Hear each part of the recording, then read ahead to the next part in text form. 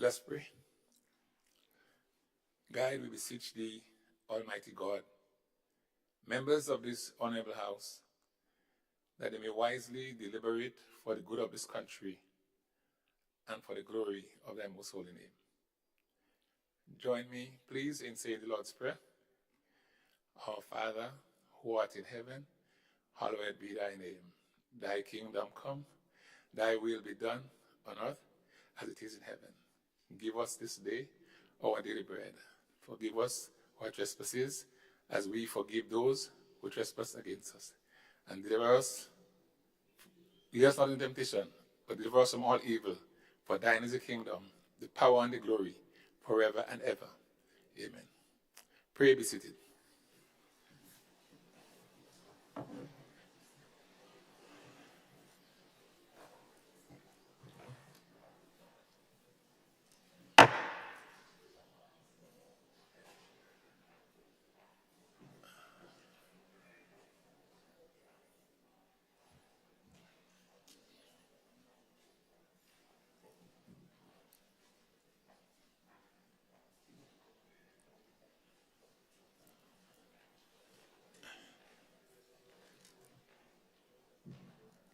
This Parliament is now in session.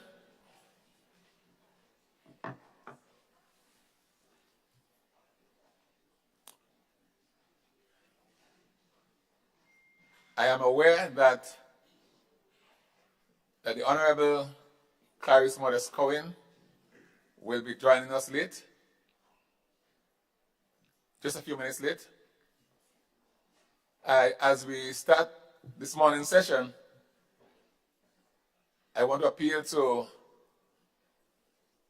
members in the balcony, the visitors, to ensure that your phones are on silent or vibrate. There were several shrills yesterday, disturbing ones, if I may say so.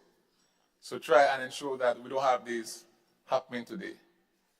You can turn your phones off if you can, or just have it on vibrate or silent, please. All right, yesterday we had the presentation by the leader of His Majesty Opposition, Dr. Keith Mitchell. And today we will invite the Prime Minister, Honorable Dickon Mitchell, to actually make his contribution to the budget debate. The Honorable Prime Minister will have a maximum of 2 hours in which to do so. Honorable Prime Minister. Good morning. Thank you, Mr. Speaker. Mr. Speaker, I want to start by, since today is the 8th of December, extending Yuletide greetings to you, Mr. Speaker, the staff of the lower house, to my colleague MPs on both sides of the house, to all who are gathered with us in Parliament this morning, senior government officials, well-wishers, and the citizens of Grenada. I suspect this budget debate, Mr. Speaker, will perhaps be the last time that the Parliament sits before the end of the calendar year. And so I want to take the opportunity to wish each and every one and their families a happy, holy, and safe Christmas season. Mr. Speaker, I want to start my contribution to our debate on the estimates of revenue and expenditure for 2024 by congratulating the Minister for Finance and the team at the Ministry for Finance for a sterling job.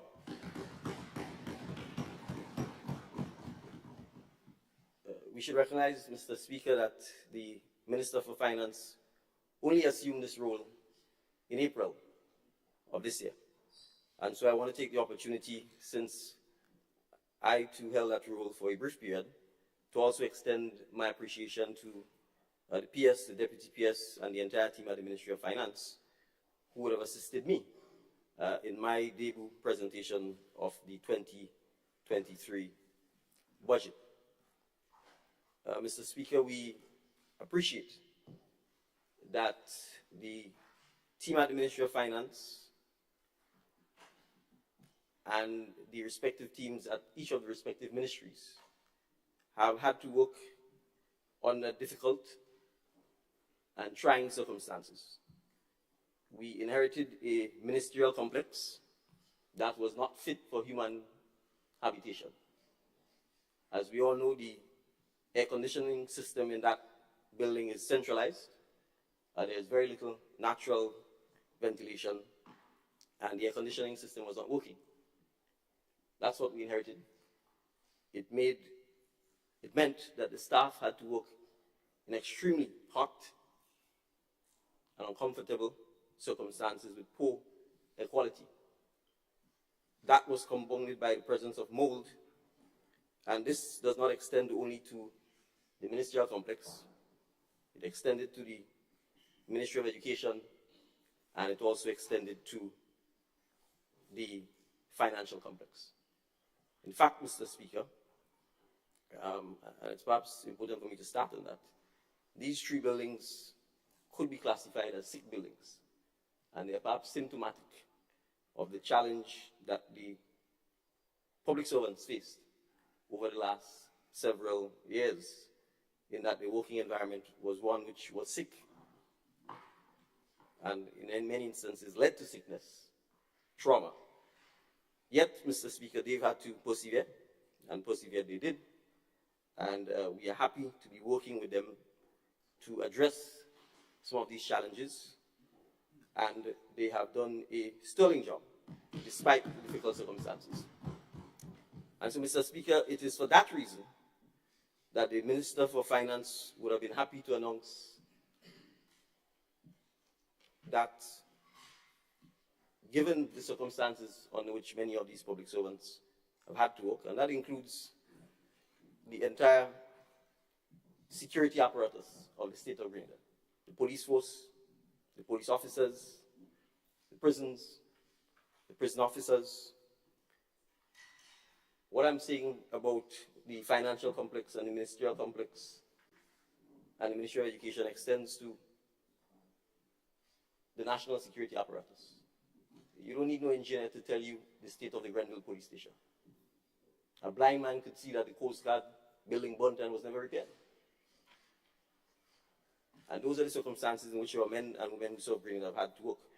So we were happy, Mr. Speaker, to extend a show of appreciation by agreeing to pay to all government employees a one-off 25% equivalent of their salary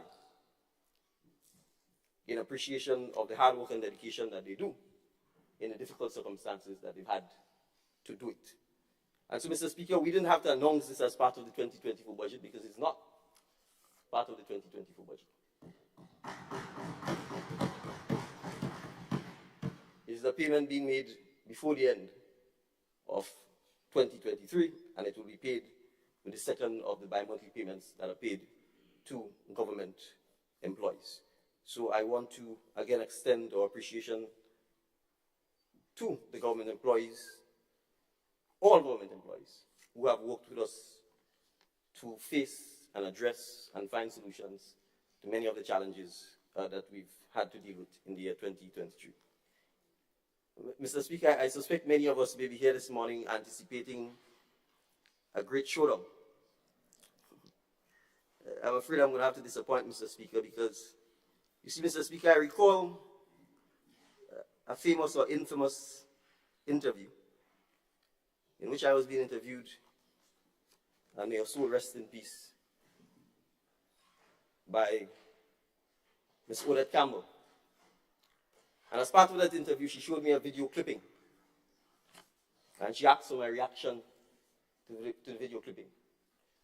And it was a video clipping of a member of Parliament engaging in what could only be described as comic relief.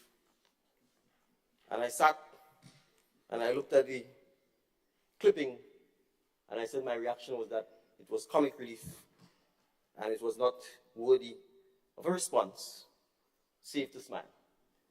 And that Parliament should be used for serious business, for the business of the nation, for the business of addressing solutions to the many challenges we face.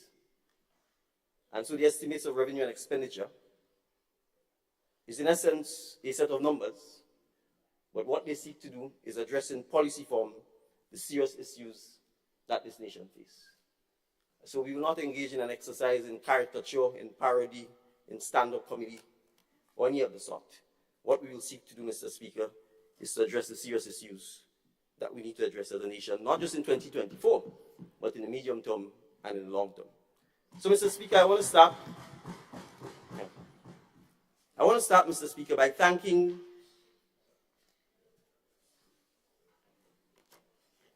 the constituents of St. David for giving me the opportunity, Mr. Speaker, to represent them in this honorable house.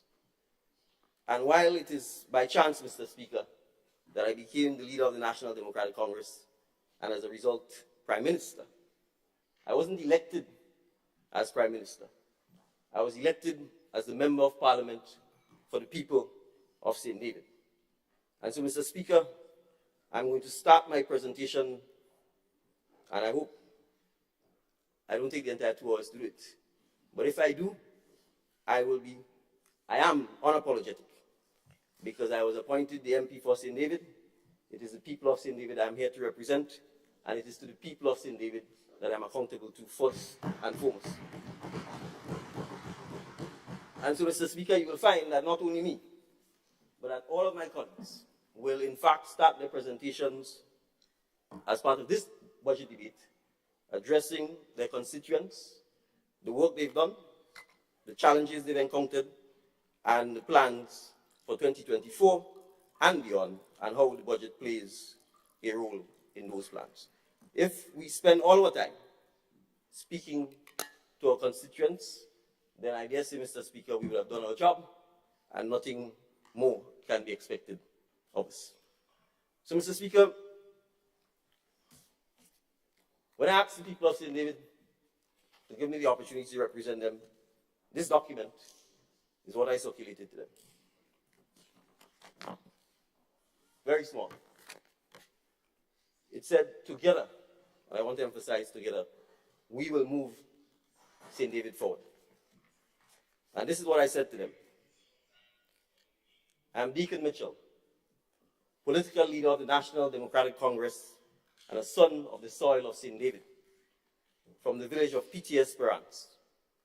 It is my pleasure to serve as your NDC candidate for the parish of St. David in the next general election. I'm a lawyer with 19 years of practice, a father of 2, and I enjoy music, sports, and community engagement that involves uplifting others. The success of others, especially those who succeed against the odds, is one of my greatest inspirations. It is my vision that together we can positively transform the quality of life of everyone living in St. David as we move our parish forward to become the place that we can all be most proud of. Together we will ensure that we achieve, amongst other things, the following. And Mr. Speaker, I only listed 7 things. And I will pick one sentence from this. Building and supporting our schools and communities, sports clubs, community centers. So I will start there, Mr. Speaker. Mr. Speaker, since being given the chance to serve the people of St. David, we have renovated the Belle Community Center.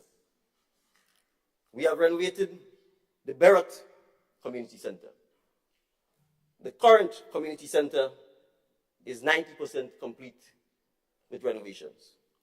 We have started work on a community center in Vincennes. We have started the renovation of the Old Wester Hall Mondays Community Center. Mr. Speaker, that's 5 community centers in 15 months. I will single out Barrett. That was a community center, Mr. Speaker, that we met with 3 or 4 walls upright. It had been in that state since Hurricane Ivan, 2004. No roof, quarter of a building. no community center for the people of Beirut. Mr. Speaker, Vincent's, no community center at all. Belial, a building that virtually was condemned, no community center. Mr. Speaker, I highlight these things because you see, in 10 years, say for the Malmont Community Center, no work was done on community centers in St. David. How are people to meet, to greet, and to move their communities forward if they have no place to meet? And I want to point out, Mr. Speaker, that these initiatives were done in large measure without any central government funding.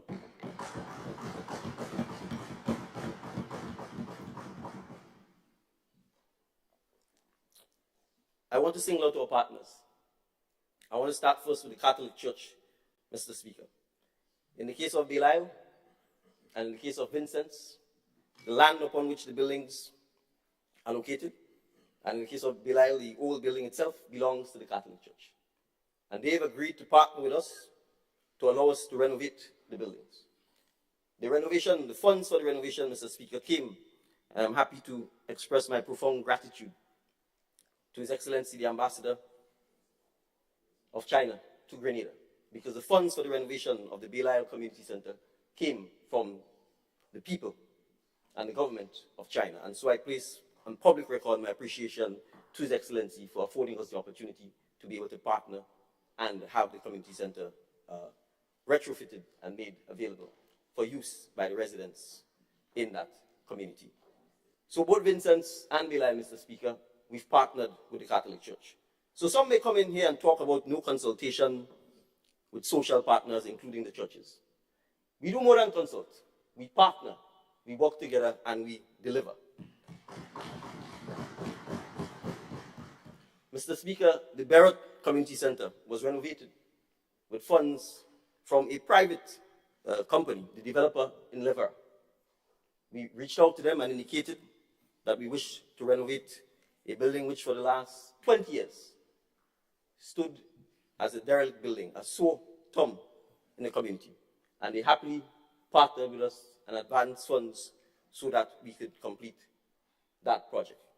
Mr. Speaker, I want to single out the volunteers who worked on many of these projects. In the case of Beirut, Mr. Stewart started the work with no funds, with not being paid for many months, until we were in a position to get some funding right at the end to pay him and his workmen. So I want to pay tribute to him publicly for doing so. In the case of Vincent's, the contractors agreed to work at cost price, no profit or markup to himself. And again, I want to express my appreciation for doing so. In the case of Old Westall Mondelez, again, no government funds. It is funding from another private corporate sponsor who's agreed to assist. So whether it's Citizens Paints Grenada Limited, Mr. Speaker, who happily agreed to donate painting for Beirut and Belial, or whether it's the Chinese Embassy and the government and people of China, or whether it's the Catholic Church, or whether it's the several volunteers, together we have already begun to make a significant difference in community centers in St. David. Mr. Speaker, we intend to focus next year on community playgrounds. As you're aware, Mr. Speaker, or you may not be aware, there are absolutely no playgrounds for children, or for that matter, adults in St. David's, except in private educational facilities. There are no swings.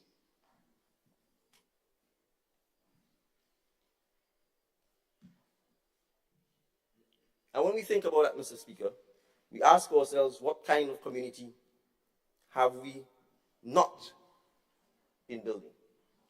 And so, Mr. Speaker, we intend to, in a similar vein, partner with the corporate community, with donors, with volunteers, to ensure that we can install playgrounds either at or close to all of our playing fields, so that both our children, their families, and our elderly can have the opportunity to exercise, to spend quality time with their families, and their loved ones. Similarly, Mr. Speaker, we will also seek to address the state of our basketball courts, whether they be at the secondary schools or the primary schools, by ensuring that we can erect and install the necessary hoops and nets, the fixing of the potholes and the cracks, so that, again, our young persons in particular have the opportunity to play sports and have access to these facilities. So you see, Mr. Speaker, we are here to represent our community. We are not here to engage in distraction and movilang and commerce.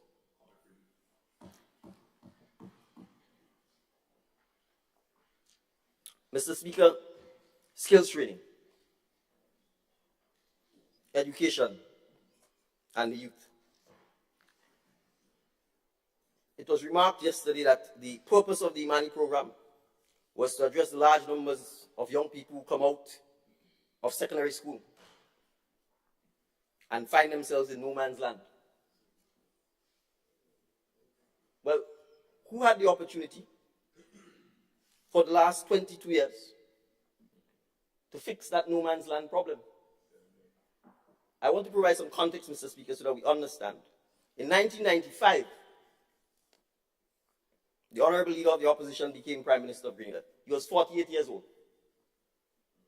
I'm 46. He served as Prime Minister of this country uninterrupted except for one stint, an interruption led by the Honorable Tillman Uncle Tilly Thomas. So let's get this straight. For the last 22 years, save for a 5-year interruption, we've had the same Prime Minister.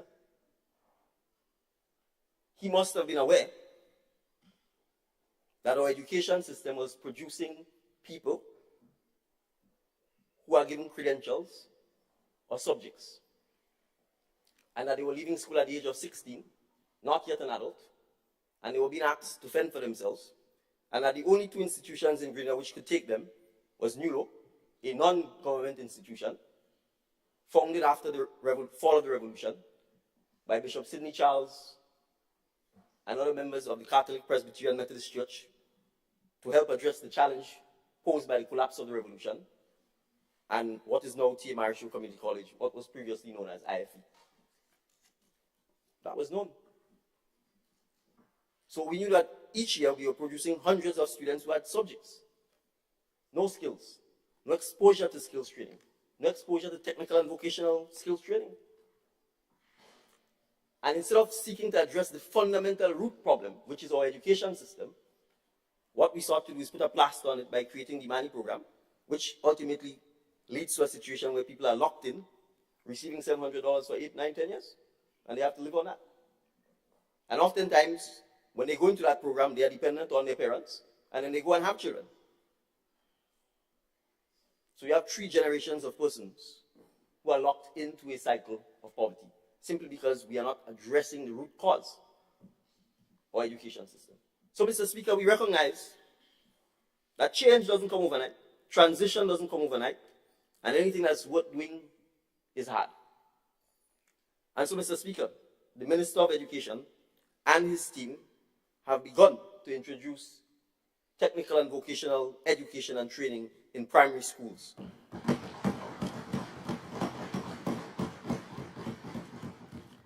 Mr. Speaker, we have said we will move the mandatory school leaving age to 18 come effective September 2024. Why are we doing that?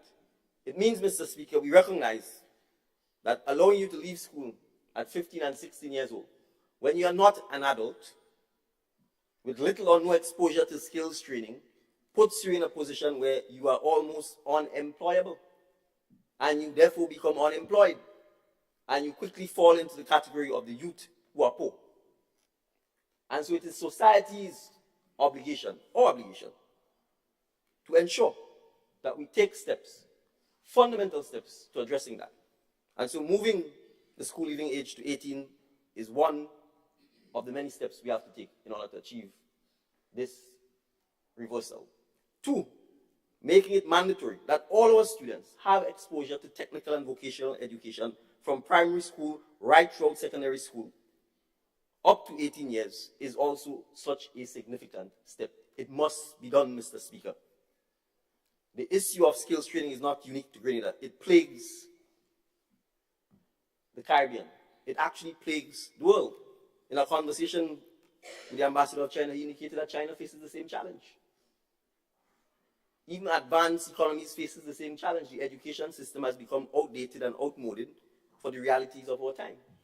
And so we need to fix that. And so in the case of St. David, Mr. Speaker, which will be replicated in other parishes, we have already begun to do significant work and engage in significant discussions with, for example, NULO and the National Lotteries Authority, so that we can not just talk, but get funding, identify the locations, and begin to work on the curriculum to ensure that the people between 16 and 18 have access to technical and vocational education. Mr. Speaker, I also want to address something else in relation to education. You see, Mr. Speaker, we sometimes pretend that we don't know that there are boys in particular who at ages 11 and 12 don't go on to secondary school because they say they didn't pass common entrance, or CPA as it's called now. And they drop out of school. If you drop out of school at 12 years old, what life are we confining them to? Her Majesty's prison. Because at 11 and 12, if you are not in school, what are you doing?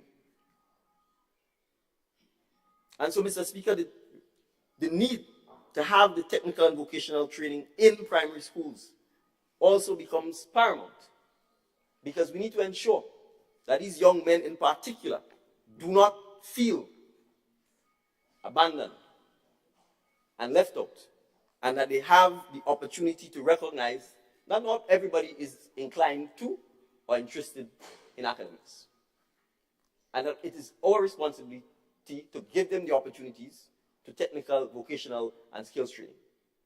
And that includes, Mr. Speaker, importantly, digital skills. In fact, more than ever, if there is a skill that every young Grenadian must acquire, it is digital skills. If we do not do so, Mr. Speaker, we would be left behind. So, Mr. Speaker, I want us to appreciate that this is a fundamental issue. The governor of the central bank, our own Timothy Antoine Esquire, former long-standing permanent secretary in the Ministry of Finance, in delivering one of his central bank addresses, hammered home the point that he was deeply concerned about our preoccupation with subjects. Our preoccupation with subjects. And then you have 15 subjects and you leave school, and then what? They've become obsolete, but you've never seen a fax machine in your life. You can't even send a fax. You can't even type. And Mr. Speaker, I want us to understand that typing replaces writing. If you can't type, you almost can't live in the world. And I'm prepared to bet the lottery that if we go to our schools, we do not teach typing. You will probably have the phone and you do 11111, but you actually do not teach the technique of typing. And so when young people leave school and they come for a job and you say to them, type me something, they can't type. They have no exposure to Microsoft suite of products. They have no exposure to Adobe suite of products. These are prerequisites. It's the equivalent of being able to speak. And our education system is not addressing those issues, Mr. Speaker. So, when we talk about the transformation, Mr. Speaker, and when we talk about change, we never said we were going to change Grenada overnight. You can invent that narrative if you want. We made it clear, Mr. Speaker, that this was going to be a medium-term and a long-term project. And I'm not fighting for myself. We are not fighting for ourselves, Mr. Speaker. We are fighting for the young people of Grenada.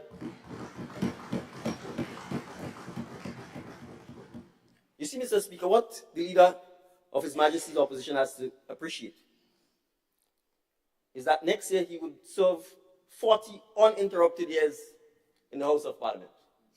Do you know what the mean or average age of a Grenadian is, Mr. Speaker? It's 35 years. The average Grenadian is 35 and under. And he served 40 uninterrupted years in this Parliament. So yes, some are wolves in sheep clothing. And some, it is by the deeds you shall know them. So after 40 years, the deeds are known. And we know them. After 40 years, we understand who have the silver tongue and who can be a chameleon and can change at the drop of a hat in the pursuit of one for the road. But Mr. Speaker, as was so aptly put by the Minister for Finance, we are not giving the Manis one for the road. We are giving them one for their future.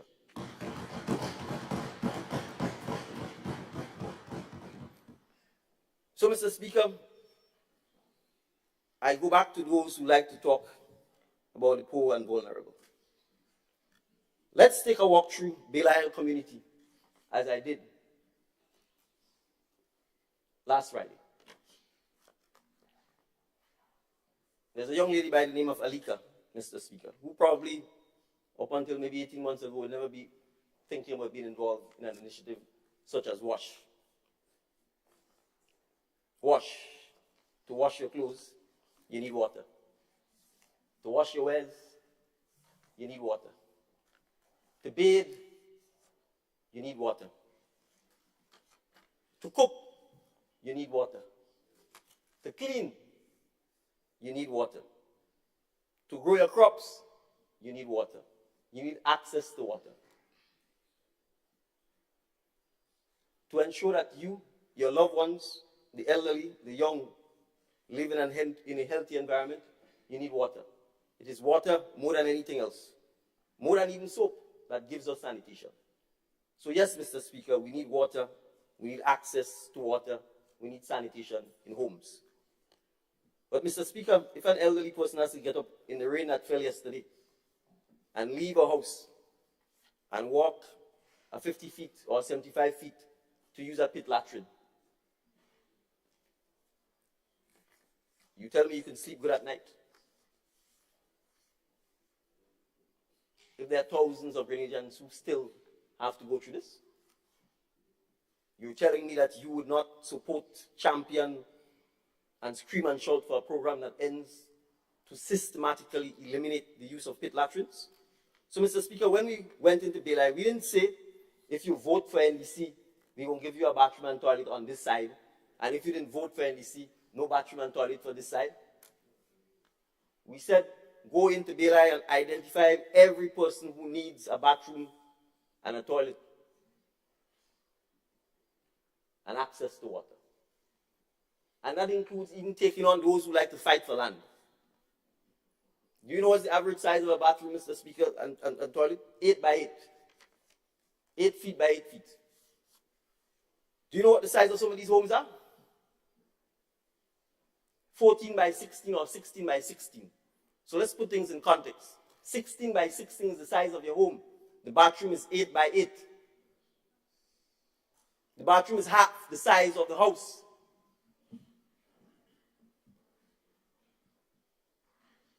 So, Mr. Speaker, in some instances, the house can't even take the bathroom and toilet. We have to fix the houses as well to make sure that the bathroom and toilets are built.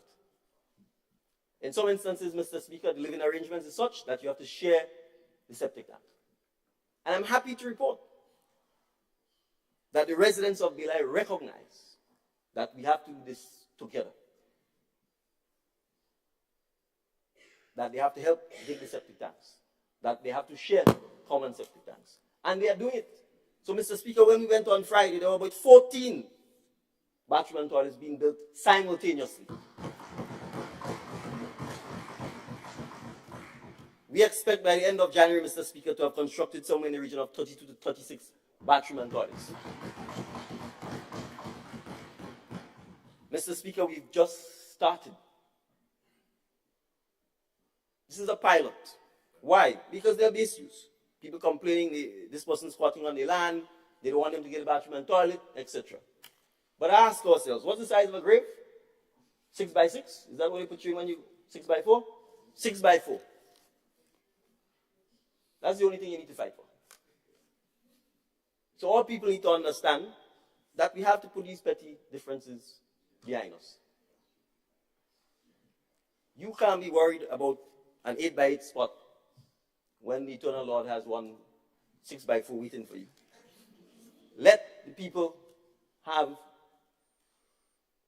a decent, basic right, water, sanitation, while they're alive. You see them every day, they're your neighbor, oftentimes they're related to you. So, Mr. Speaker, we are not going to encourage not giving people water, bathroom and toilet because of some dispute over 2 feet of land and 3 feet of land. We will help them resolve those issues. That's why we need to do the pilot. That is why we recognize we needed to go to Nawasa and speak to Nawasa about ensuring that there are no impediments in the supply of water to persons who so badly need this. And Mr. Speaker, if we care about our women in particular, the idea that we will be comfortable with our women, and particularly our elderly women, having to leave small homes in many instances and walk at night or in rainy or unpleasant conditions, sometimes down tracks that you guarantee to fall, just to do basic human physiological activities, Mr. Speaker, is not something that we are prepared to tolerate. And so if we spend the next 3 years only doing wash, Mr. Speaker, we would leave office knowing that we help to raise the social and human conditions of the citizens of Grenada. But Mr. Speaker, we are not alone in this. I want to go on record again to thank the many persons, the many volunteers, because all of the work, the data gathering, are being done by members of the community, by volunteers. And the pilot started in St. David's, but I want to go on record to thank, Mr. Speaker, some of the team members who are not from St. David's. Ms. Marie Benjamin, not from St. David, and is leading the team. Dorsina from Subiz, helping to lead the team. And I'm happy they're doing so because it allows them, Mr. Speaker, to go back to Subiz, to go back to other places, and be able to quickly jumpstart these initiatives. Mr. Speaker, many citizens of Grenada have reached out, including citizens in the diaspora, and have indicated their willingness to donate fixtures, fittings, toilets, to make financial contributions. And that is what we mean by together. Because these problems are not problems that the government alone can solve or fix. The government doesn't come and live or bathe in the 8 by 8 bathroom. It is persons in the community, family members in the community. And so it's important, Mr. Speaker, for us to work together. I trust that this is a national initiative that all of us, both sides of this house, the business community, our social partners, other NGOs, can rally around to make sure that by 2027, we would have eliminated, Mr. Speaker, the use of pit latrines.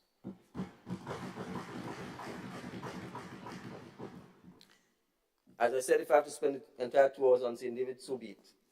Mr. Speaker, I turn to the question of sports.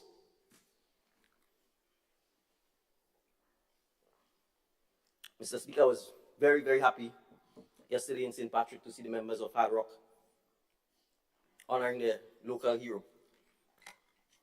At least one Mitchell, clearly, Mr. Speaker, had a profound impact on his community.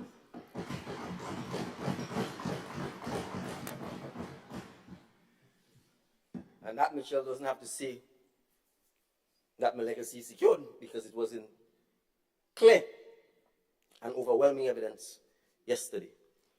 But Mr. Speaker, there's another Mitchell who likes to talk a lot about sports.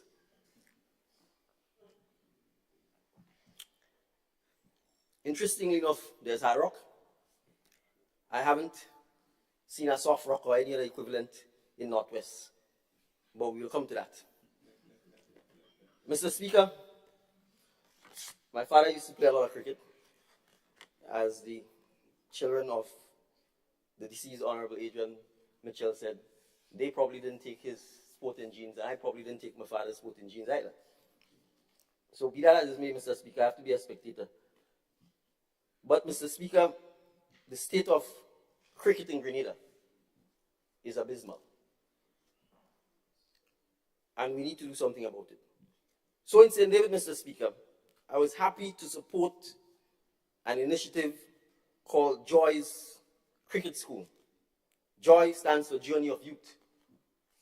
An initiative, Mr. Speaker, of members of St. David. Forgive me, I'm going to call some of their names because we need to recognize who are the persons who really make this country work. Jeffrey Telesford, Raphael Book Charles, Natalie Bartholomew, Marlon Klein. What they've done, Mr. Speaker, is agreed to work with the primary schools in St. David's, starting with St. Dominic's RC, current government, to create a cricket academy for primary school children in the area. And real cricket, Mr. Speaker, not tennis ball cricket, not softball, hardball cricket. And they began running this program during the summer. It continues every Saturday. Tomorrow is the last day before the Christmas break. Mr. Speaker, we were able to partner with them through the Ministry of Social and Community Development. And I want to express my profound appreciation to Minister Telesford and Thomas and the Community Liaison Officer to ensure that we obtain from Canada through a Pakistani company, Mr. Speaker, actual complete cricket gear for these young men and women. And so, Mr. Speaker, they are being trained properly in the technique of cricket. I am going to predict, Mr. Speaker, that that school will grow from strength to strength. We are going to be bringing them, thank you, Honorable Member for Northeast and the Ministry of Sports, we are going to be bringing them to the cricket on Thursday and Saturday, Mr. Speaker, or whichever day they can come, so that they see the cricket in action and hopefully they get to meet some of the cricketers. And Mr. Speaker, we have to start at primary school. We can't wait, as they say, till people turn hardback man and woman and try to teach them skills. We must start at the primary school level. And I'm convinced that if we start at the primary school level, and St. Andrew and St. Patrick, which are the other two well-known cricketing parishes, we have to get going. Cricket is becoming an Olympic sport, Mr. Speaker. Not that I have anything against the West Indies, but if we have to go it alone and create a greater Olympic cricket team, so be it, Mr. Speaker. But we cannot do so without ensuring that we impart the skills and knowledge to our children starting from the primary school level. Mr. Speaker, I want to single out a national hero, and I'm saying publicly, and I've told him so, I'm going to recommend him for whatever awards we give, whenever we give it. Mr. Ray Duncan. Mr. Speaker, Mr. Ray Duncan has run a cricket coaching clinic for 42 uninterrupted years in St. David's. He has produced over 77 plus cricketers, and they have represented Grenada, Windward Islands, and the West Indies. An unsung hero who goes about every Saturday quietly making his contribution to the development of young men and women in St. David and in Grenada. People come from all over, Mr. Speaker. And he's been doing so largely without any support. So the Minister of Sports, I'm putting you on notice that come January, the support from Mr. Duncan's and his team of coaches and their plan to go into the primary school to revive primary school cricket, Mr. Speaker, will have to happen. And I'm using this as an opportunity, and I've said so to some of our national players, and they've expressed their willingness to come on stream. Afi Fletcher, or the two Fletchers, male and female, Junior Murray and so on, who we met with, together with Ray and so on. We have, Mr. Speaker, cricket is not just a sport for West Indians. If we understand the significance of what cricket meant in the formation of the Caribbean civilization, we cannot let it die.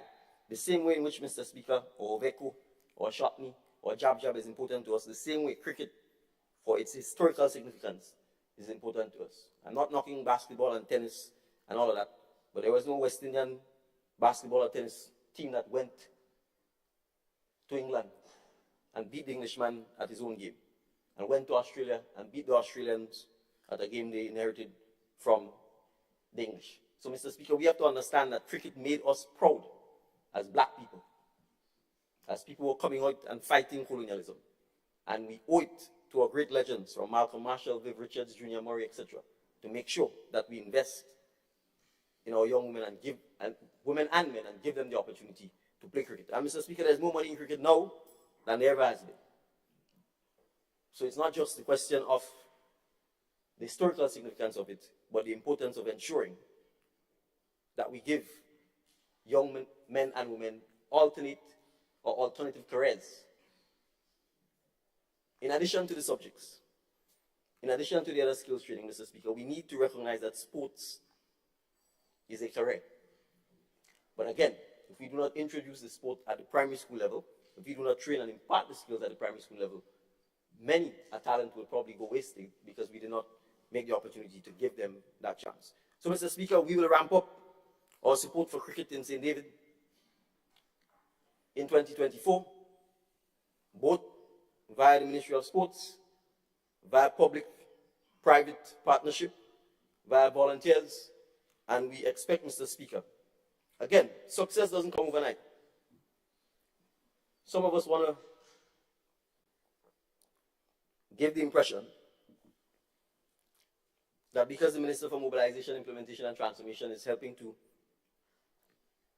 ensure that at night people can see the curbs so that they know there's a drain or wall there by painting them in reflective black and white, which is standard practice in any semi-decent country. But when we have no standards and we have no class, it's easy to knock basic things that any civilized country has. That's why you paint it in black and white, so that people can see it, particularly at night, so that they could guide themselves accordingly and remain on the road. But no, you prefer to run off the road. So, Mr. Speaker, we have to recognize that success doesn't come overnight. When you go to Form 1 in secondary school, you're not expected to graduate in Form 1. When you enter primary school, you're not expected to graduate in the same grade you entered. You're expected to do your 5 or 7 years, and then you graduate. So, Mr. Speaker, when we talk about things like regularizing the public service, you think this was a problem that was created yesterday overnight?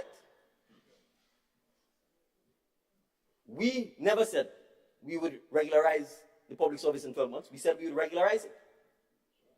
And we have begun to do so. And there are countless, hundreds, if not thousands, of government employees who just have to ask themselves this simple question. Ronald Reagan asked the same of the Americans when he was taking on Jimmy Carter. Are you better off today than you were on the 22nd of June, 2022? That's the only question you have to ask yourself. Did you have a pension on the 22nd of June, 2022?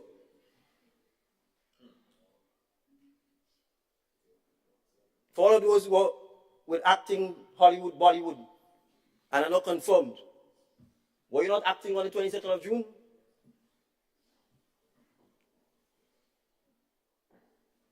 So you see, Mr. Speaker, the idea of peddling this false narrative that we were trying to be magicians,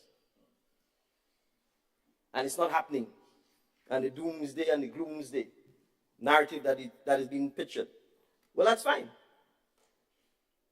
After 40 years, if you're too long in the thing and you no longer have a positive, hopeful approach to life, give it to Pedro.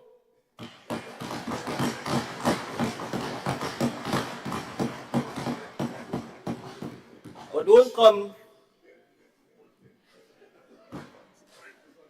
come with the doom and gloom. What this country demands and requires, Mr. Speaker, is hope, optimism, and the willingness to find solutions. So, Mr. Speaker, the transformation is going to take time. And we've begun to lay the foundations. So we can look at the theme from last year's budget, and we can look at this year's theme. Mr. Speaker, for the hundreds of, if not thousands, of government employees who have no government pension. Let's be clear, and we're not mincing words. There are established public servants who have a pension. But let's be clear, on the 22nd of June, there was somebody saying if you pay this retroactive pension, and if you continue to pay the pension, the whole place will mash up.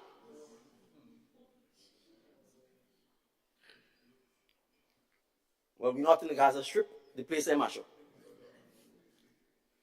The pensions, the retroactive were paid, and established public servants have their pension. There is no retroactive, there is no attempt to reform, there is no attempt to interfere with the established pensions of the public servants. That is not what pension reform is about. The pension reform is for the government employees, those who are on contract for service, contract of service, Imanis, unestablished, don't have any instrument telling you what your status is. It is for them. They do not have a pension. And we are saying, Mr. Speaker, that we will, with them, work towards having a contributory pension. So that they contribute, the government contributes, and they have a pension. And the aim, Mr. Speaker, is to institute that in 2024. Now, explain to me how anybody who say they love people, they're God-fearing, and they have a heart, and they have empathy, would object to giving these very people that you hired on contract for service and contract of service a pension. So as I said, you know people's actions by the actions, because they've been around long enough, and the public has judged them. That's the difference between me being on this side and them being on this side.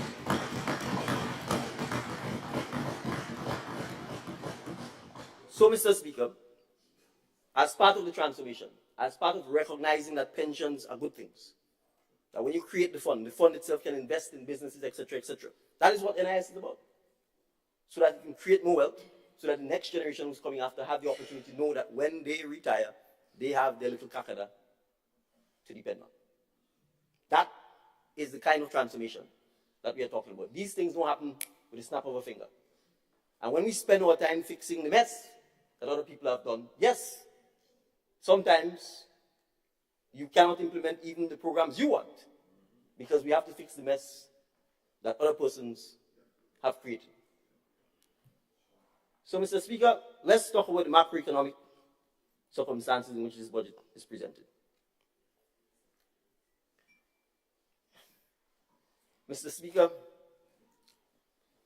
the economy has grown in 2022 beyond the estimated projections.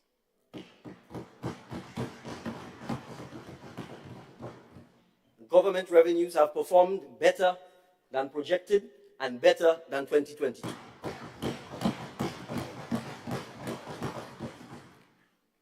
They won't tell you that, Mr. Speaker, but in the several documents that we've presented, if you go to the estimates of expenditure and revenue, on page 5, Roman numeral 5, just to be specific, recurrent expenditure, Mr. Speaker, is estimated at $699.7 million, 5.8% less than the budgeted amount, and 2.5% less than the column in 2022, respectively. Expenditure, Mr. Speaker, is less because there's greater control over discretionary spending. So when you want to give the impression that you impregnated the treasury and left it for us, and somehow all we're doing is reaping the fruits of the pregnancy, Mr. Speaker, let's be real. Let's be real. Let's talk about what happened. There was an 81 million EC dollar grant from St. George's University. That had nothing to do with you.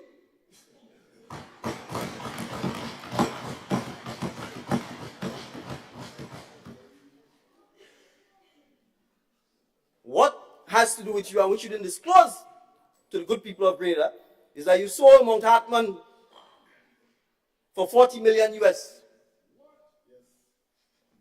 And last payment, 20 million US was made just before the elections. And that the contract, in fact, gives them the right to buy the remaining piece of land that holds or is known as the Dove Sanctuary. Yes, so 40 million US came into the treasury. Did you disclose that you sold Mount Hartman? If we know the history of this property and the countless attempts at development over the last 22 years, the fact that the Dove Sanctuary is located there, you will sell that freehold when there's an opportunity for it to be done leasehold. So now, if no development takes place, you've put it in the hands of private people. And what is the next generation of Grenadians to do to try and get development done there? It's now owned by a private developer. Completely, totally. You have no control. You wouldn't disclose that. Did you disclose to the public? You say you impregnate the treasury. That you took all the money from Carriacou, over 100 million. You transferred it to the treasury. But what about the $300 million worth of debt that we owe Venezuela now? Did we talk about that? Venezuela has now become Grenada's single largest creditor. Because you have a situation where a friendly country, Mr. Speaker, offers you a development path. They say to you, we will supply you with fuel on concessionary rates. We give you the opportunity to get fuel cheaper than at the market rate. So that you can then sell that fuel over, make a profit, pay us back, and use the profit for development purposes within your country. What development purposes was the money used for? Why did you not put plans in place to service the debt?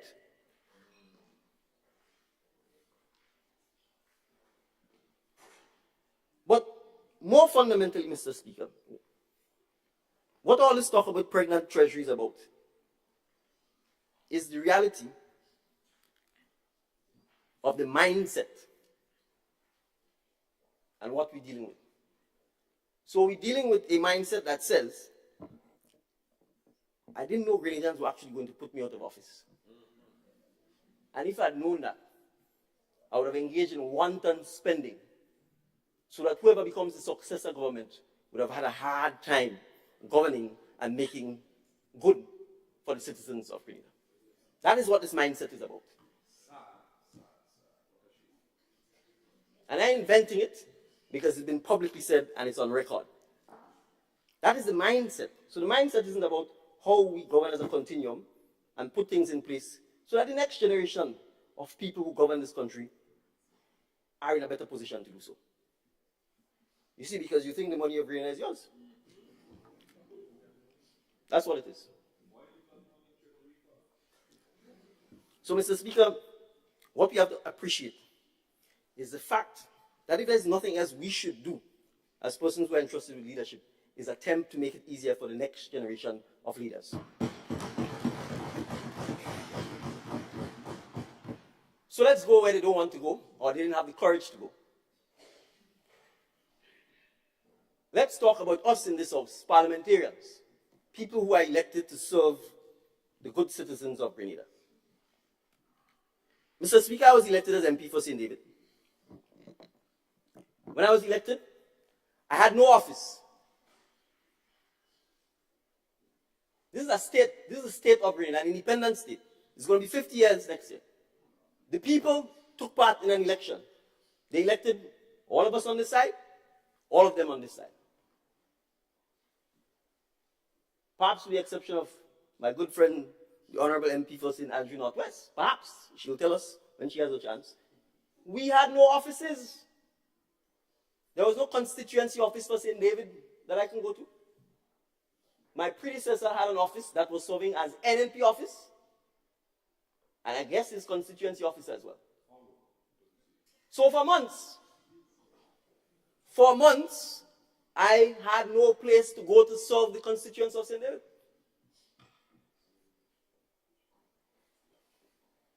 The people of St. Patrick East, I know you've probably been a little hard on Brother Cornwall, but he too had the same problem. There was no place to go.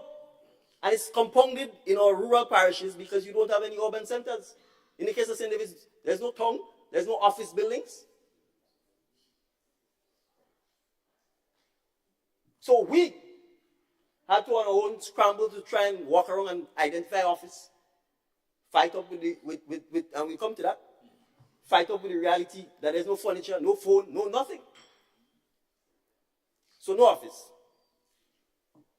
Eventually, Mr. Speaker, when I asked the civil servants exactly what is going on, they said, well, there was CJ's managerial services who had a contract to manage parliamentary offices. And I'll give them credit, they didn't even consult with me. They terminated the contract. So I'll give them the credit. They terminated the contract because they recognize what we are about to face. So, Mr. Speaker, no office. We're supposed to serve our people. Mr. Speaker, MPs,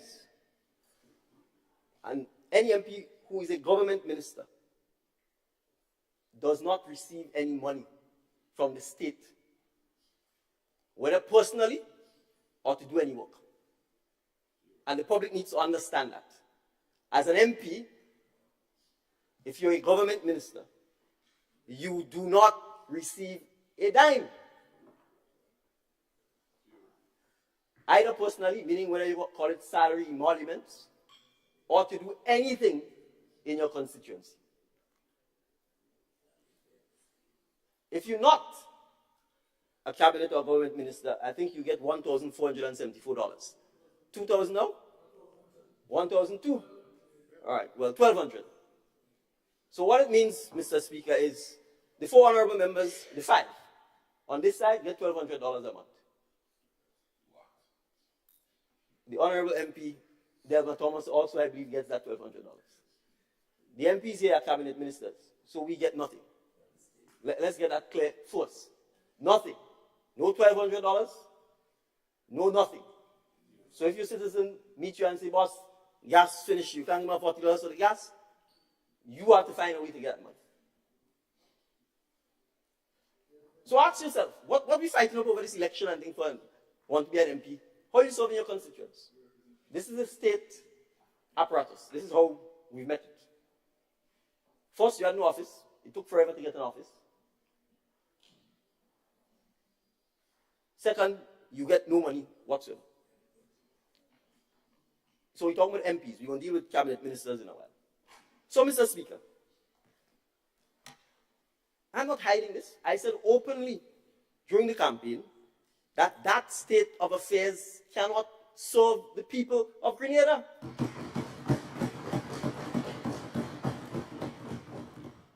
And Mr. Speaker, you can go to Dominica. You can go to Trinidad. St. Vincent, St. Lucia, you can go all the way up north to the Bahamas. MPs are paid a salary because they are working for the people. They are given the tools to do their job. And they are given some sort of constituency provision or allowance. And it matters not which side of the fence you sit. So, Mr. Speaker, when I say we owe it to the next generation of leaders to make things easier for them, we now have the opportunity in this house to do so. My namesake had the opportunity for 39 years. It's going to be 40 next year. And 22 years. I'm being told 23 by the next statistician in the house. As Prime Minister. He talked about it as usual. There's videos circulating of him in his younger and more handsome days, talking about the difficulty parliamentarians face with not having any resources, and talking about the fact that when you're on the opposition side, if you try to do in government, they will beat you up. And then when you go back on the opposition side, you then beat up the government, etc. But somebody has to have a little courage, Mr. Speaker. Somebody has to be prepared to do the right thing. And the right thing is not for myself. The citizens of St. David know I didn't get involved in politics because I want to get $5,000 from the Parliament of Grenada. The honorable MP for the town of St. George used to tell me, when I make the first million, then I will come in politics.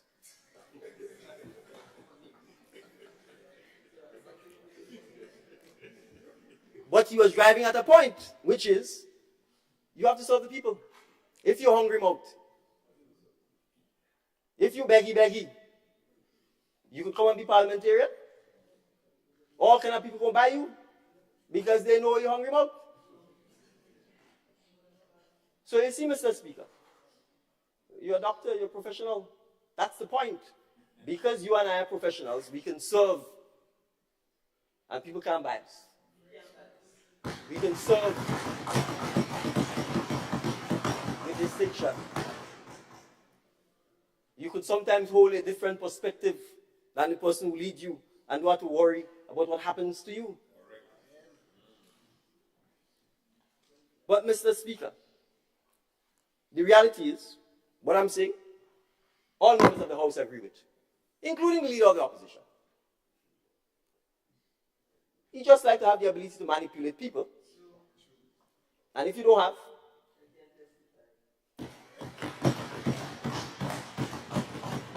well, Mr. Speaker, on that note, I shall move on. So, Mr. Speaker, the point I'm making is, this debate, and I'm happy to have the debate, I'm happy to have the public involvement. We are not using the House Committee. The House Committee, for those who don't know, is a committee made up of the Speaker of the House, 2 members of the opposition, 2 members of the government. We've said from the time we came into this House that we need to correct the situation where MPs are not paid a salary and where they don't have a constituency provision. We frankly should have done it in the first budget. We intend, and we made our intentions clear that we intend to do it in this budget. The allocation has been made under the vote for Parliament. Mr. Speaker, the House Committee met. We have the minutes. I don't think they had confirmed minutes as yet, but we have the minutes. The House Committee members, I didn't see that there was a dissent. Agreed. A range was proposed between 5,000 and 7,005. The minute says 5,000 as a recommendation. We proposed a constituency provision to help MPs do their jobs and to address some of the needs of their citizens. The proposal was $120,000 per annum, which is $10,000 per month. And as far as I understand, it was supported and agreed in the House Committee. Mr. Speaker, I want to have perspective here. The $120,000 is not for the MP. It is for him to be able to do work in his constituency. The House Committee, us in Parliament, can pass the necessary legislation to address what the funds can and can't be spent on. There's legislation, an example, Mr. Speaker, in the Bahamas. Act of Parliament says MP salary is X, MP constituency provision is X, and you can see what the funds can and can't be used for.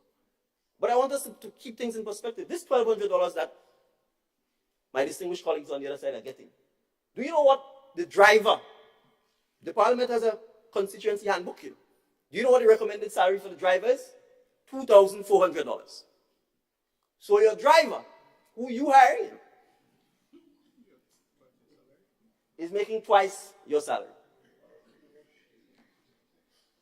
The office manager, the research assistant, everybody. The range is, I think, $2,500, $3,500.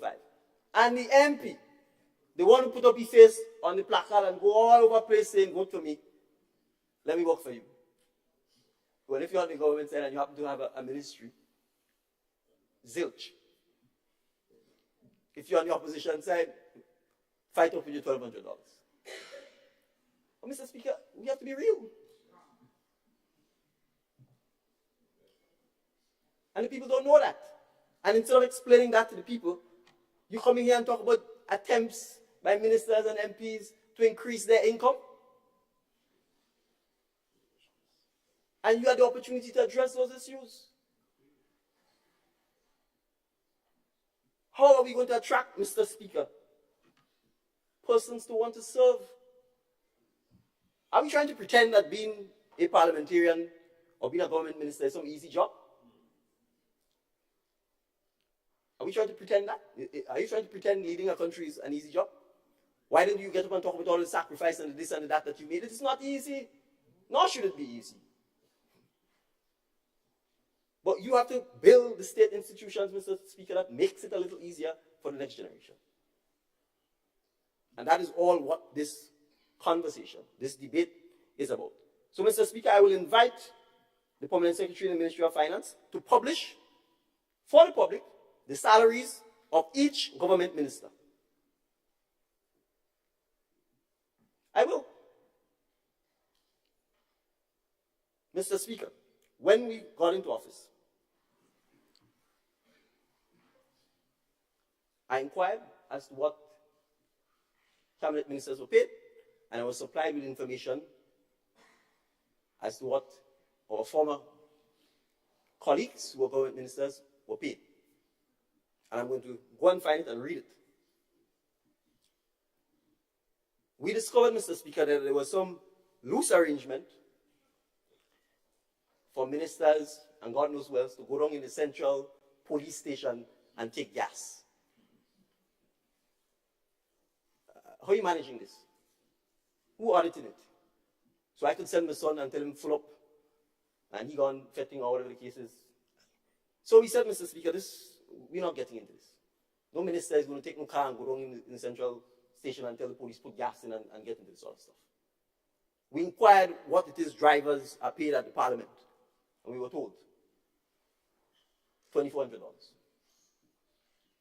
At the time, Mr. Speaker, they said $600, I think, for gas or traveling allowance, plus this gas, whatever. So, Mr. Speaker, all we did was we said, listen, let us have a simple figure that addresses all of this traveling and gas and what have you. And we aggregated all of it, and it was $2,000. Other than that, Mr. Speaker, we made absolutely no change to the salaries of ministers.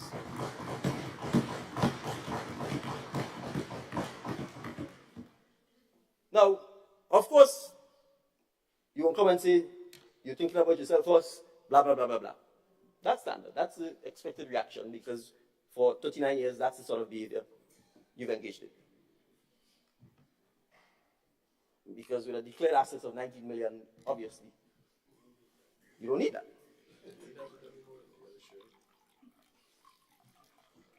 So, Mr. Speaker, that's all that has happened. There's been no increase in cabinet minister's salary.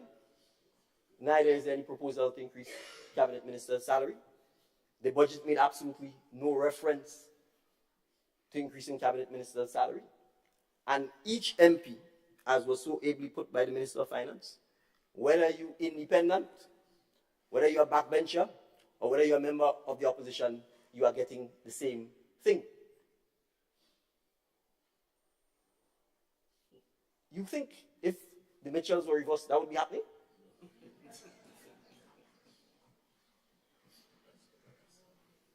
That's not a hypothetical issue. It's a fact because it did not happen. If they were interested in empowering members of parliament to serve their people, regardless of which side of the fence you are, those issues would have been long dealt with. So, Mr. Speaker, we recognize we have to build our democracy. We have to build the institution of parliament. We have to build the parliamentary office. Because that's how the system works. It's simple. It's a democracy. One parliamentarian, one majority vote. That's all you need. 51%.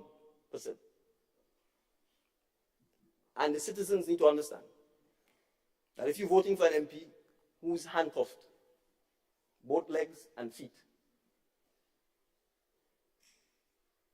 if, for example, you have a supermajority and the Prime Minister decides, yeah, making your MP a minister, your MP can't work.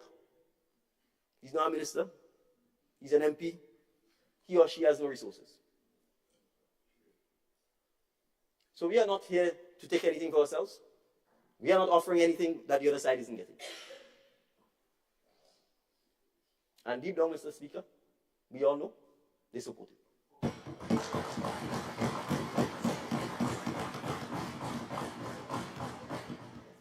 They may not be in a position to say so openly. That's fine. We understand the challenges. You know, if you have no change in leadership, democracy is not something that is widely practiced. So we get it.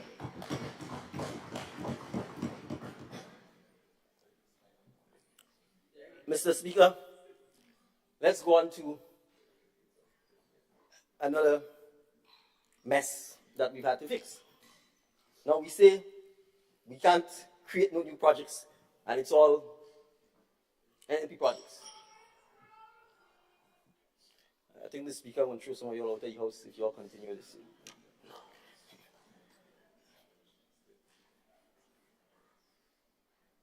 Mr. Speaker, the Kawana Bay Hotel. If you exit this building and you look down to Grand Anse, you can see it's a big white monstrosity sitting on perhaps the most picturesque view of Grand Anse Beach. I noticed the leader of His Majesty's opposition wasn't calling the man name. He kept referring to him as the man. But I'll call his name. His name is Warren Newfield. He came here under the auspices of the New National Party. He was given diplomatic status under the auspices of the New National Party. He was assigned to the Miami Consular Office under the auspices of the New National Party. He used to go around and raise money for the New National Party. I have no difficulty with that. This is democracy. You can support who you want. He got approval for a CBI project. This site used to be the Flamboyant Hotel site. It was Crown lands. It was leasehold lands, meaning if you don't perform, the lease can be terminated. They gave it to him freehold. They didn't just give it to him freehold. He didn't have the money to pay for it. So they gave him a government mortgage. They transferred the land freehold, then took a mortgage back on it so he could pay over time. That's okay. I'll leave that. That's all right. Once he paid back over time. On record, the leader of the opposition went around, toured the site, said it was the best CBI project Grenada had, and probably the only private development one at the time. So it was easy to call it the best. In less than no time, the man went from hero to zero.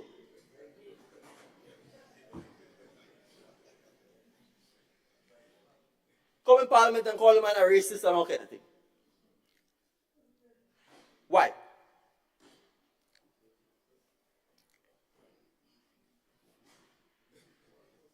The Prime Minister and his colleague, who normally is referred to as the faceless, nameless monster, engineered a dispute at the CBI office. Stop processing the man files and grind the development to a halt. Okay, I'm going to say maybe there were legitimate issues with the development. Well, the thing's halfway built. You sit down and you talk and you negotiate and you find some solution. Instead of that, you come in Parliament and you call the man a racist. The man said to you, I'm resigning as your trade ambassador or whatever you appointed me because I'm investing in Grenada. I'm trying to do business. You've brought my business to a halt. So clearly I'd be a hypocrite if I go around the world and saying, come and do business in Grenada because my own business has grown to a halt. So instead of using it as an opportunity to say, okay, fine, let's calm down. Let's have a discussion. Let's see how we can resolve this matter.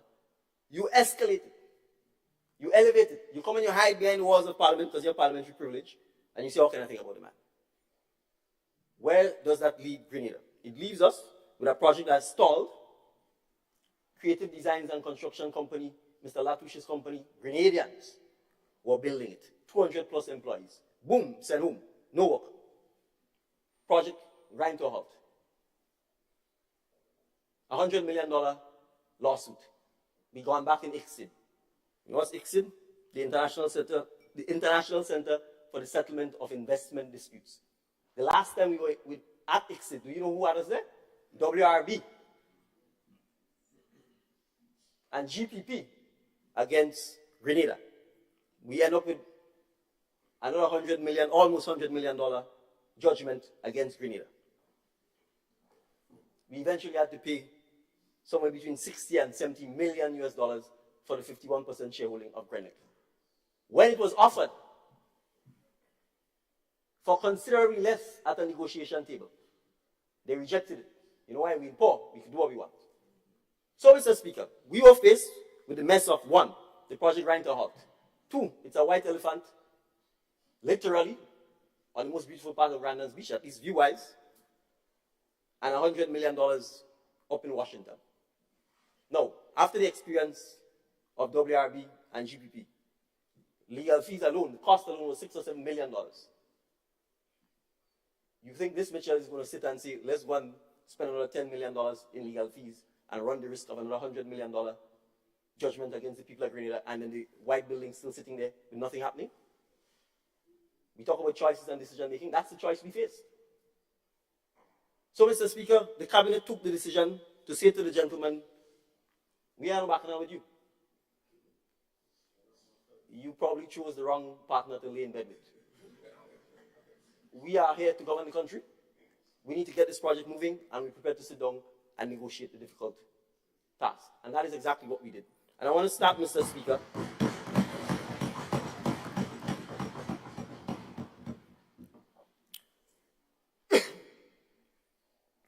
I want to start by thanking some Grenadians who voluntarily did work to start the negotiation process. Mr. Richard Duncan, Ms. Leslie Ann Sion, Mr. Hassan Hadid, and Mr. Henry Joseph. They volunteered their time, Mr. Speaker, and spent countless hours negotiating with the developer and other parties to try and bring us closer to where we are. And I'm going to say something, they may not like the fact that I'm saying, but I'm saying it. Mr. Speaker, some of these people I called were not known supporters of the National Democratic Congress. They were known supporters of the other side. But it shows you how we govern for all of Grenada regardless. And we are not afraid to ask you to solve Grenada, whether you vote for us or not, whether your family is long known to be supporting the other side or not. That's how you're going to build Grenada. So, Mr. Speaker, we got to the point where we felt close enough that we could conclude a deal. And I want to thank the Honorable Attorney General who's here with us this morning and her team, and Ms. Andrea St. Bernard, who's an advisor in the Prime Minister's office, for being able to get us to the point, Mr. Speaker, where we've concluded the deal. Yes, we have to pay 22 million US. But who caused it? Who shut the program down? Who shut the development down? Who caused Mr. Latouche to send home his team? That's the mess we faced. So, Mr. Speaker, yes, we had to pay $22 million. I wish I never had to pay. But it's 22 against 100 million. And it's now against 100 million plus interest, 3 or 4 or 5 years later with no development taking place. So, Mr. Speaker, we have since embarked upon discussions with a new developer to take over the site and to get things moving.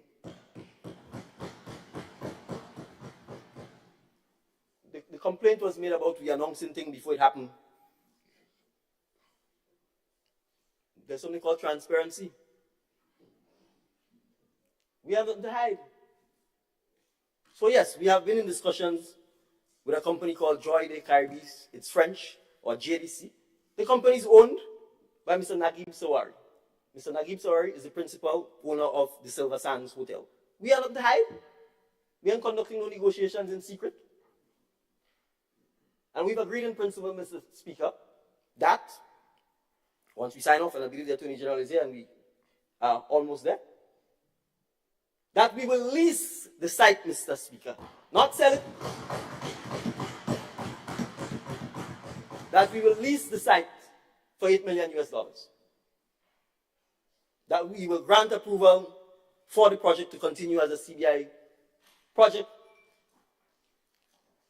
and for construction to be completed within 36 months of the signing of the deal. Mr. Speaker, we have also agreed. Now, Mr. Suwari, via another company, was also given a lease, thankfully, by the former administration for the site known as the Rivera site. The Rivera site is the site that is located, if you're facing Cameron Park, to the right of Cameron Park. It's called Rivera because there used to be a hotel there called Rivera, owned and operated by the Nayaks. The site has been leased to another company affiliated with Mr. Naguib. We have agreed, Mr. Speaker, as part of this deal with Kowana Bay, that this site will be handed back to the people and government of Grenada.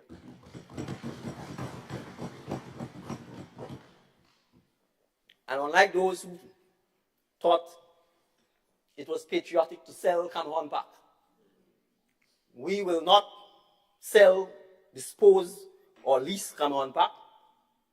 We will expand the entire area, Mr. Speaker, including the 5 acres that is no Rivera site, and make the entire thing into a national park for the benefit and people of Grenada.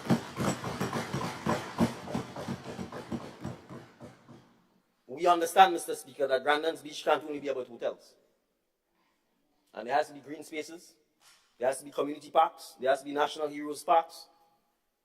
Children need an opportunity to be able to ride the bicycles, walk with their grandparents without being run down by a bus or a taxi or a car, as the case may be. So, Mr. Speaker, part of this deal includes amicably, by sitting down and talking and negotiating, getting what you want. Not always ending up in ICSID or in some courthouse and losing. So yes, it's about choice, it's about decision making. So that is the story, Mr. Speaker, and I challenge anyone who has a different version to bring forward. At least I come here and give details. So let me repeat. We are leasing the site. The price is $8 million US. Once the deal is closed off, construction should be completed in 36 months. And fourth, we are getting back the Rivera site, which we will combine with Cameron Park to create our national park. So, Mr. Speaker, I want to spend a little time talking about one other mess we've inherited: the Marketing and National Importing Board. I heard somebody talking about agriculture yesterday. That one actually was a bit of a surprise to me, because last time I checked, it was a clear philosophy that one's father used to farm, and farming didn't lead to prosperity, and so agriculture was no longer a matter of interest. And that personal philosophy also drove the political and policy philosophy. So for a significant time, Mr. Speaker, agriculture essentially has been ignored. And Mr. Speaker, that is not something to doubt or argue about. If you take this country's trajectory over the last 30 years, it has significantly promoted, spoken of, and invested in the services sector. Whether it's tourism or the educational services via SG, for example. So systematically, the focus has been not on food security, not on agriculture, but on the services. So if you look at our incentives investment regime, Mr. Speaker, the entire policy has been designed towards promoting the services sector. And there's nothing wrong with that. The question is, why did we not have a twin policy that promoted, supported, and encouraged the development of the agriculture sector, agro-processing sector, research and development, and investment in modern technologies for agriculture? And MNIB is symptomatic of the underinvestment in agriculture. So, Mr. Speaker, we took the hard decision to stop the rot and the bleeding at the Marketing and National Importing Board. So where are we today, Mr. Speaker? The operations have been significantly scaled down, and in theory, it is meeting its expenses. I say in theory, Mr. Speaker, because the government has taken over all of the obligations, essentially, of the Marketing and National Importing Board. the staff would have been severed and they would have been paid their severance. The government made good on pensions and insurance and NIS contributions that were not being paid for the staff. All of that was topped up by the Ministry of Finance and made good, Mr. Speaker. The significant debt and the arrears of debt at the commercial bank, Mr. Speaker, we have successfully negotiated. And again, this is, Mr. Speaker, the point I'm making, that we sit down and we talk. And you find common ground. We've negotiated with the bank the refinancing of the loan, and the central government has taken over that debt.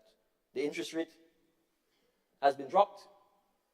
We now have a charge on the consolidated fund, and the sole asset of many significance of MNIB, which is the River Road facility known as the parking house, is now free of any bank charge, mortgage, or lien. We have received the preliminary report, Mr. Speaker, from the consultant. It's an extensive report.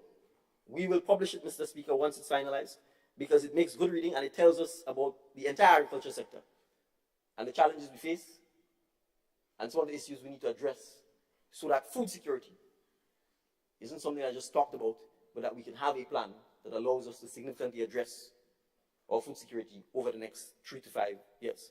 So, Mr. Speaker, we intend this month, and as we get into January, to work with the private sector to create an entity that we believe should be private sector led with government participation to begin the process of the reimagined marketing and national importing board. And Mr. Speaker, I say this because I think sometimes we think the government is the economy. The government isn't the economy. The government is part of the economy. And we need to be careful to make sure that the government, in fact, doesn't become too big. Because if it becomes too big, the fiscal challenge is going to become larger. And ultimately, we'll be cutting ourselves off at the knee. So we need, Mr. Speaker, to ensure that the private sector is incentivized to get involved in the agriculture, food, agro-processing industry. Mr. Speaker, I'm happy to report, I will swing back to St. David's, that I've just been advised by a private investor that he has made a bid for what was known as the Wind Fresh agro-processing facility at Lassages, St. David. And that his bid has been accepted, and that he intends to invest in the agro-processing plant in St. David, so we can start ensuring that all of the fruit, vegetables, and all of the other things that go to waste, we can begin the process of starting to seriously address agro-processing on scale. Mr. Speaker, so we are not joking about agriculture. We are not joking about food security. The Honorable Minister for Agriculture will no doubt give far more details about the several programs that we are talking about. But I want to point out again, Mr. Speaker, just so that we come wrong. We talk about agriculture. What did we inherit, for example, with the government estates? The government estates are some of the largest single tracts of land left for agriculture, and particularly for the young people, because they may not have even heard of some of the names of some of these estates. There's Mongrel in St. Patrick. There's Granbra. There's Bellevue. Grand Bacolet. All abandoned for the most part, Mr. Speaker. In Mongrel, there are few workers who fight it out on their own. The female farm workers don't even have a bathroom and toilet to use. The estate road, overgrown, broken. They have to carry 50, 60 pounds of nutmeg on their back. And in the places where the road has completely collapsed, the men then have to take it and go. So don't come here and talk about reinvesting in agriculture. That is the reality that we face. There was an attempt at commercialization of these estates. One was leased to the Gillette family in Trinidad. If you go up there, but I think we met 4 workers there. 2 are doing some honey bee production on their own. The other 2 fight up to pick up nutmegs and so on their own. Absolutely no support whatsoever, Mr. Speaker. So that's the reality. So if you're not taking care of your own government estates, charity begins at home. No farmer is going to believe you're serious about agriculture and about helping them. So, Mr. Speaker, I want to make the point that we are reviewing, as was stated by the Minister of Finance in his speech, our fiscal incentives regime. It's clear it's worked for tourism. The hotels are being built, more and more room stock is being added. We are subsidizing flights to come in, etc., etc. But if we do all of that and then the people go and they have to import all of the food from Miami or Mexico or Brazil, all the chicken, all the beef, all the fresh fruits, all the vegetables, then you might as well not have a tourism industry, because all of the money circulates between Miami, Brazil, and outside of Grenada. And on top of that, most of these hotels get all kinds of concessions in order to be able to be built and to operate in Grenada. So, Mr. Speaker, we have to reimagine our investment incentives program so that we can target the new industries we want to create and we can target the industries we want to support. Fishing and agriculture clearly are two of those that we must do. We expect, Mr. Speaker, that this review will be finished in the first quarter of 2024. We will make the findings public so that we can have further discussions on it and then chart a new fiscal incentives regime that will support, Mr. Speaker, our agriculture in particular and our agro-processing and food security program. Mr. Speaker, I want to turn briefly to start thanking the various ministries that I've been fortunate to lead. Mr. Speaker, the Ministry for National Security encompasses the Royal Grenada Police Force, His Majesty's prisons,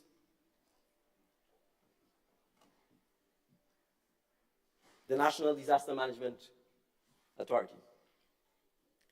The Prime Minister's Office, Mr. Speaker, is responsible for Home Affairs, Cabinet Office, the Citizenship by Investment Office, the Financial Intelligence Unit,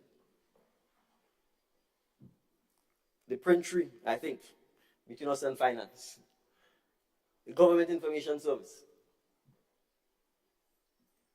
the Ministry for Infrastructure, Mr. Speaker, includes statutory bodies as the line ministry, like the National Water and Sewage Authority, NOWASA, GRENLEC, the Public Utilities Regulatory Commission, the PURC, the Airports Authority, the Civil Aviation Authority, the Transport Ministry, which is part of the Ministry of Infrastructure and Public Utilities, includes the Transport Commission. Mr. Speaker, I want to speak perhaps of some of these lesser known entities, and I will start with the Transport Commission. The Transport Commission, Mr. Speaker, was created by an amendment to the Road Traffic Act. And to some extent, Mr. Speaker, it has created what is known as the Traffic Wardens Program. And it has created the Transport Commission in law. And largely, the two areas thus far that the institution has been dealing with is in fact the traffic wardens and the issuance of bus sticker licenses. Mr. Speaker, I met with the traffic wardens. And at the end of the meeting, one of the wardens said to me, "Thank you for not firing us. Thank you for not sending us home." And I admit that I was stumped. Because it meant, Mr. Speaker, that somebody or bodies were clearly peddling the idea to these young men and women, and in particular young women, that somehow this administration was going to send them home or fire them. You see, Mr. Speaker, that is the hallmark of the kind of fear, intimidation, and propaganda that this country has been governed by. Who in their right mind, recognizing the significant growth in the number of vehicles on the road. The fact that the roads themselves hasn't grown. They can't grow. There's no place for them to go. There's houses, buildings on either side. With a significant increase in accidents, who in their right mind will not recognize that they need to regulate traffic? It's of paramount importance. And if ever, we need to support, train, and ensure that our traffic wardens have the right tools to do their jobs better and to have career paths. Instead, you demoralize them, you intimidate them, and you tell them falsehoods, all because you see them as a vote, as a reservoir of votes. Well, the dam has busted.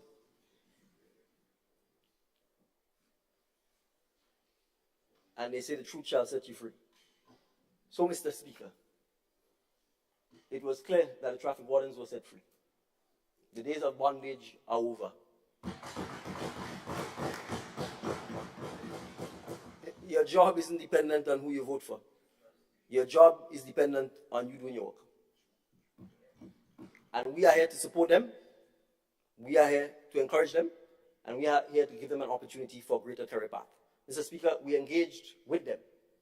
They let us know what their challenges were, from uniforms to the disrespect from pedestrians, from the challenges with working with the police force. We did a survey with them as to their job satisfaction. What are the things that matter to them? And do you know what mattered the most, Mr. Speaker? What mattered to them was their career path. Where am I going from here? So, Mr. Speaker, we indicated to them that the Transport Commission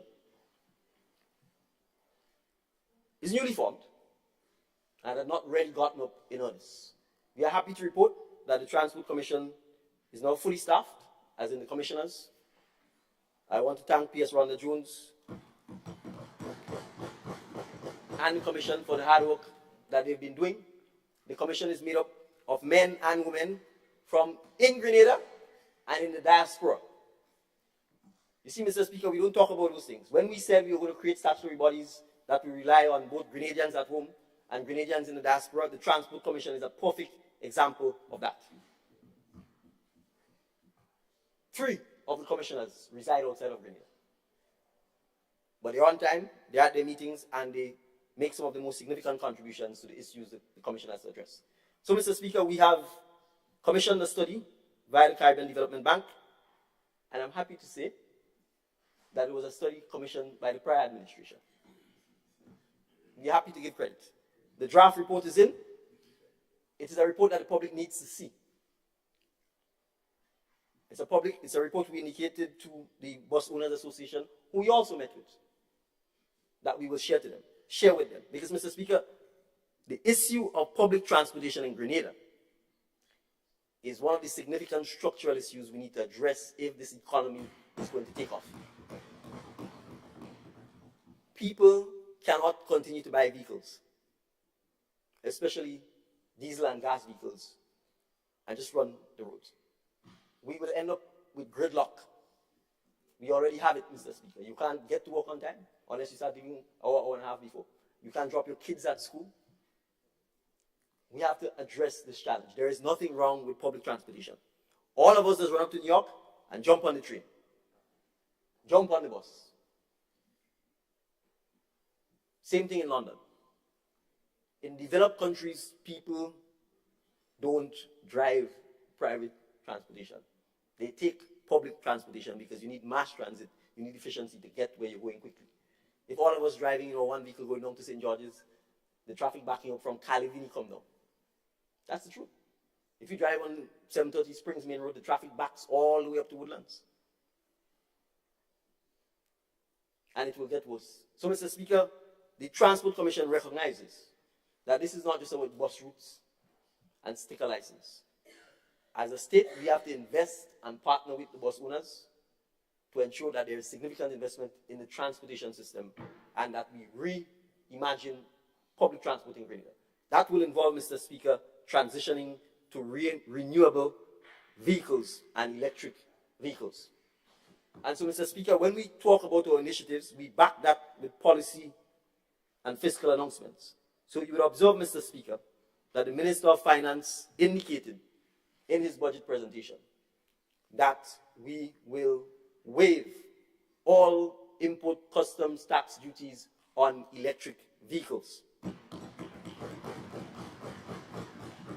And that the government will begin to lead by example by transitioning its fleet of gas and diesel vehicles to electric vehicles. This is just the start. Our school children. Grenada is a remarkable place sometimes, Mr. Speaker. Our school children go to school on public transportation. And we put them in buses with adults who could be drunk, who could be high, who could be smoking, who could be criminals. Completely at the mercy of adults on sometimes long and prolonged trips. We are not safeguarding the innocence of our children in a situation where from as early as 11 or 12 years, we put them in a confined space in public transportation where all manner of men and women have access to them. And we know, Mr. Speaker, and I understand the bus owners' challenge because, the price of the gas doesn't get cheaper if a child is sitting in the bus. The tire doesn't get cheaper. So we also understand many times because the fear for a child is less, they are sometimes reluctant to take the children, which creates another problem. So, Mr. Speaker, we have to address those issues in a systematic way. So we expect the Transport Commission, in association with the Bus Owners Association, in association with the government, in association with private sector investment, because if we want to transition to electric vehicles, Mr. Speaker, it will need the private sector to get involved. We need to create the infrastructure for electric vehicles. And technology, Mr. Speaker, is not waiting on us. It is not waiting on us. Electric vehicles are here. There are private sector persons who have already written to the government saying we want to put electric charging stations in public spaces. We want to bring in electric bikes. So if we don't put the necessary infrastructure, policies and regulations in place, the private sector, the investors, the businessmen will move on regardless. We may end up with some chaos. So it's important, Mr. Speaker, for us to make sure that we put the regulatory framework in place. So I'm highlighting the importance of the Transport Commission, Mr. Speaker, because we intend to broaden its work, we intend to support its work, and I'm sure we'll be hearing more from the Transport Commission. And I just want to signal, Mr. Speaker, we met with the Bus Owners Association, and they know we are not fighting with them. We see them as essential to this process.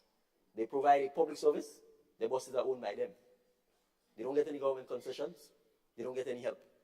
All of that is what fuels this dog-eat-dog approach to transportation. The market drives them not to run at night because they are making enough money. That's just the market, right? So we can't tell them you have to run at night. We don't own their buses. We don't give them concessions. So we're not in a position to impose conditions upon them. So we have to be able to work with them, Mr. Speaker, to make sure that we can get to a place where we are working together to solve the public transportation challenge that we have. Mr. Speaker, I want to speak briefly on the Immigration Department. Because again, these are departments that are, in a sense, unsung heroes. I want to thank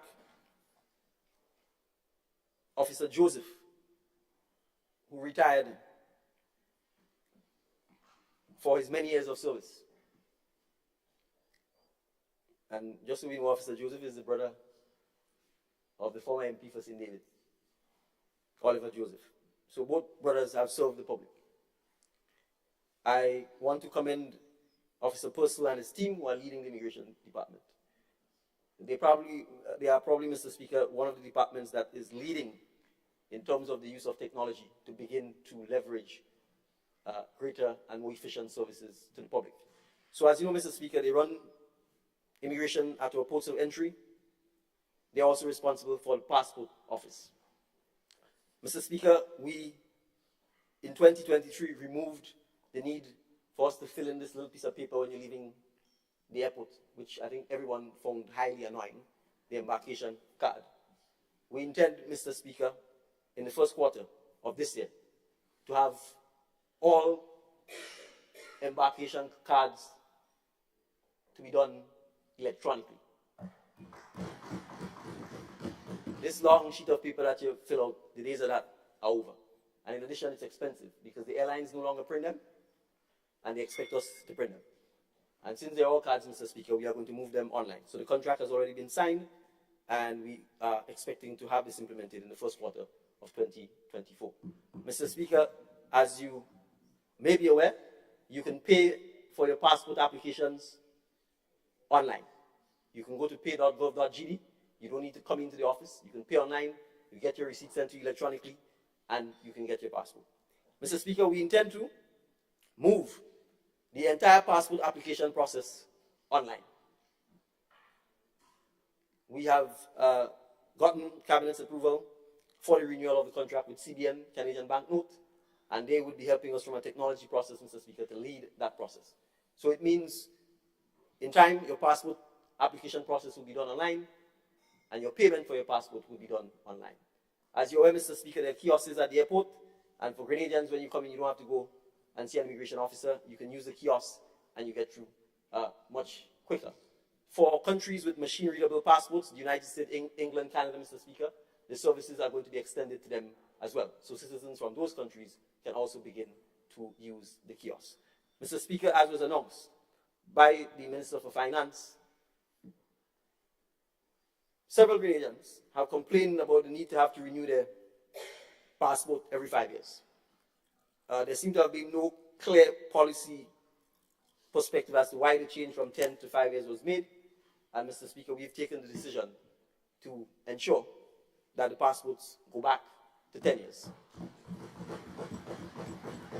We have, the only exception we've made is for people 18 and under, for obvious reasons. Your physical features tend to change between you being a baby and perhaps preteen and then during the teenage years. So save for that, the passport will be issued for 10 years, Mr. Speaker. We do have some regulatory matters to sort out, because as you're aware, Mr. Speaker, on the passport form it says if you're 16 years and under, you have to get your parents' consent. We seem to have some, and that's one of the issues we need to work on, Honorable Attorney General. There's still some inconsistencies in Grenada as to when you become an adult and when you don't become an adult. So for example, Mr. Speaker, you know you can marry at 16. Right, which is a very strange thing, but you can't vote until you're 18. You can't drive until you're 18. So, Mr. Speaker, those are things we need to make consistent. If the legal age in Grenada is 18, then I think all disabilities should end at 18. So we likely will have to adjust the passport form as well to ensure that under 18 you get your parents' consent. Over 18, you're in the transition stage to adulthood, and so you can get your passport on your own. Thank you. How much more time I have? 10 minutes? 10 minutes. Is there any indulgence being granted, Mr. Speaker? Is there a request, Honorable Prime Minister? Perhaps for 5 minutes, Mr. Speaker. I will. If it's an indulgence, I don't think I can ask for more than 5 minutes, just to make sure that I wrap up. So I think that will give me 15 minutes, if you are so minded, Mr. Speaker. Granted, Honorable Prime Minister. Thank you very much, Mr. Speaker. Mr. Speaker, the police. Mr. Speaker, our security and the nation's safety is not something to politicize. It is not something for us to be flippant about. Second, the police as an institution, while it has a role to play in helping create a safe society, as an institution, the police itself can't guarantee or create a safe society. The society belongs to us. And crime and deviant behavior, Mr. Speaker, if it is prevalent, is a reflection of our society, our values, and how we bring ourselves up. So, Mr. Speaker, I will not stand there and hear people attack the institution of the Royal Grenada Police Force when I know how difficult, challenging, and risky the job of a police officer is, we should be thanking every man and woman who offers themselves to serve in the Royal Grenadier Police Force. So when you stand here with this hypocrisy and talk about people after 4 months of training are becoming police officers, when under your watch, there are people who never trained and became police officers. There are people who, not one day,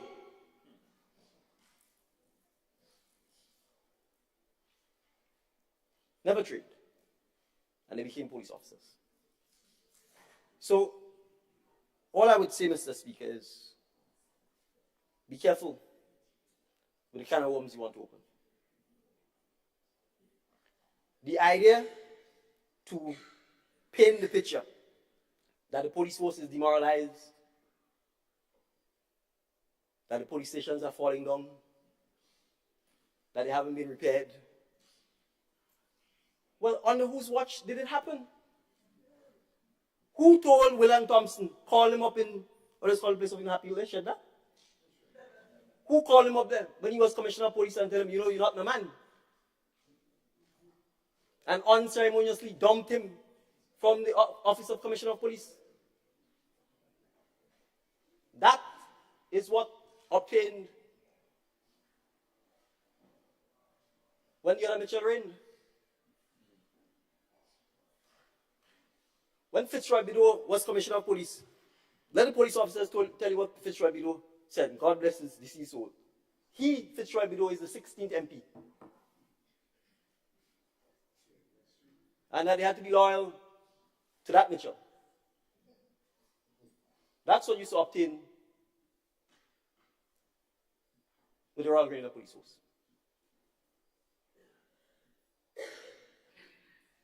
So, if after you see so much trouble, and the constant intimidation, the lack of investment in our security apparatus, the failure to repair, I mean, you just have to drive around and watch the state of the police stations.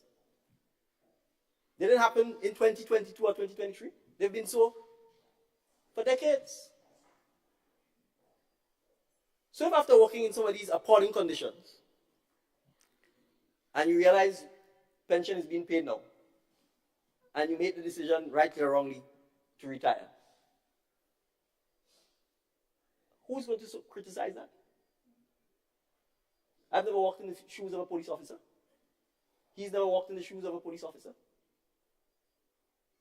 It is only because they have pension, they could actually be in a position to say, I've served long enough and perhaps it's time for me to move on to something else. If there was no pension, they would have to stay there and grind, because there was never any intention to pay or settle this. So, Mr. Speaker, let's make it clear.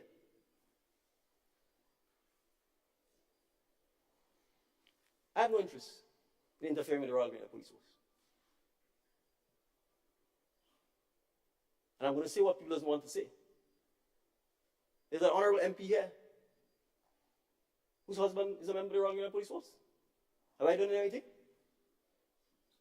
Did I call him up in Laura and say, you're not my man? Oh? You think if the roles were reversed, this was happening? Let's be real. There's Richard Duncan.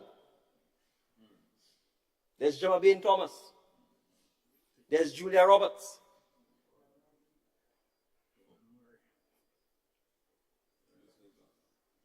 Maybe the people 40 and under don't really know your track record. But those 40 over know it.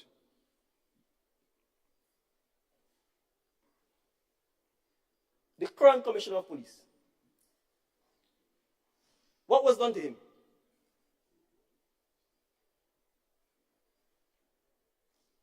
So let's get it clear.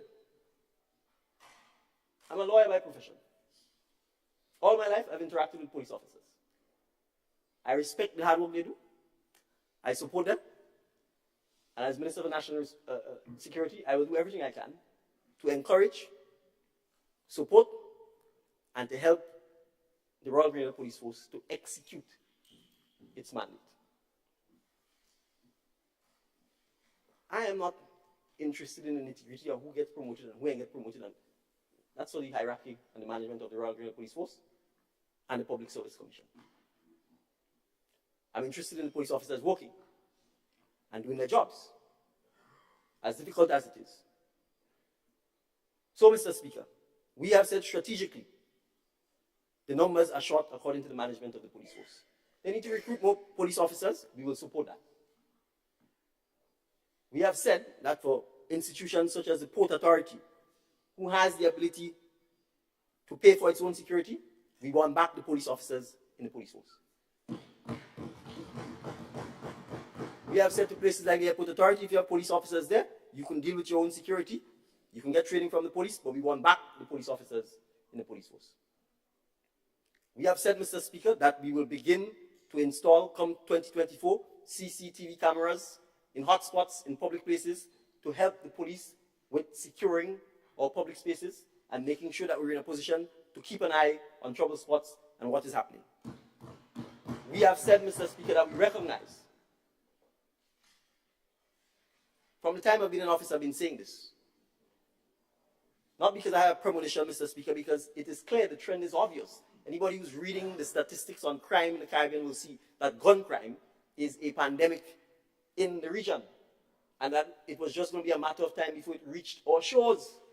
That has nothing to do with the Prime Minister who holds the position of Minister of National Security. It has to do with the fact that we live close to the United States, we're located in a transshipment area, drugs going north or to Europe. And the Americans themselves have said to us, the more drug interdiction there is the higher the gun crime. Because the criminals now are fighting for turf. So when we talk about the need to strengthen our Firearms Act, I'm not apologizing over that. A gun was meant to kill. It is lethal. It has no other purpose. And frankly, the only people who should have firearms are members of the Royal Grenadier Police Force. This is not some joke. Firearms are not things to glorify. And there are countless examples right at our doorsteps.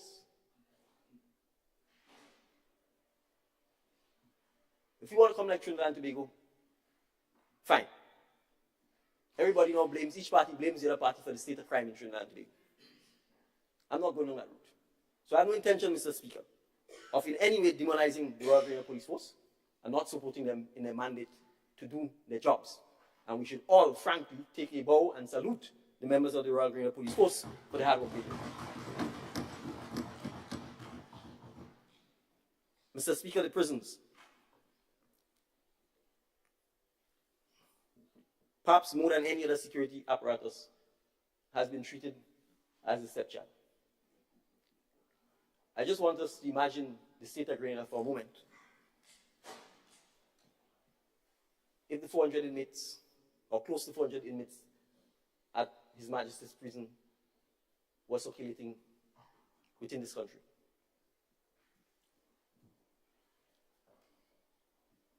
So more than the police, Mr. Speaker, the prison officers are the ones whose life every day are at stake. They're operating in a building that was built hundreds of years ago, not meant for the use it has been put over the last several hundred years. And the fact that we have close to 400 inmates is not something we should be proud of as a country. So, Mr. Speaker, as part of our long-term goal, we have to reduce the prison population. We have to have less people going to prison. More people going to prison is not a sign of development. It's a sign of retardation. And when the bulk of them are young and young men,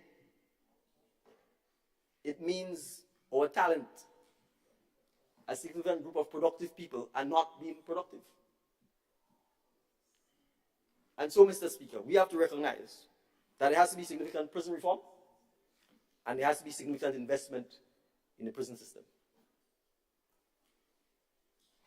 It is going to be a challenge, but it is something that we need to address, Mr. Speaker. And it starts with the human resource issues at the prison. The prison officers, the management of the prison, we have been meeting with them. We will continue to do so. It is not going to be easy, but the prison is not a place to play risk with. It is not a place to politicize. It is a place where we need professional prison officers that we support and appreciate the dangerous work that they do on our behalf. So, Mr. Speaker, I want to use the opportunity to publicly thank the Commissioner of Prisons, the management of the prisons, and perhaps more importantly, the junior officers who do the rank and file work every day in keeping us safe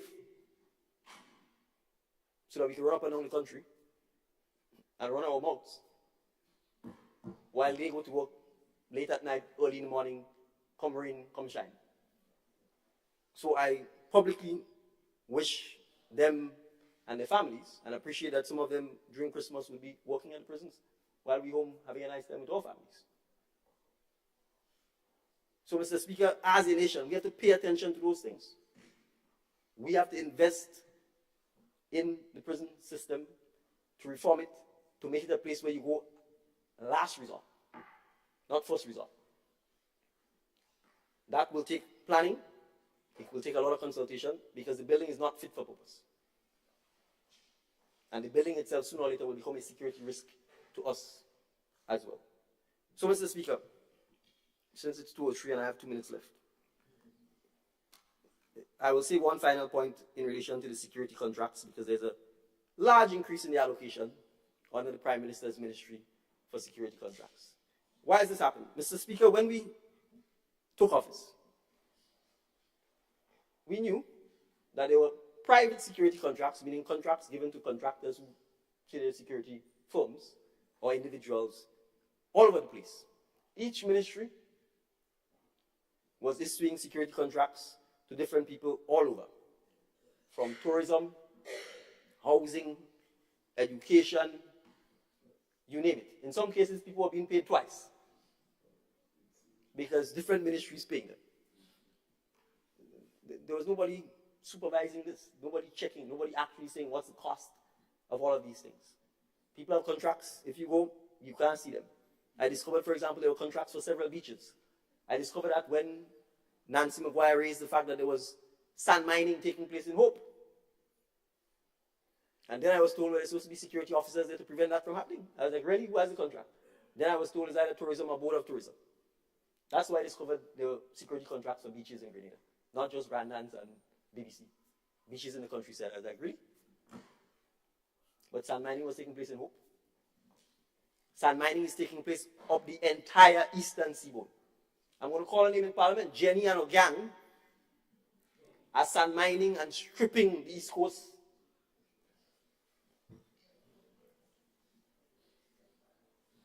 And the sea is coming in more and more. So, Mr. Speaker, I want to make the point. Is that? It's 2:05. I think that's the bell that says I need to sit. Well, so, Mr. Speaker, I will say this. Thank you very much for the indulgence. All we did was to centralize the security contracts under the Ministry of National Security for obvious reasons. So that first, we could actually know the quantum of money is being paid in security contracts. And second, we can have control over these contractors. Because we are not going to pay people. And when you find out, you go on Grandlands Beach, a contractor has a contract, you can't see a security guard anywhere. Right? We have to be able to hold them accountable to make sure that they, in fact, deliver what they've been paid to do. And as you can see, Mr. Speaker, it's not cheap. All right? So, Mr. Speaker, I want to thank you for the indulgence. I want to thank all the members of the House and those who are gathered here for hearing me. I want to end by re-emphasizing that we are here to serve. I could probably speak for the entire day. I haven't touched the Ministry of Infrastructure at all. I believe if I am given the chance to speak again in this debate, that will be the ministry I will be dealing with. Thank you very much, Mr. Speaker.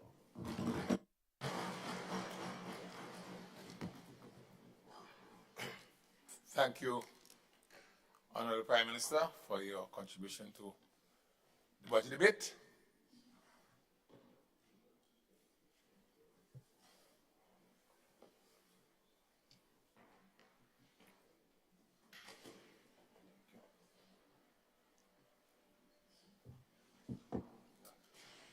I now invite the Honourable Member for St. George South to make his contribution.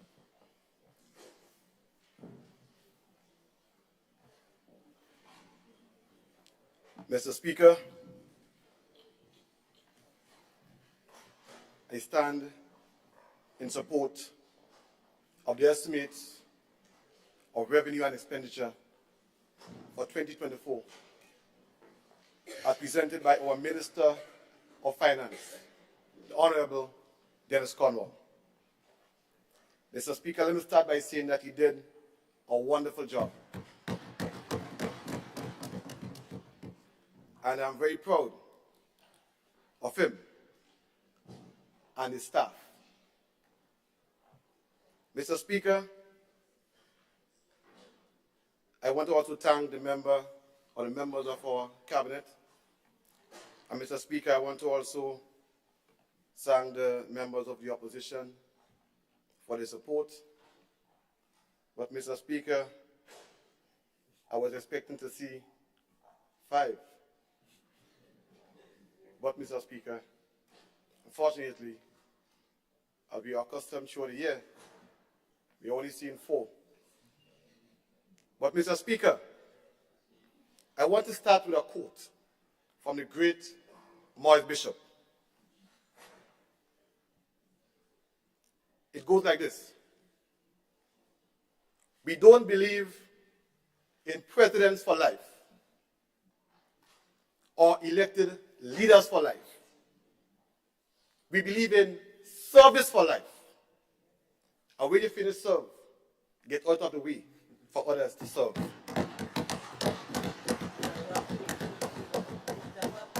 Mr. Speaker, I know Peter will agree with me.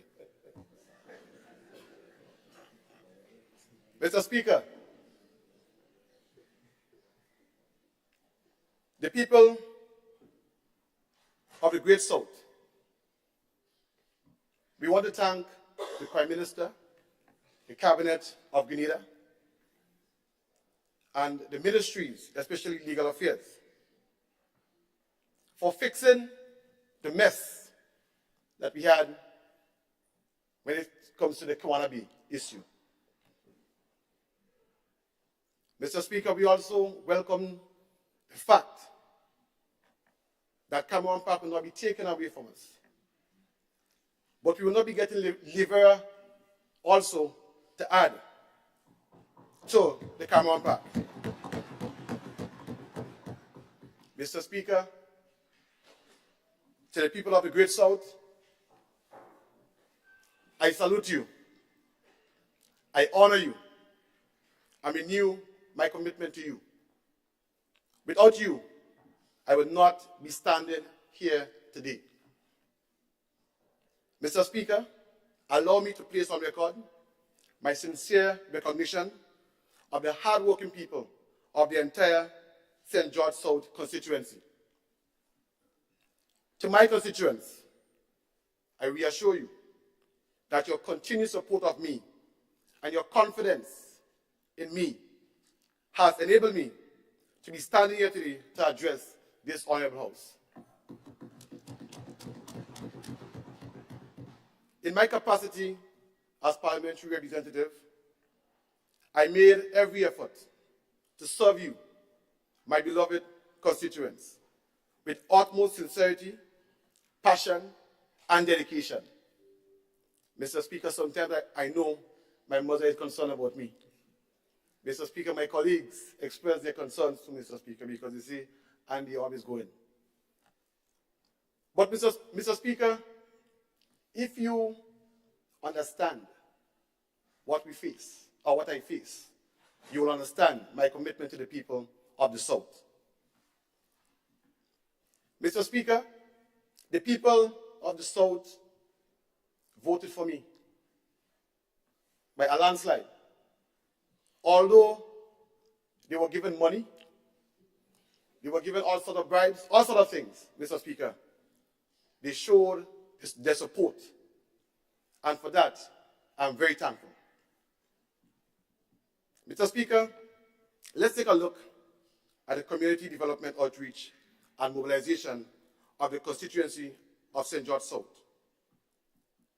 In the area of housing, we had over 200 approvals. Mr. Speaker, in the area of bathroom and toilet assistance, we had over 50 approvals. Mr. Speaker, we offered assistance to residents in various communities, widespread, from Woburn to Woodlands, to Cafe, to Gulf Coast, to Fenton Village, to Frequente, to Coffeebo Hill, to Springs, Mr. Speaker.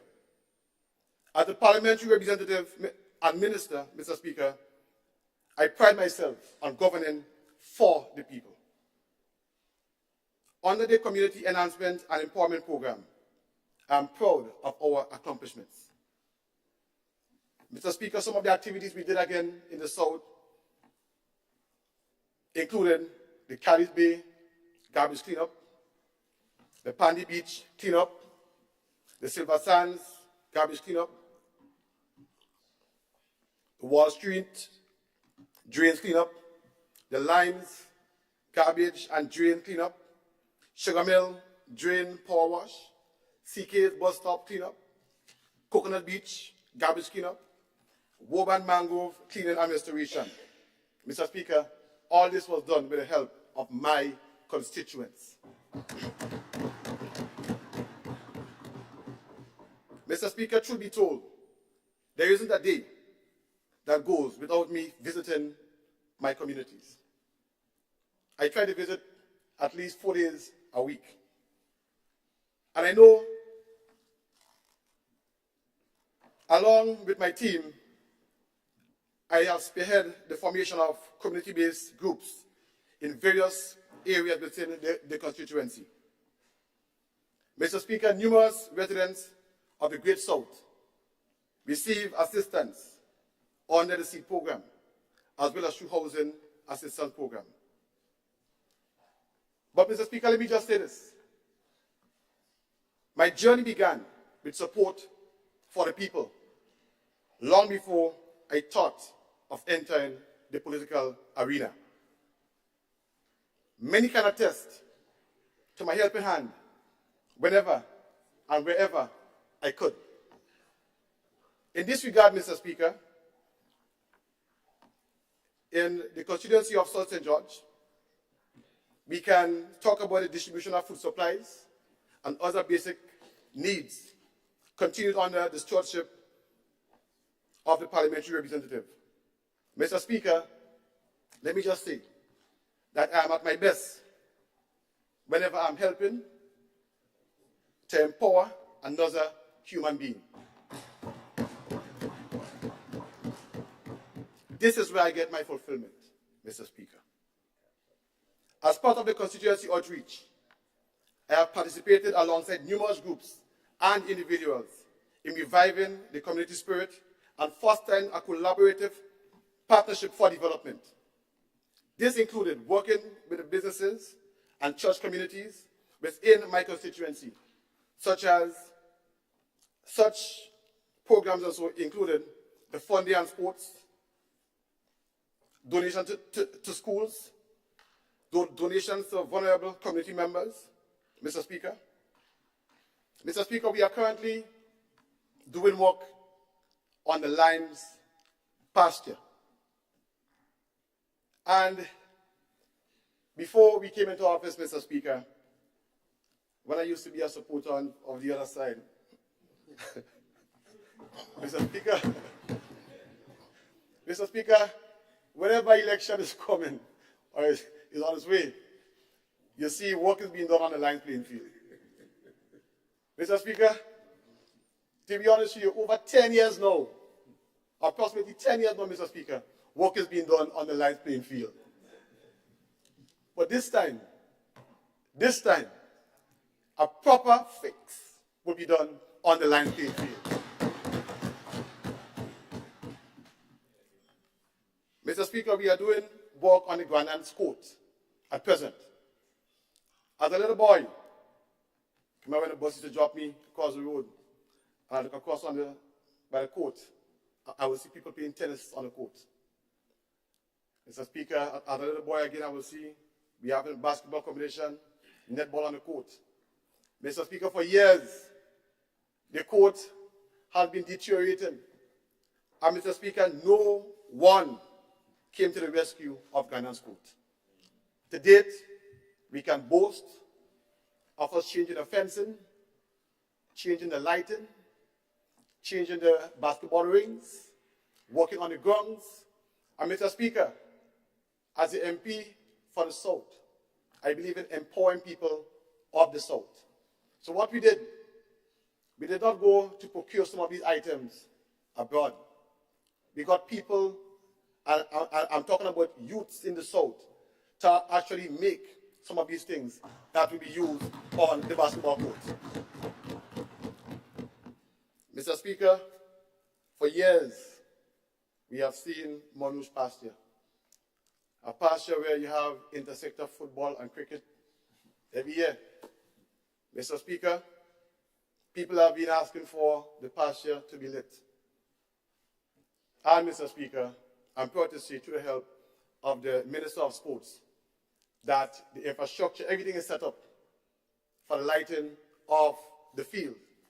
And we expect to light the field on the 15th of December, 2023.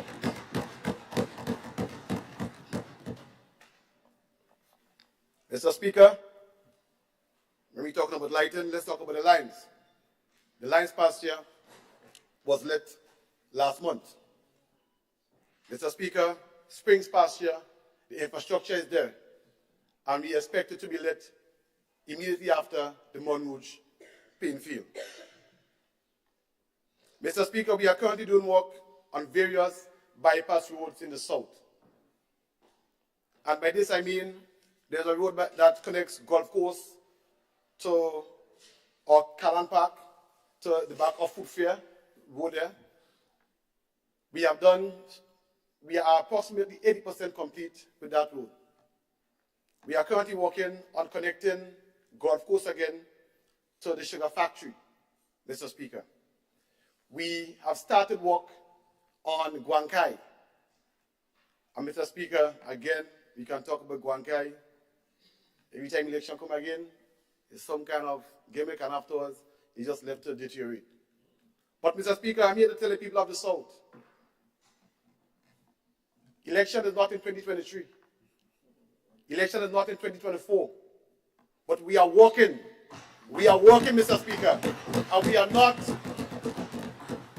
not in the business of making gimmicks. Mr. Speaker, we have seen roads for over 30 years that was not touched. Mr. Speaker, I see my friend Peter is laughing. But let me tell him, Mr. Speaker, because when I speak, I don't just speak for speaking's sake, Mr. Speaker. Mr. Speaker, we had a Fenton Village Road, which for over 30 years was not touched. The people was asking for it, and not a thing was done. Mr. Speaker, you have a road in Calice again, where you go by the former Commissioner Clarkson.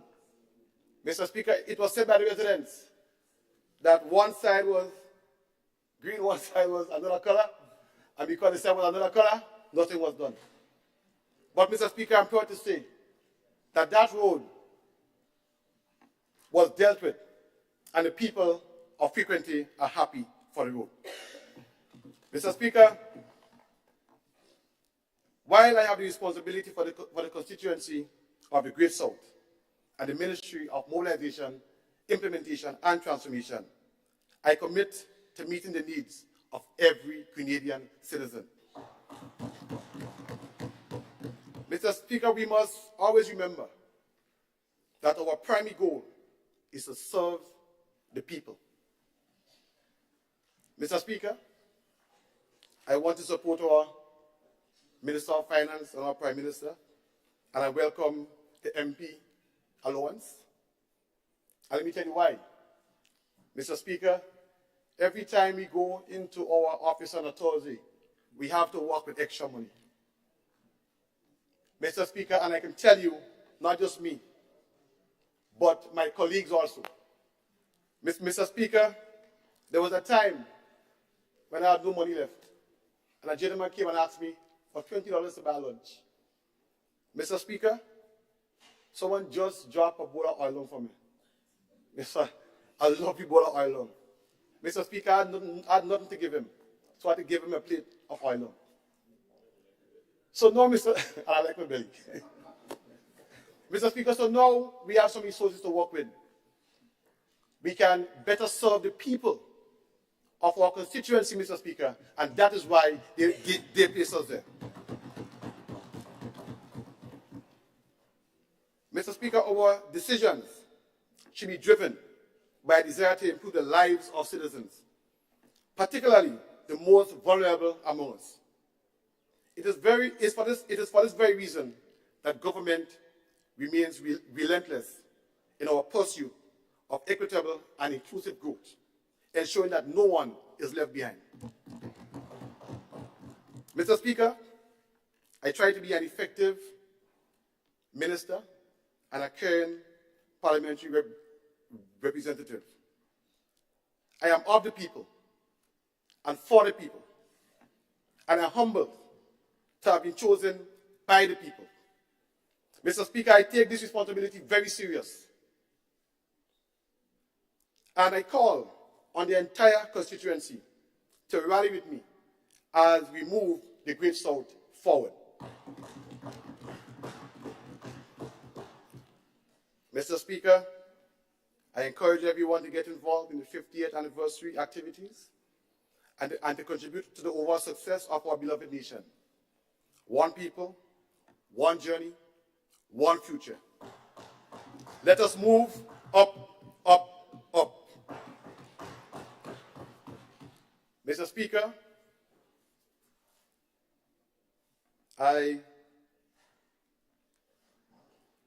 please permit me to remind this honorable House, Mr. Speaker, and the nation about the reasons for the setting up of the Ministry of Mobilization, Implementation, and Transformation.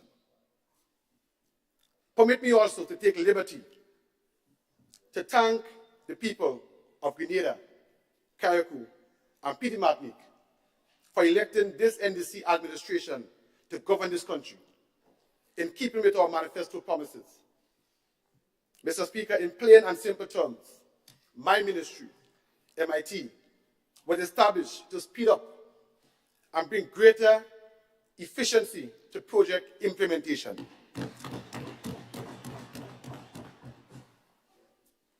Mr. Speaker, it is not uncommon for persons doing business in the private sector to say that time is money.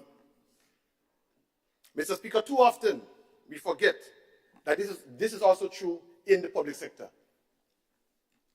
The failure to act in a timely and efficient manner to diligently meet milestones in project implementation can result in the loss of money and ultimately derails important projects. Mr. Speaker, as a new administration, we had the unpleasant task in the last budget debate to call out the previous administration for its slow rate of project implementation. Mr. Speaker, we had the even more unpleasant task of exposing the disgraceful rate of management and wastage. Mr. Speaker, the Ministry of Mobilization, Implementation, and Transformation, my ministry, was set up because the people of Grenada could not afford to have a government continue playing fast and loose with their scarce resources. Some of these resources came from foreign sources, while some were from the hard-earned dollars from taxpayers. Mr. Speaker, we created an arm of government whose responsibility it is to remove the bottlenecks and clear roadblocks standing in the way of project implementation. Mr. Speaker, my ministry consists of a small, dedicated staff with organic connections to all major government projects across the whole of government. Mr. Speaker, I want to publicly thank my staff for their hard work and dedication. Sometimes I'm at the forefront and you see Andy, but Mr. Speaker, I have a hard-working staff behind me, both in the parliamentary office and at the ministry.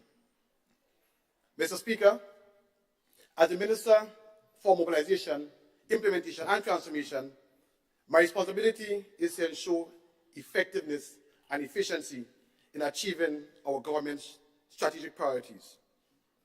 MIT is therefore leading the charge in the government transformation agenda.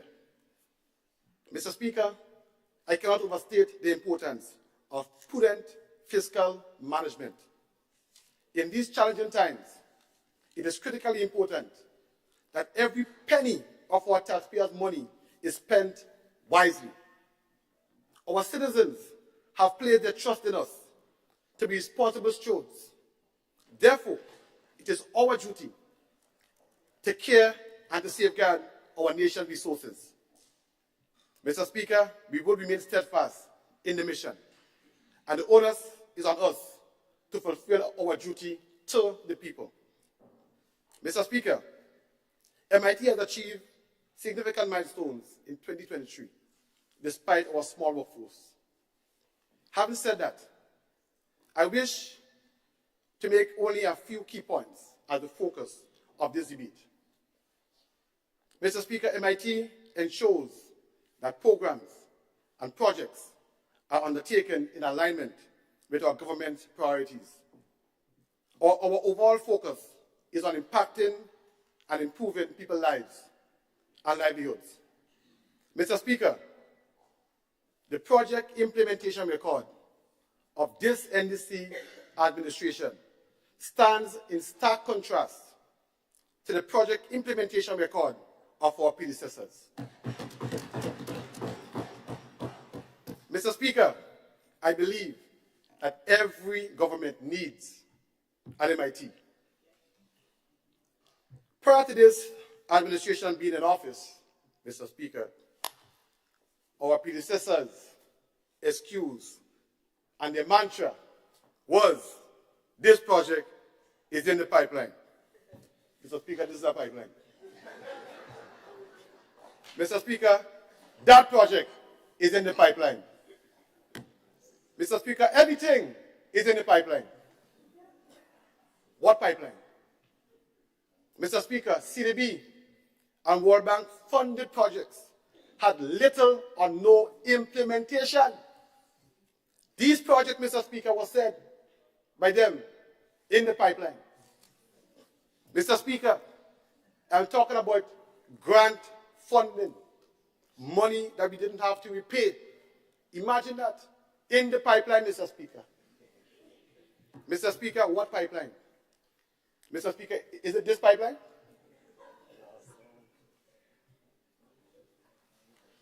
Mr. Speaker, we almost lost funding for some of these infrastructure projects. Case in point, take the UK Safe grant funding.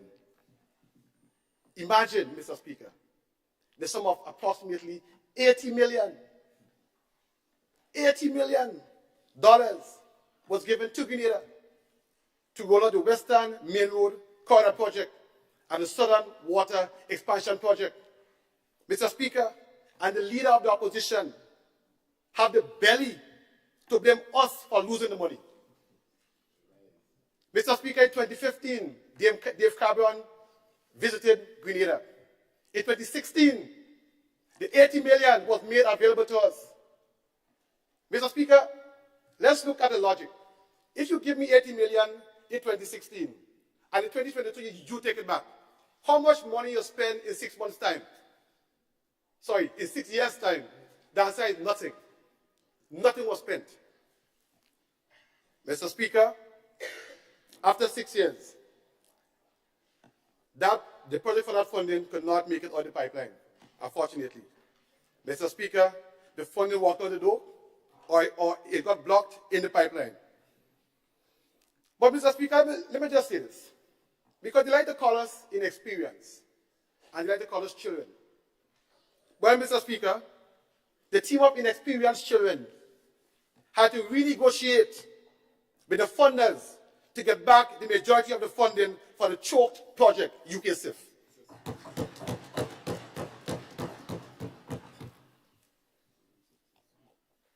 Something that the so-called veterans couldn't do. Mr. Speaker, we did well. We did very well. We were able to get back $70 million. Mr. Speaker, I'm happy to report to this honorable House that MIT has cleared up, let me get it, and will continue to unclog the blocked up, contaminated pipelines, Mr. Speaker. And Mr. Speaker, let me just say this to every Canadian and to the other side. The master plumbers are in town.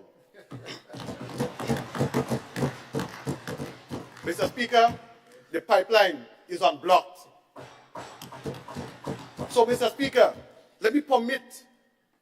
permit me to report on some of the projects we had to take out of the pipeline. Mr. Speaker, there was an OECS regional tourism project. Mr. Speaker, that project is the project on Fort George or Fort Rupert, and that's where it was a police headquarters, and we had to make it into a tourism site. Mr. Speaker, that we got funding for that project in August of 2017. 5 years later, that project was in the pipeline and was not implemented. Mr. Speaker, when we entered office, the project had approximately 4% implementation rate. Mr. Speaker, I'm proud to say that today, this project has a 95% implementation rate. Mr. Speaker, let's talk about another project that was in the pipeline. Honorable MP, may I this up for a moment? I notice we have an applause from the gallery. It's not allowed. It doesn't matter how you feel about the presentation. The applause are reserved for those in the chamber. So you have to try and contain it. I don't want the noise to continue. Go on. Mr. Speaker, we have the Digi4 project, which is the Digital Governance for Resilience project. Mr. Speaker, when we entered office, that project was on the verge, Mr. Speaker, of collapse.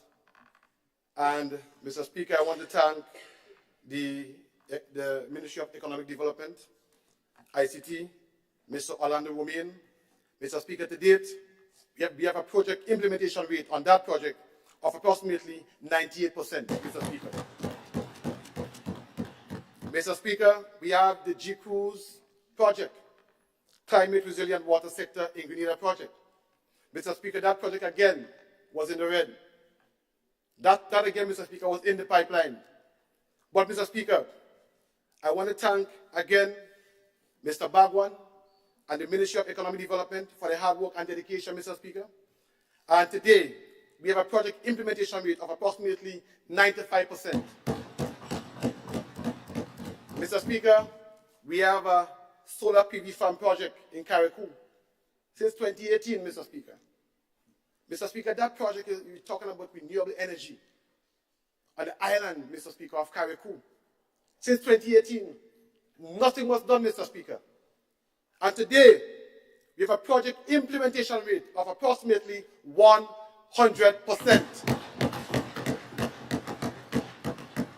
Mr. Speaker, all these things was in the pipeline. Mr. Speaker, we have the airport project, which was going at snail pace. Mr. Speaker, when we got the jet bridge, we saw all sorts of talks taking place. But Mr. Speaker, let me just say this. The point I'm making, it is okay to have an idea. It is okay to have an idea. But Mr. Speaker, it needs implementation. Mr. Speaker, I can go on and on of projects that we took out of the dungeon, Mr. Speaker, and today they are being implemented. Mr. Speaker, the signature project of the Ministry of MIT is a Community Mobilization, Empowerment and Transformation project. This project is ongoing and has a remarkable 95% implementation rate for its first phase. Mr. Speaker, some of us can only see black and white. We cannot see implementation.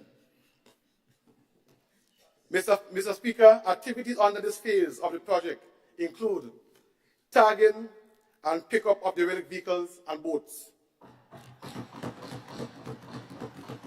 Mr. Speaker, over 1,000 plus vehicles were tagged and picked up throughout Grenada, Carriacou, and Petite, Martinique. Mr. Speaker, cleanup and beautification is another component under the VTP, which has touched almost every parish, especially in the removal of derelicts. Mr. Speaker, another aspect of the project focuses on changing mindsets. MIT has rolled out numerous stakeholder engagements, training workshops, and social media outreaches, to name a few, with the aim of empowering citizens. Mr. Speaker, MIT continues to strengthen its commitment to budget transparency and accountability. We shall ensure that allocations are not just only disbursed, but also utilized as intended, providing maximum value for money, Mr. Speaker. MIT utilizes and improves monitoring and evaluation systems, coupled with clear reporting mechanism to hold all parties accountable for their actions. Mr. Speaker, MIT has a result-based management mechanism designed to achieve optimal results in key developmental areas. In 2024, MIT will expand its capacity to include even projects and programs beyond the scope of the public sector investment program. Through the CDB donor funding facility, MIT has procured a consultant for a period of 2 years to provide technical support and knowledge transfer, not only to MIT officers, but also to other ministries and departments within the public service. Mr. Speaker, I believe that now is an opportune time to provide this Honorable House with a status update of this NDC administration manifesto promises that are now your government's policies agenda. Mr. Speaker, the Minister of Finance on Monday mentioned some of these commitments. However, as a Minister for Implementation, I would like to reiterate the implementation of these promises. Mr. Speaker, if you read our manifesto, you will see we promise the payment of pension. Mr. Speaker, according to our Prime Minister, promise made, promise kept. Mr. Speaker, in our manifesto again, you will see us promising bi-monthly salary payment. Promise made, promise kept. Mr. Speaker, in our manifesto, we spoke about free education up to Constituency and Euro. Promise made, promise kept. Mr. Speaker, we spoke about launching a spice replanting program, thanks to the Minister of Agriculture. Promise made, promise kept. Mr. Speaker, we spoke about the introduction of local government. Promise made, promise kept. Mr. Speaker, we talk about establishing a creative economy. Thanks to Mr. Orlando Romain and the Ministry of Economic Development. Promise made, promise kept. Mr. Speaker, we spoke about enhancing social safety nets. And Mr. Speaker, when we do that, we're not just giving a campaign gimmick, where we're saying one thing, but on the budget, we do another. And Mr. Speaker, I will let Mr. Gloria Thomas expand on that in her presentation. But again, promise made, promise kept, Mr. Speaker. Mr. Speaker, from the manifesto promises, we are only in office 1.5 years. Only 1.5. but we have already completed approximately 65% of our promises, Mr. Speaker.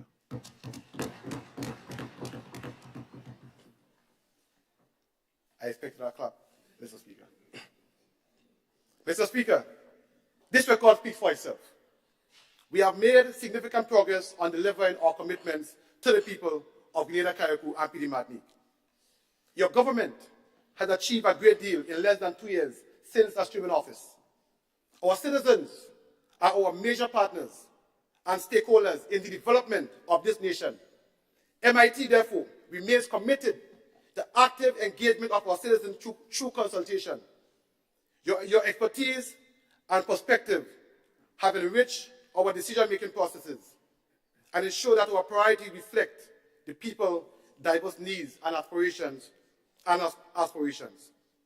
Mr. Speaker, I conclude this debate with an open mind, a deep sense of responsibility, and a steadfast commitment to ensure that the mobilization pipeline, that the implementation pipeline, and that the transformation pipeline remains unblocked. Mr. Speaker, I thank you.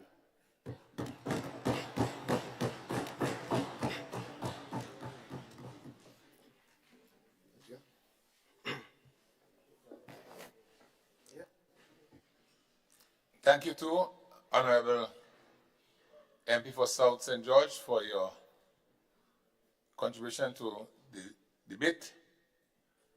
And I now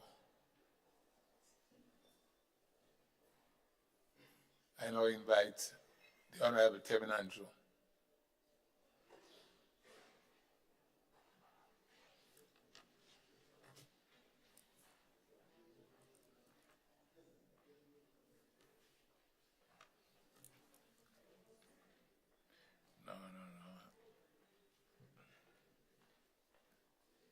Let me just check my schedule. I think I have.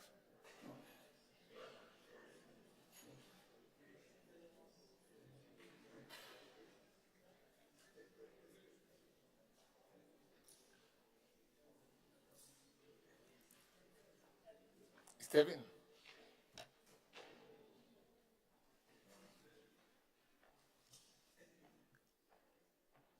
Hold. Honorable Kate. Sorry, Honorable MP for St. Andrew Northeast, are you taking this time now to address the House? No, it's Honorable, for my information, it's Honorable Kevin Andrew. So,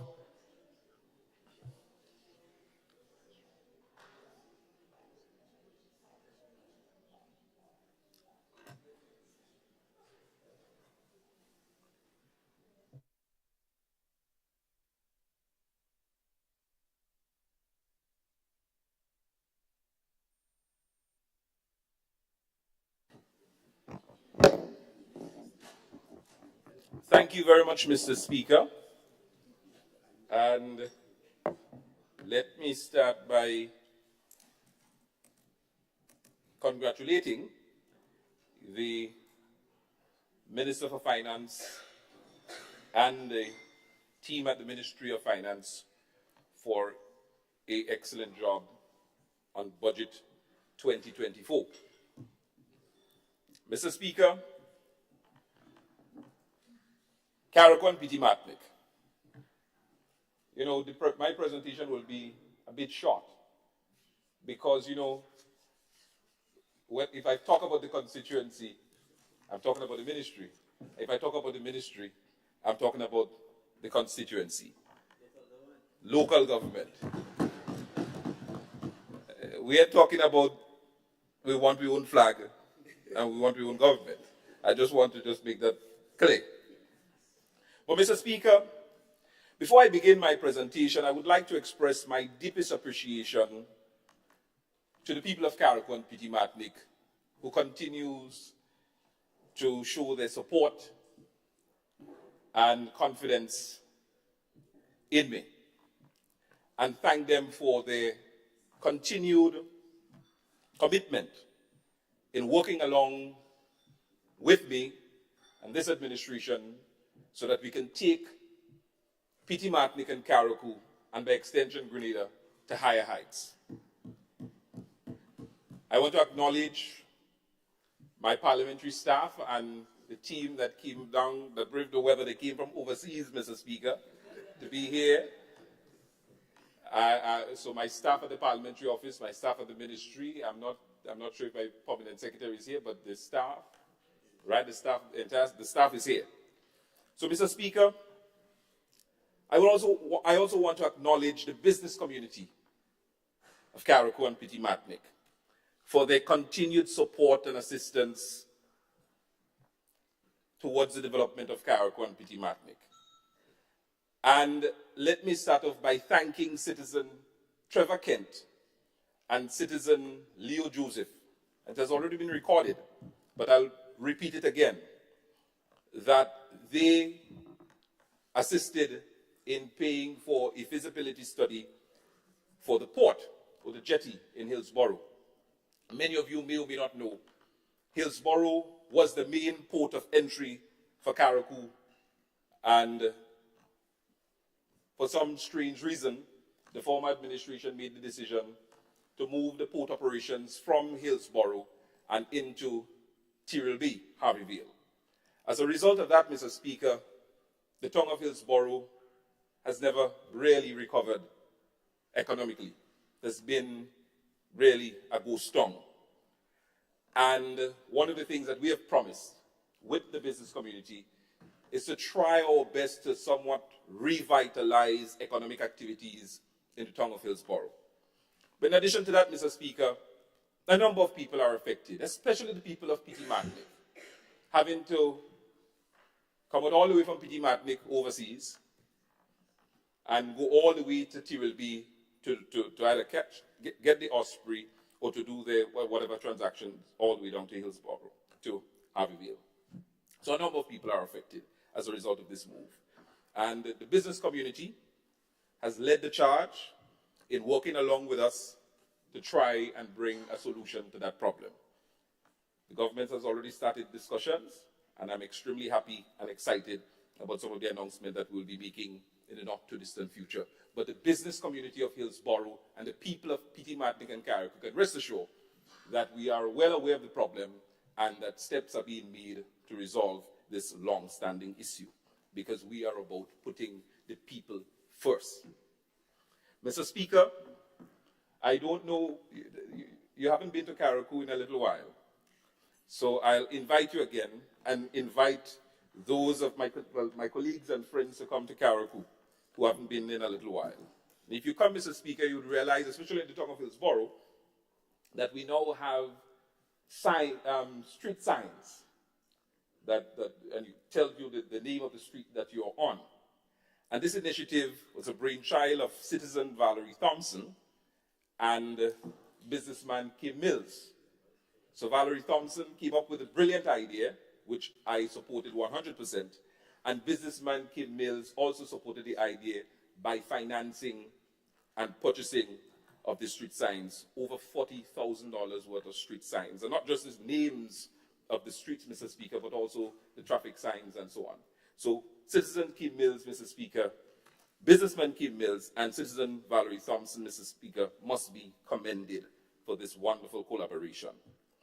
Mr. Speaker, I also want to acknowledge and commend businesswoman Alison Caton for the wonderful initiative of purchasing, and of course the Ministry of Carriacou and Petite Martinique is working along with her in erecting the welcome signs to the various villages throughout Carriacou and Petite Martinique. Again, a commendable gesture by the business community in Carriacou, Mr. Speaker. It goes to show that the business community in Carriacou and Petite Martinique has full confidence in the government and is partnering with government, Mr. Speaker, to bring about some of the much-needed changes that we all want to see. And I also, Mr. Speaker, must extend gratitude to businessman Piero Zipoli, Sarona Roberts, Davison Alexis, Richie Gee, Other Bishop, Wayne Bullen, Kent Joseph, Kent Cyrus, Jerome McQuilkin, Citizen Patricia Davis from the diaspora, Kit Coy, and many others, Mr. Speaker, who has collaborated with the Parliamentary Office or the Ministry of Carriacou and Petite to help bring about some of the much needed changes within our community. Mr. Speaker, Carriacou and Petite is poised for success and is ready to become the gem of the Grenadines once more. So we are poised for the takeoff, Mr. Speaker. Our administration is laying a strong foundation in Carriacou and Petite, be it agriculture, fishing, sports, culture, tourism, healthcare, education, or infrastructure. We are laying those foundations for the takeoff so that we can once more be that gem in the Grenadines and, might I dare say, in the Caribbean. Mr. Speaker, we understand the importance of building a solid foundation and providing sound and steady leadership for lasting progress. Strong, sound, and steady leadership. Some people can talk about sound and steady and strong leadership. But, Mr. Speaker, in the area of agriculture, I am happy, Mr. Speaker, to talk about the construction of a brand new fishing center in the village of Wynwood, which will benefit the fishermen, the villagers of Wynwood and surrounding area. Mr. Speaker, it's a pity I didn't print the photos to show you, but Prime Minister is against wasting paper. But next time, we'll have to put it on the screen, I'll post it up. If you see the existing condition of the Wynwood Fish Center, what was, you would bawl. The dilapidated state it was in. And I don't know how we had a Minister for Agriculture and Fisheries and the condition of those buildings were in that, it baffles me up to this day. And after months of taking office, Mr. Speaker, recognizing that and making a promise, because we were on the campaign trail and I saw the condition. And I say to the fishermen in Wynwood and Dover and surrounding areas, I say, if you elect me as your member of parliament, one of the first things we are going to do is address this matter. Mr. Speaker, they are now getting a modern fishing center, Mr. Speaker, bigger, better than what currently exists. Mr. Speaker, laying the foundation, because you see, when we improve the fish centers and you improve those facilities, it means that the fishermen will have more confidence, will feel more safe and secure. And having those infrastructure, they'll be able to produce and work even more, bring in more catch, more support for the families and so on, Mr. Speaker. So we have to lay the foundation for those things to take place. Upgrade to the Belen Nursery and Limle Livestock Station building, Mr. Speaker. Laying the foundation. Carriacou and Petite was once the mecca for livestock. I am shocked, Mr. Speaker, that we are now importing livestock from St. Vincent or Barbados or Trinidad. I recall when people, I recall the stories, mind you, because I'm a young fella. I didn't born yet around the time. But I was told, Mr. Speaker, the days when people from Union Island, even my great-grandfather from Union Island, used to come to Carriacou and buy the livestock, ship it over to Union and then ship it over to St. Vincent, because we had quantity and quality livestock. People from Trinidad used to come to Carriacou, and the same used to happen. Come and buy quality and quantity in terms of the livestock, Mr. Speaker. But because we are laying the foundation to get back to where we once were and to even better it, we have to do the necessary upgrades, Mr. Speaker, and I'm happy that the upgrades have started. Mr. Speaker, training our farmers and fisher folks in different areas such as silage production, fish pot construction, sustainable animal husbandry. A capacity training, Mr. Speaker, was conducted for young and aspiring boatmen of both Petite, Martinique, and Carriacou. Mr. Speaker, providing support to farmers under the Food Security Program to strengthen production and increase food security, Minister for Agriculture. Upgrade of the botanical gardens, Mr. Speaker, with the construction of a washroom facility. Again, Mr. Speaker, I'm proud of this initiative and this program, ongoing program in Carriacou to help improve this green space. And mind you, the concept started under former MP Kendra Matrin, and I must commend her for the foresight. And we are picking up from where she left off and to even better that concept. So she must be commended, Mr. Speaker. Mr. Speaker, the installation of 2 ice machines at the Windward Fish Center and the Hillsborough Fish Market. The reconstitution of the Carriacou Land Settlement Board. It's a big deal. Most people may not understand. I recall in 2008, the mess the former NDC administration met in Carriacou with lands. I mean, land, government lands, strong lands all over is really in a mess. But in Carriacou, I think it's worse. There were people who were given, several people given the same piece of crown lands. Several. Because of election gimmicks. There were people who were just told by word of mouth by a politician, go and build. Go and build on crown lands, not knowing that because of future development, those people have to move. So I'll give a typical example. If we have to expand our airport runway and think about improving and developing our airport, which we are in the process of doing, Mr. Speaker, the former ministers and MPs gave people permission to build right on the border of the airport. Some of these people built concrete homes. You can't. So if you have to think about the expansion, you have to be thinking about relocation. And I'm saying several studies that was done before, and the expert warned the MPs and ministers before, don't issue or give permission to build land houses in those areas. They didn't pay attention to the experts or the surveys, and they encouraged people to go build.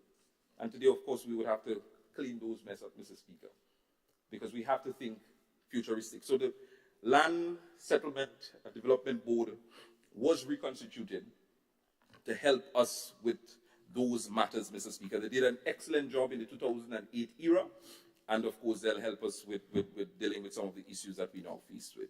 Mr. Speaker, the reintroduction of animal health services and the provision of a veterinary officer or a veterinarian office. Mr. Speaker, again, laying the foundation, taking into consideration that we want to get back to the era of where we had quality livestock. We can't have it if we don't lay those foundations. So certainly, not having a veterinarian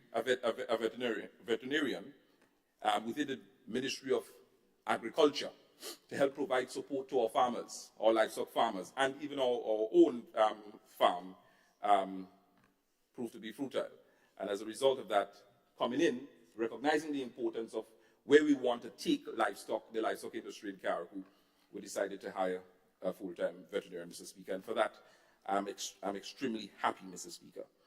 So to the Ministry of Agriculture, the Permanent Secretary, the Minister of Agriculture, thank you very much for supporting Carriacou and Petite Martinique. We really appreciate it, and we expect even more come 2023. And I'm happy that the budget for 2024, and I'm happy that the budget for agriculture for Carriacou and Petite Martinique has also increased. So thank you, Minister for Finance, for that. In the area of sports, Mr. Speaker, I'm happy to announce. You know, my good friend, everybody know now that me and Mr. Speaker, through you, me and the Honorable, the Honorable MP for St. George's Northeast, are very good friends, but not because of our friendship. We're getting a lot of things done sport-wise in Carriacou, but because he is genuinely a good He's trying to be a very good minister. He's doing an excellent job so far. So, Minister, take a bow. So the upgrade to the Dover playing field. Mr. Speaker, let me tell you something. The Dover playing field has been in a dilapidated state for a number of years. There's a school, the Dover Government School, that is nearby to the playing field. Back in the days, the school had the sporting activities at the playing field. For a number of years, they couldn't because of the dilapidated state it was in. Mr. Speaker, upon assuming office, we started the process of upgrading the Dover playing field. And the intention, Mr. Speaker, is to light it up, put necessary bleachers, and to continue to improve the facilities as we go along. So I'm extremely happy with that. In addition to the upgrade, we're fencing it, Mr. Speaker. We improved the cricket turf on the playing field there. Mr. Speaker, the Mount Pleasant playing field. It's another playing field. The present location of it, the lands were there, but it was not a playing field. So we're now transforming it into a playing field. And if you go there now, for those of you who haven't gone to Mount Pleasant in Carriacou, for those of you in Carriacou who have not gone to Mount Pleasant recently, you should take a drive up to Mount Pleasant and you would see the transformation taking place on that piece of land that we are turning into a playing field, Mr. Speaker. So I'm very proud of that. The people of Mount Pleasant has always been good to the NDC, and I know that they are extremely happy for that. Not just the children of the school that will benefit, but the entire community. Mr. Speaker, there are several things that we've done in the ministry in sports related in Carriacou, but I thought it was important for me to also recognize the students that we are supporting as a ministry, as a parliamentary office, that are studying in Jamaica. They have sports scholarships. But special recognition must be given to Mr. Trevor McIntosh and the Carriacou and Petite Martinique Wellness Foundation for sourcing those scholarships. And of course, as a ministry, as a government, we are also supporting the students so that they can go out there, do their best, and come back to help us improve our sporting industry. Because as the Prime Minister said, it's a multi-billion-dollar industry. There's a lot of potential there, and we have to see how we could find different career paths and options for young people.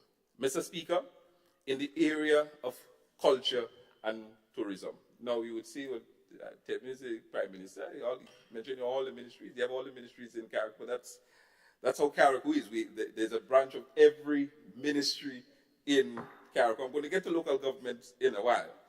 Mr. Speaker, I'm happy that in the area of culture, we have started the process of revitalizing steel pan music.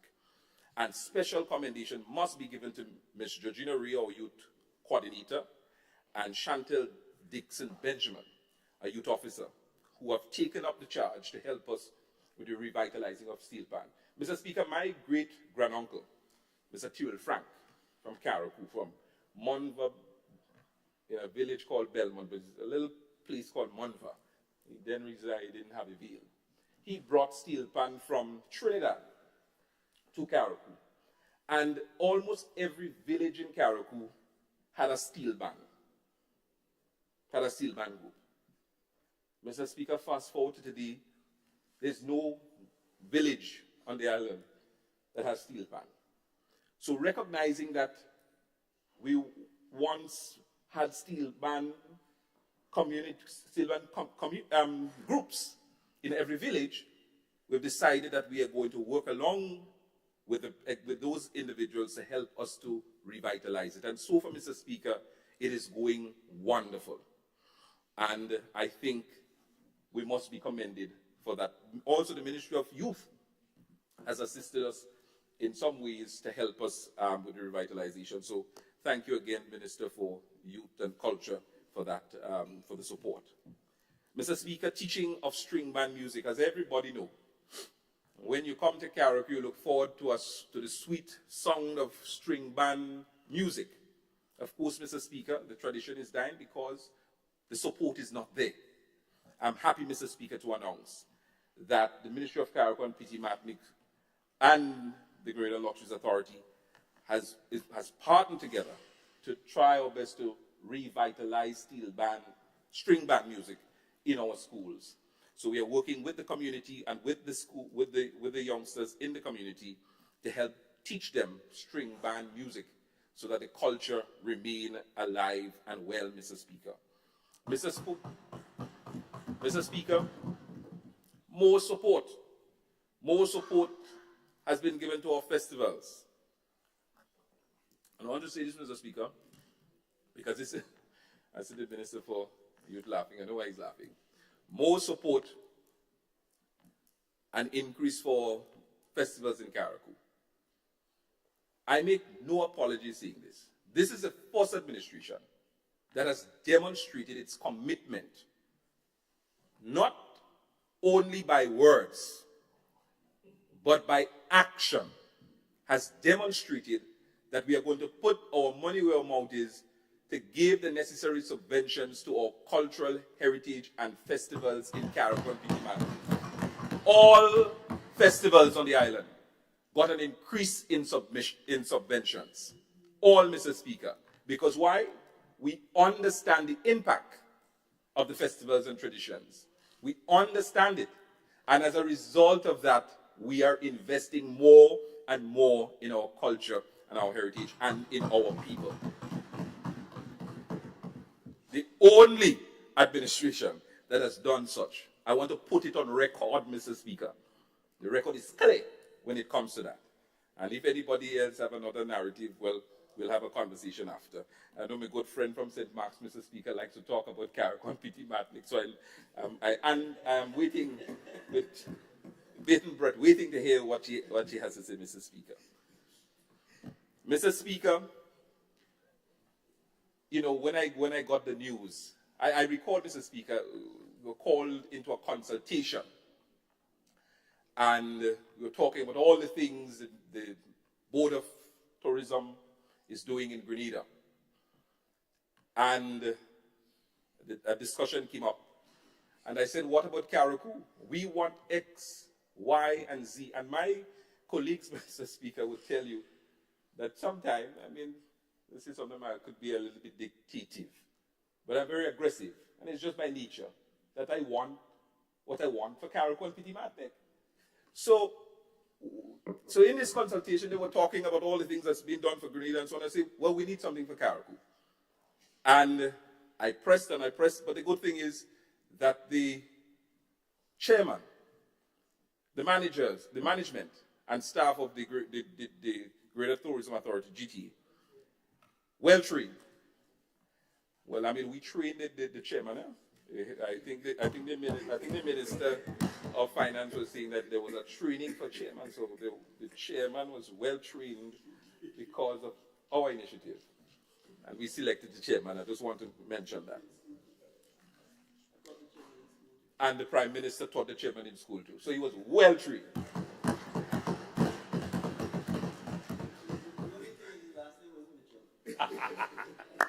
Long story short, Mr. Speaker, Carriacou will be benefiting from an underwater sculpture park. The impact that will have on the tourism economy, on the overall economy of Carriacou and Petite Martinique, will be one of significance. Let me explain. There are divers who come from all over the world, Mr. Speaker, just to dive at our underwater sculpture park in Grenada, you know. They spend thousands of dollars just to come and see. So just imagine, you have an added attraction, specifically designed and created for Carriacou. Just imagine the people that will be coming up to Carriacou to dive. I invited Prime Minister to be part of the first dive. Think about the ferry service. Think about the airlift to Carriacou.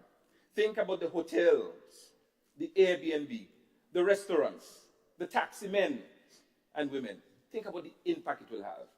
So this investment is one that is necessary, that is transformative, that is boots on the ground, that is putting Carriacou and Petite Martinique first. So when the Prime Minister, Mr. Speaker, spoke about Petite, Martinique, and Carriacou. When he mentioned Petite, Martinique, and Carriacou before mentioning Grenada, he knew what he was doing.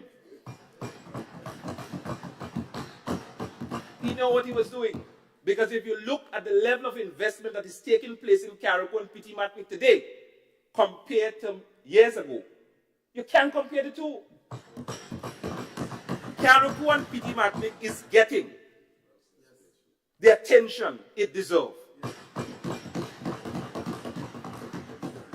Mr. Prime Minister, you want more, you know. But we're getting the attention we deserve. And mind you, there are some more big announcements that we'll be making in short order. So I know that my cabinet colleague and the Prime Minister has Carriacou and Petite Martinique at heart. And I'm grateful for such a wonderful team. All of them, anybody that I asked for anything, nobody has turned me down yet. And I thank you so much for that, my dear colleagues. Thank you. The wink eye working good. Mr. Speaker, this year, for the first time, Carriacou will be experiencing an increase in cruise ship arrival. Next year will be even greater. So again, think about the benefits that is going to derive as a result of those investments and so we are grateful. Mr. Speaker, not staying too long, moving on to healthcare. And the Minister for Health, Mr. Speaker, has been generous to Carriacou and Petite Martinique. I must mention that the Ministry of Health received a grant of US $200,000. And out of the $200,000, Mr. Speaker, the Ministry of Carriacou and Petite Martinique was granted half of it, $100,000 US. With that, Mr. Speaker, work has been done on renovating the Princess Royal Hospital's kitchen. And probably I should elaborate a little bit more. Work was done on upgrading the hospital in general, but for some reason, work was not done to upgrade the kitchen. The kitchen remained in a dilapidated state. So upon getting into office and seeing this condition of the kitchen, in getting in and seeing the condition of the kitchen, Mr. Speaker, we decided that we need to upgrade it and renovate it. And I want to commend the Minister for Health for putting his money where his mouth is as well.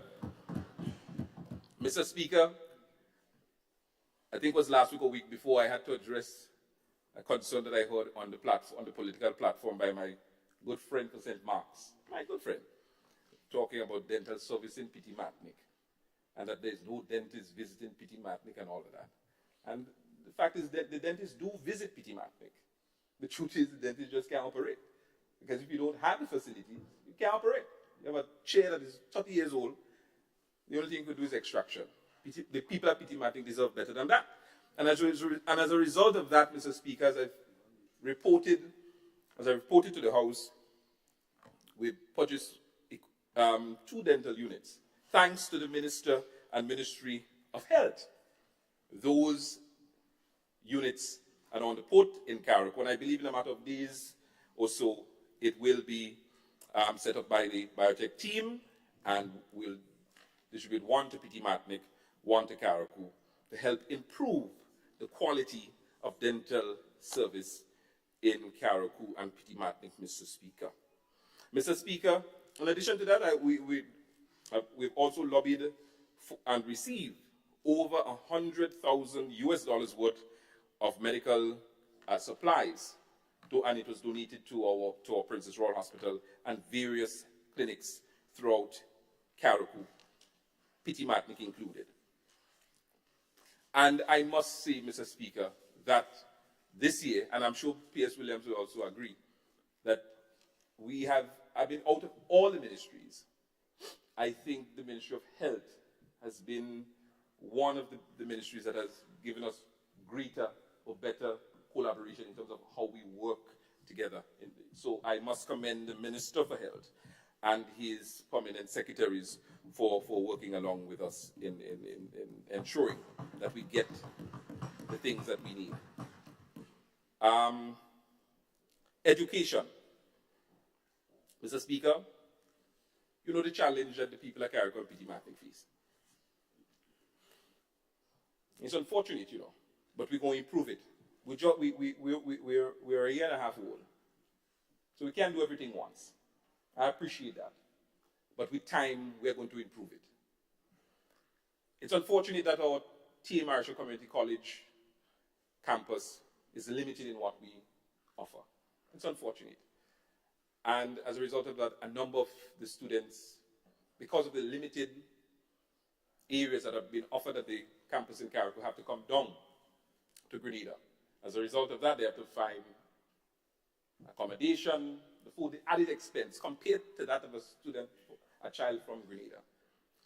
So when I come here, or I come in cabinet, or I go anywhere, and I agitate and advocate for Carriacou and Petite, they understand the reason for the agitation and the aggression and the passion is because we are different. And what we face, you don't face. And you would not understand it because you don't go through what we go through. So the parents have to put out a lot of money to get their children to Grenada. They don't only have to think about the transportation, but the accommodation and everything that goes with it. The Ministry of Carriacou and Petite Martinique has been supporting a number of students as a result of making it easier for them. And I commend the government, again, we must commend ourselves, and I think the public needs to commend us with the free tuition, which has assisted a great deal, a number of people from Carriacou, Petite Martinique, and across the Tri-Island state, Mr. Speaker. In addition to that, Mr. Speaker, tying in health with education, recognizing we don't have the medical experts on the island to deal with some of the things that we want to see. I would like to see a lab in Carriacou so that we no longer send our blood to Grenada via the Osprey or the plane. But we have no lab technicians in Carriacou. So one of the things that we've been doing is trying to advocate to young people to go and study in those areas.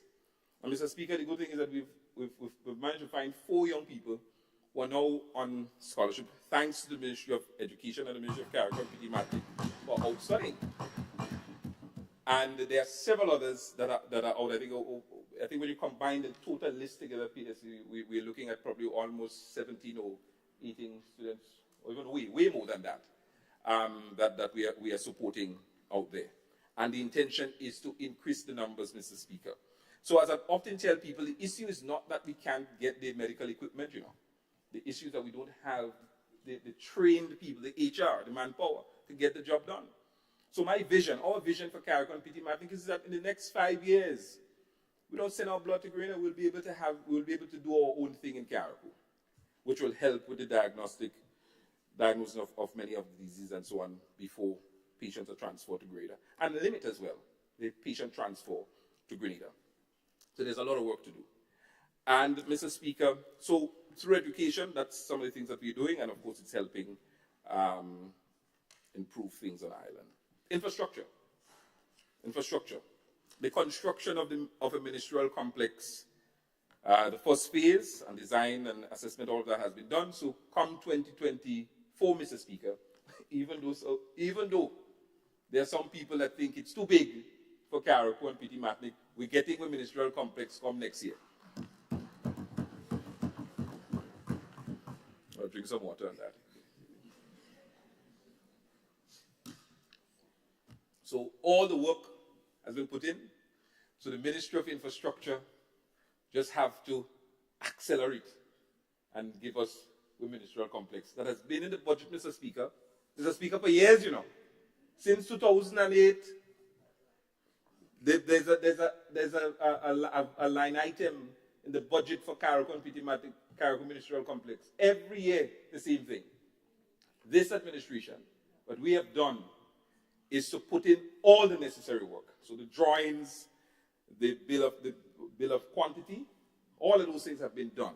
So next year, as I said, the Ministry of Infrastructure just has to accelerate to ensure we get the ministerial complex in Carriacou. We have over 7 or so divisions spread across Carriacou and Petite Martinique.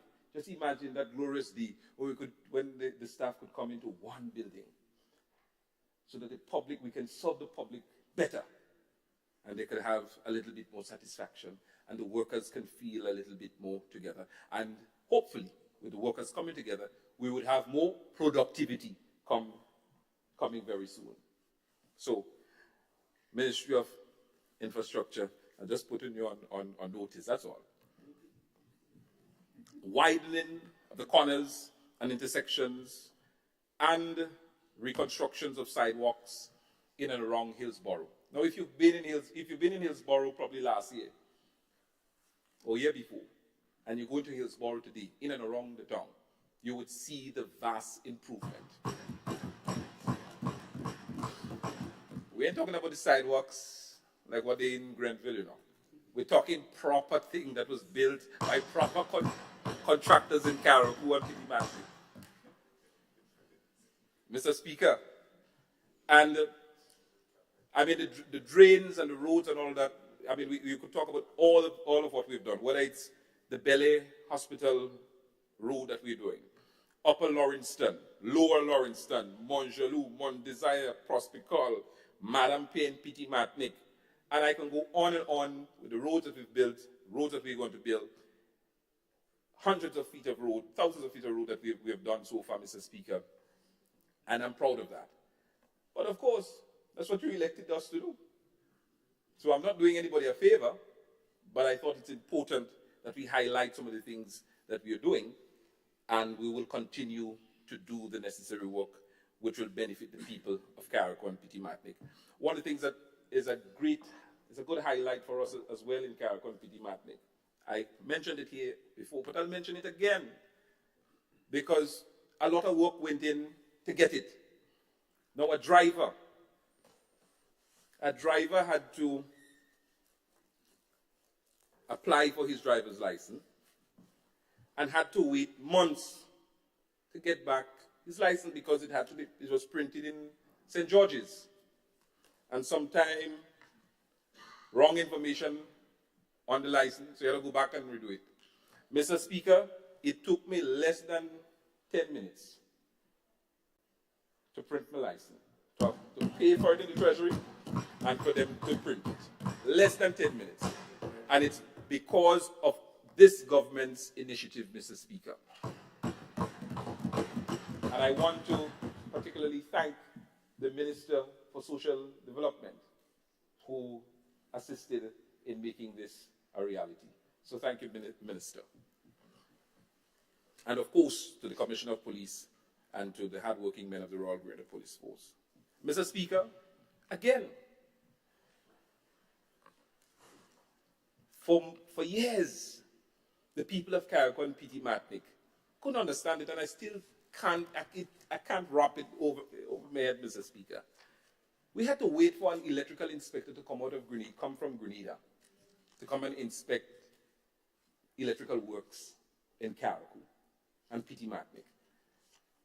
And the Ministry of Works and setting up them so easy, you know. You have to meet a certain quota before the inspector comes up to Carriacou. So imagine you just build your house, you're ready to go, you're ready to accelerate, you're ready to go and transform things inside there, and you stop because the electrical inspector see you ain't have enough, you meet the quota, so you ain't coming up.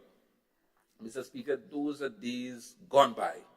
Today we have our very own, so we have to wait on nobody to come up from Grenada to come to Carriacou to check with it. We have it now. And again, I am proud of that. It may sound simple.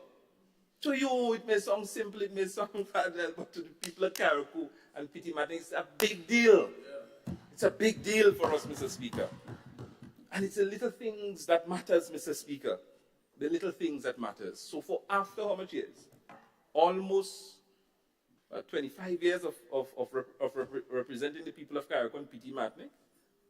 and those basic and simple things were not in place, it goes to show that your interest was never about the people of Carriacou and Petite Martinique, but all about yourself. All about yourself. Because the record is clear, Mr. Speaker.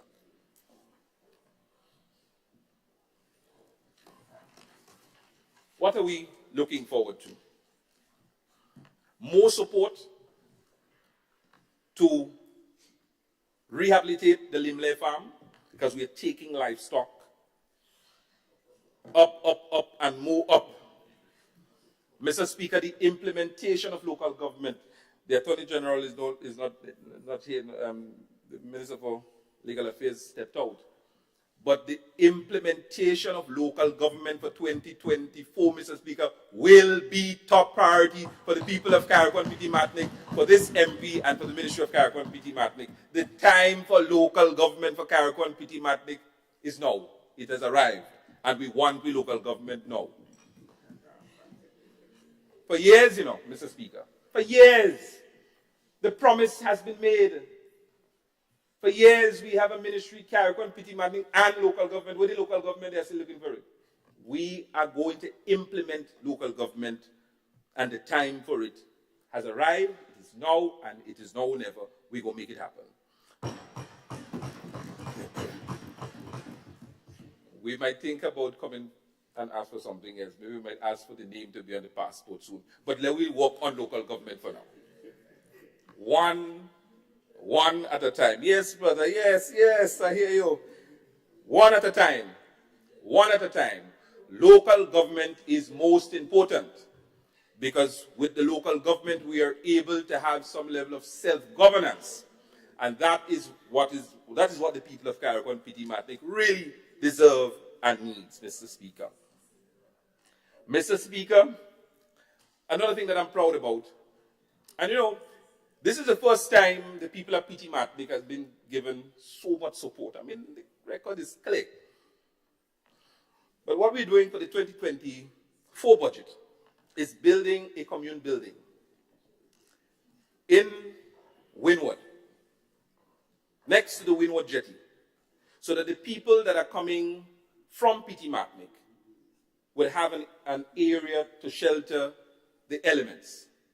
And the people who want to go to Petite Martinique can have a common area where they can also shelter the elements.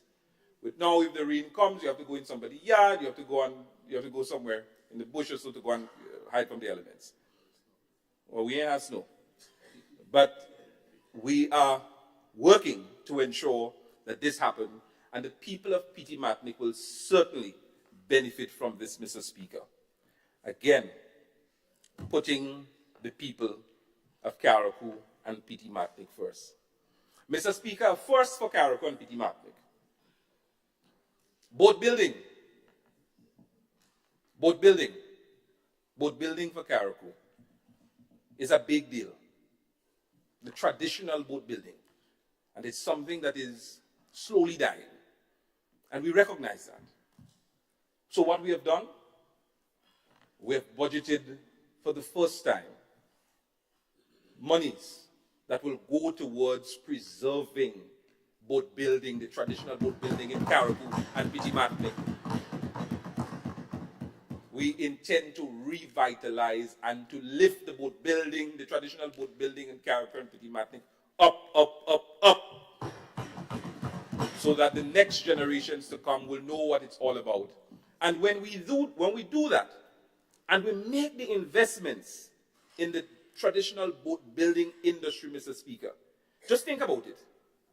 When you have a major hotel coming, when you have the underwater sculpture park, and when you could preserve your rich traditional heritage and culture, Carriacou will be the Mecca.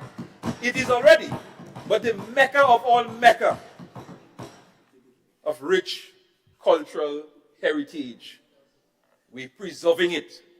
Anything that we perceive that might die, Mr. Speaker, we are going to preserve it for the next generation and the next generation and the next generations to come, Mr. Speaker. So I'm proud of that. We're going to continue with the rehabilitation of roads for Petite Martinique continue to give them all the support that we can. The Petite Martinique is limited, Mr. Speaker. I want to put this on the record. There's so much you can do in Petite Martinique because the lands in Petite Martinique, government has no land in Petite Martinique.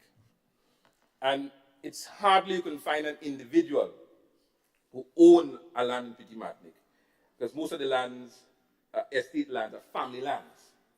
So it's very difficult to negotiate with any individual because they don't own the land. They have to consult generation upon generation of family members to try and do anything. So land space is one, it's limited. It's difficult because it's family land, estate lands, and so on. So yes, we'll try to see how much more we can do in Petite Martinique as it relates to the developing of the infrastructure and bringing more and more opportunities and benefits to Petite Martinique, but just understand the challenges that we face. But there are also some exciting news to come. We are nearing negotiation, ending negotiation, Mr. Speaker, where we would find the people of Petite Martinique would finally have a teller machine because presently there's no banking service in Petite Martinique, you know. If you want some monies from the teller, Mr. Speaker, you have to hop the boat and come down to Carriacou to get money. So we are in the process of wrapping up negotiation with one of the financial institutions where we would have a teller machine in Petite Martinique. So I know the people of Petite Martinique will be happy about that. And also wrapping up the negotiation, Mr. Speaker, to see what sort of banking services, limited as it might be, Mr. Speaker, but what sort of banking services could be afforded to the people of Petite Martinique. So there's a lot of discussions and a lot of things that we have in the pipeline, Mr. Speaker, for Petite Martinique. Mr. Speaker, the halls of justice. Yes, I've been in halls of justice too, you know. I know that there's talks, and I see my good friend on the other side saying, well, we have hall of justice in Greater, why you want hall of justice in Carriacou for? Well, we want it.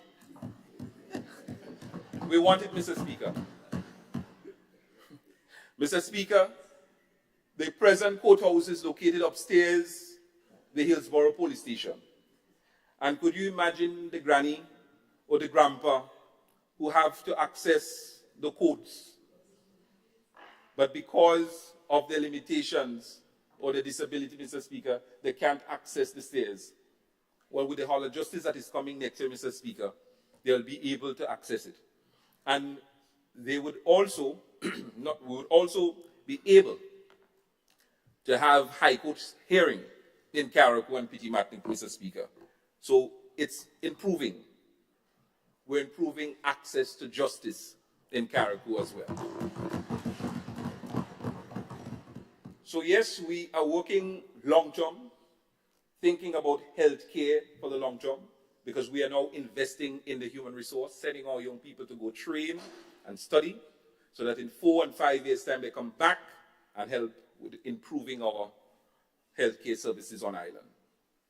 Access to justice, improving our infrastructure, Mr. Speaker, improving the economy through tourism, but not only depending on tourism with the underwater sculpture park and the major hotel that's coming, and the rich tradition, invest in our rich tradition so that more and more people can come and experience it.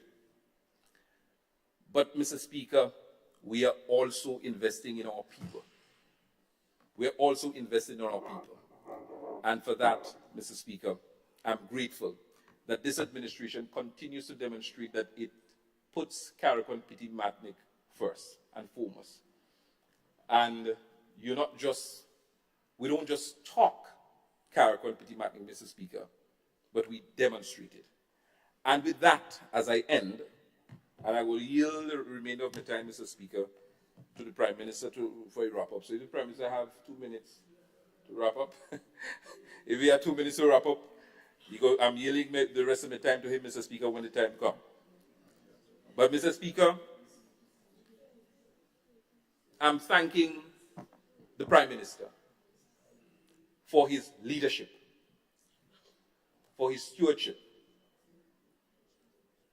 that he has shown to the nation, but most importantly, Mr. Speaker, to his colleagues.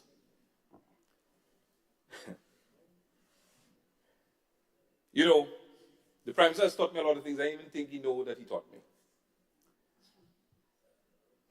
when you hear some people say things about our colleagues, or even us may have some perceptions, and you go to the Prime Minister and he puts you sit down and then you hear what his perspective, it makes you marvel and changes your own perspective. And with that leadership and stewardship, Mr. Speaker, it has made this team more united and strong. Because of his leadership. Steady, firm, focused leadership, Mr. Speaker. And he don't like to be praised, but that's okay. But he must be commended. Grenada, Petite, Martinique, Carriacou is blessed to have such a man as a Prime Minister.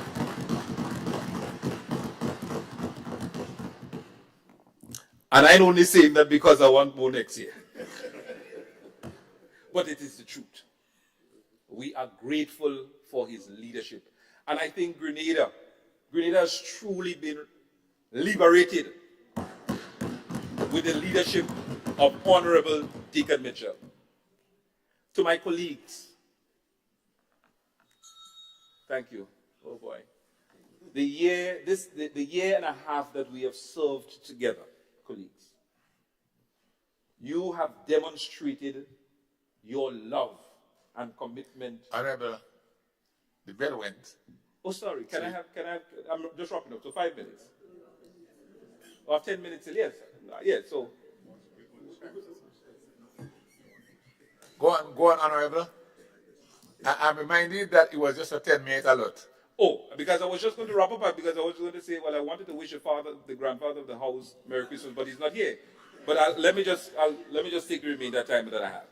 So to my colleagues, your dedication and commitment towards the people of your constituency and Grenada, Carriacou, and Petite Martinique is unquestionable. And the things that we endure and have to go through, a lot of people wouldn't even dream or dare to do it. So continue to stay focused. Know that I appreciate each and every one of you, and know that for the new year that I'll be coming with even more vigor to come and ask you for more things for the people of Carriacou and Petite Martinique, and thank you very much in advance. To the staff of the Ministry of Carriacou and Petite Martinique, to the hard-working policemen and women in Carriacou and Petite Martinique, to the hard-working nurses and doctors who continue to give their selfless service, to the entire ministry staff, led by our permanent secretary, Jabal Williams, to the parliamentary staff, and to all of you who continue to make things happen for Carriacou and Petite Martinique, I really and truly appreciate each and every single one of you. And again, as I started, I'm going to end. The business community of Carriacou and Petite Martinique. This is the first time, and it must be recorded because it's the facts. It is the first time that the business community has shown so much interest in partnering with government to do so many initiatives in Carriacou and Petite Martinique. And it's because of the confidence, it's because of the steady and firm leadership of Prime Minister Deacon Mitchell and, of course, his cabinet. So thank you to the business community of Carriacou and Petite Martinique. Thank you to our staff. Thank you to P.S. Williams. Thank you to the parliamentary staff. But most importantly, the people of Carriacou and Petite Martinique. I do all this thing for you, you know. I'll give you a story. When I was younger, you know, when I just got involved in the politics, sometime in 2012, 2013, thereabout, I liked politics, never thought I would be elevated so quickly. But you see, you know, my good friend who going and run against me now, if he stay, he would have been the MP. Because I didn't want to be no candidate.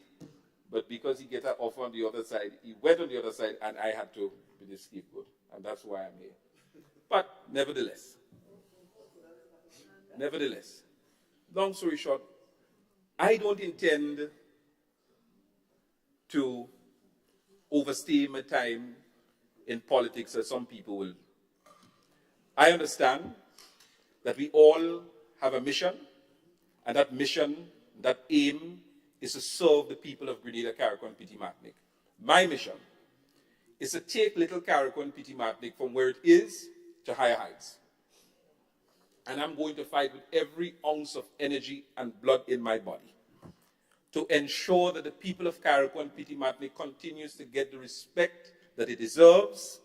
I'm going to ensure that we get the development that we deserve, because for far too long the people of Carriacou and Petite Martinique have been treated as unwanted stepchildren, and the time has come, because it's a new day, it's a new dawn, and we're taking all that we can get now. And when that time is over, I'm going to rest my weary bones, and somebody else is going to come along and take over. And this is what it's about.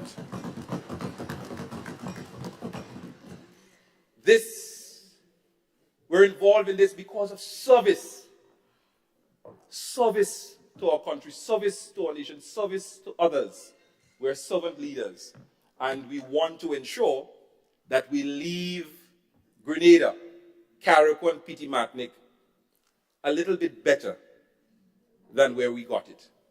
Thank you, Mr. Speaker.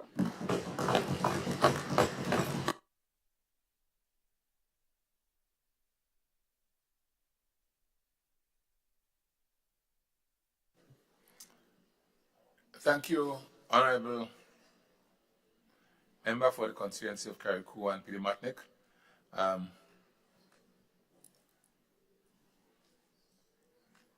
I was hoping that we can get 4 speakers for before lunch, but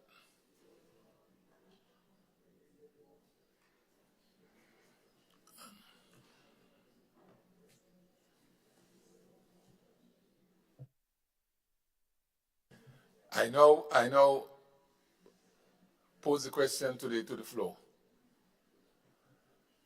It's 10 to 1. What do the members think?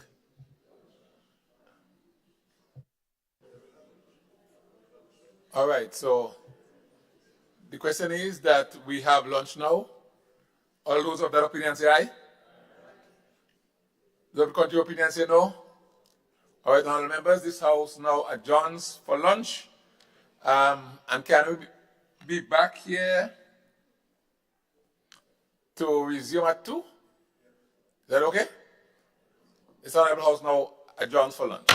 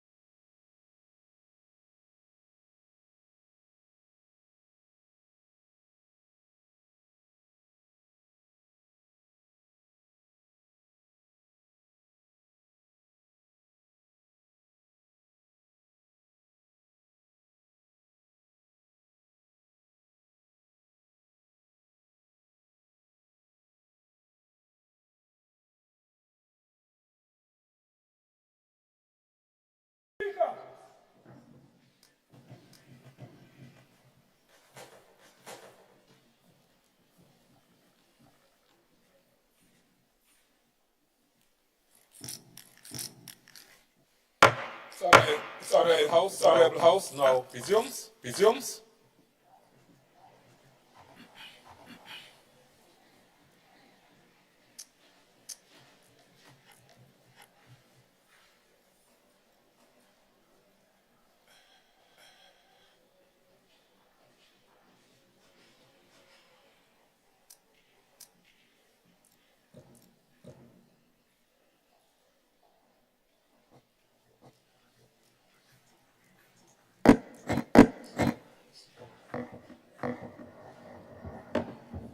All right.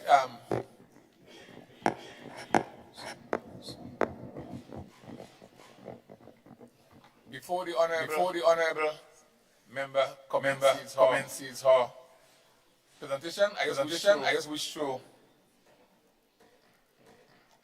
see a few things. I want to encourage members to bear in mind it is a budget debate. So we need to try to create a balance between what we report on our constituency, a balance between that and the actual debate itself. The statement of expenditure and revenue, we need to try and make mention of it as we go, because it is a budget debate. I understand you want to report on the progress that your ministry and constituency has made, but let's try to remember it is a budget debate. So let's try to have balance doing that. And as we go, because of the numbers on the government and opposition side, it is a 2-to-1 ratio. So the opposition, I'm sure they realize that when two members of this side speak, then one member from this side will speak, so we get a balance to go, right? So I now invite the Honorable MP for St. Andrew Northeast to make our presentation. Thank you, Mr. Speaker. Mr. Speaker, I rise today to make my contribution on the estimates of revenues and expenditure as presented by the Minister for Finance last Monday. Mr. Speaker, I rise here representing the people of St. Andrew Northeast. From the southern tip of paradise to Tivoli in the north and everywhere in between. It is because of their unwavering support and inspiration I am empowered to advocate tirelessly on their behalf. Mr. Speaker, the past year has been a difficult year for the people I represent. The growth touted by the Minister of Finance has not materialized in our area. He reported in this House that there is a national drop in unemployment. Mr. Speaker, if this is so, then it's unevenly distributed. Because from where I am from, unemployment is rising.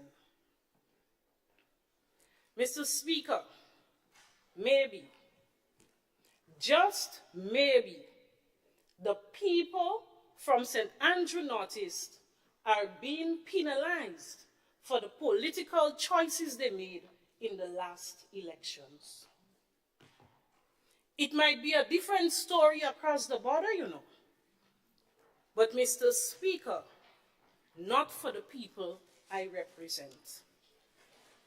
However, Mr. Speaker, the constituents of St. Andrew Northeast are resilient.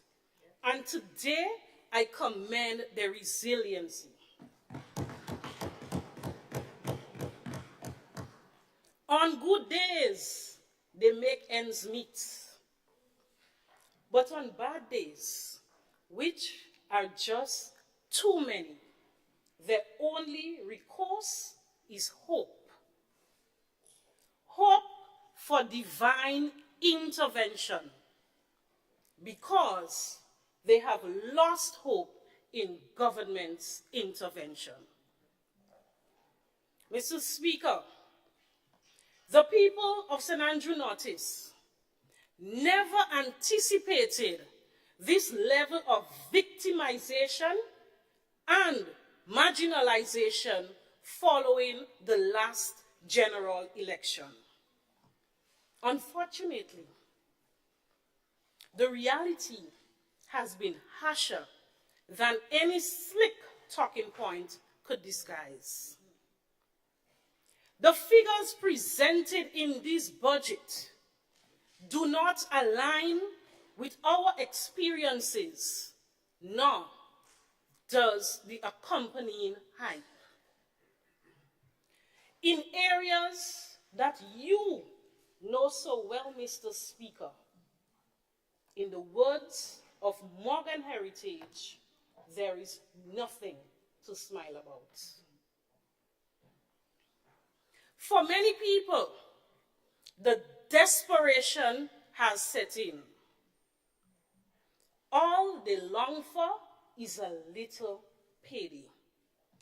However, instead, we have heard in this budget presentation larger paydays for a selected group of FFFs. That's how I call them. Family, friends, and financiers of those who are in power. Yes, Mr. Speaker, a few individuals prosper, and yes, a few are doing well. But this is painting a misleading, rosy macroeconomic picture. And I've heard it said in this house that elections have consequences. Well, for the people of St. Andrew Northeast, the consequences of the last budget have been dire.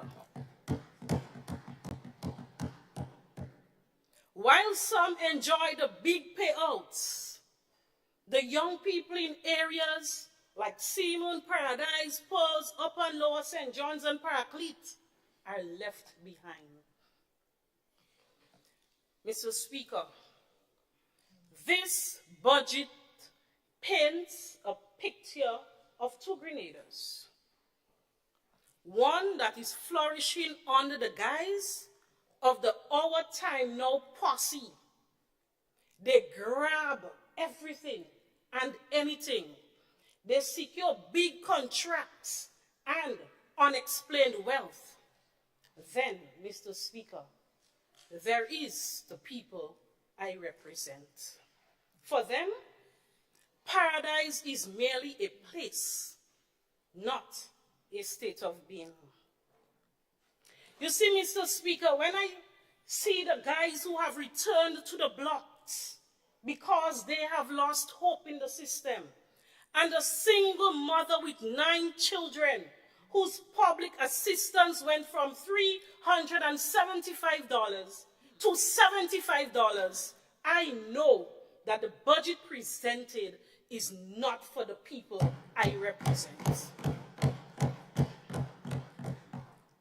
On Monday, Mr. Speaker, the Minister for Finance projected significant economic growth next year. But I question whether this growth will trickle down to better the lives of the people of St. Andrew Northeast. Many of them did not hear that projection on Monday, you know. Because while the minister was boasting about balancing the books, they were out struggling, trying to balance their lives. Mr. Speaker, I now turn my attention to youth. Take a drink of water on that. Mr. Speaker, we note that in this new budget, there is alarming cuts in programs relating to youth development and youth empowerment. A matter of fact, this government has failed to come up with any new initiatives regarding youth development. But even more troubling, Mr. Speaker, it has moved to cut the existing ones they inherited. In the next year, the government will spend almost $20 million less on a number of youth programs that have served the communities well. You would have thought, Mr. Speaker, with their pre-election rhetoric, that they would have invested more in those programs, or better yet, introduce new and improved initiatives. But, Mr. Speaker, they have been rudely awakened. Campaigning is easy. Governing is hard. The Imani and Empower program, flagship programs of the past administration, are those bearing the brunt of the cuts that we are seeing in this new budget. The number of young people who were engaged under both the Imani and Empower programs, or who will be engaged, will be cut substantially. From all indications, the Empower program, in fact, has already been cut. The government, this new administration, is masking the deconstruction, and the systematic gradual dismantling of those two important programs by announcing $500 increase for Imanis. Given a choice, Mr. Speaker, we will take every day 100 people earning $700 a month rather than 10 people earning $1,200 a month. Let's look at the new Imani program. Mr. Speaker, we all know that for years, almost a decade, this program empowered thousands of young people throughout Grenada, Carriacou, and Petite Martinique. It was never perfect, and we have always said that. And it will never be perfect. But the many young people who received great opportunities can testify about the role it played in their lives. Moving from batch 1 to batch 8 is testament of the commitment of the new National Party's administration to the young people of our country. Trainees received job opportunities, CVQs in various skills up to level 4, scholarships for universities locally and abroad. Mr. Speaker, the records will show that in 2021, over 400 trainees were transitioned into permanent placements. Another 153 trainees were on scholarship. 55 at SGU, 79 at TAMCC under the nursing and other programs, and 17 at universities abroad. Mr. Speaker, this current administration promised permanent jobs to the Imani trainees with the stroke of a pen.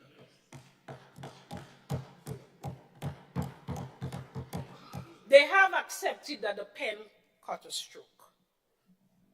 But Mr. Speaker, announcing the $500 to meet the minimum wage proposed for next year will only be for a few Imani trainees who are at the bottom level. So I ask the question, will those who are above that level be receiving that $500 too? The budget document was not clear. I'm asking the question, and to say that they too deserve the $500. Additionally, it was announced that from year end, they will receive 1-year contracts. Contracts, Mr. Speaker? Contracts were said to be illegal.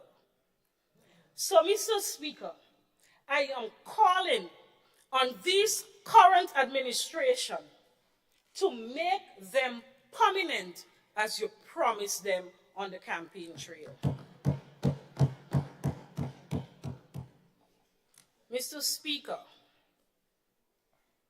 where is the Youth Biz program? Was there a name change?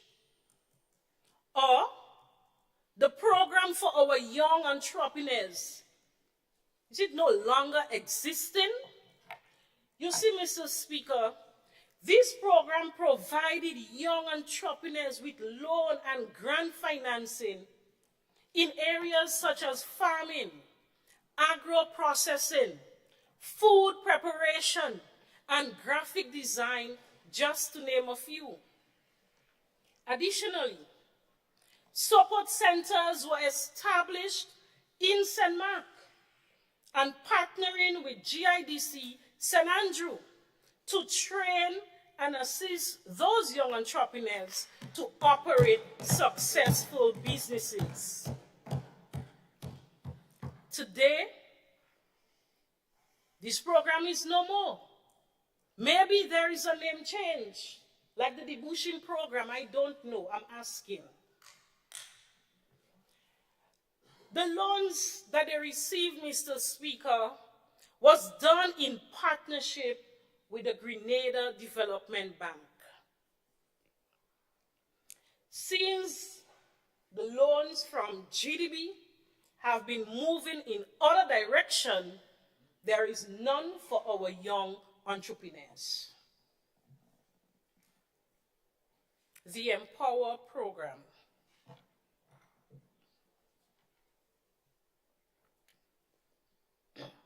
Mr. Speaker, there is an obvious cut in the Empower program. A program that was carefully designed to empower our young men, those on the blocks, those who dropped out of school, those who are incarcerated. Empower was the hope that these marginalized young men depended on, Mr. Speaker. Today, all hope is lost. The records will show, Mr. Speaker, in 2021, 115 participants received CVQs in areas such as plumbing, electrical installation, food preparation, and bartending, just to name a few. While another 25 young men gained full employment at their place of internship.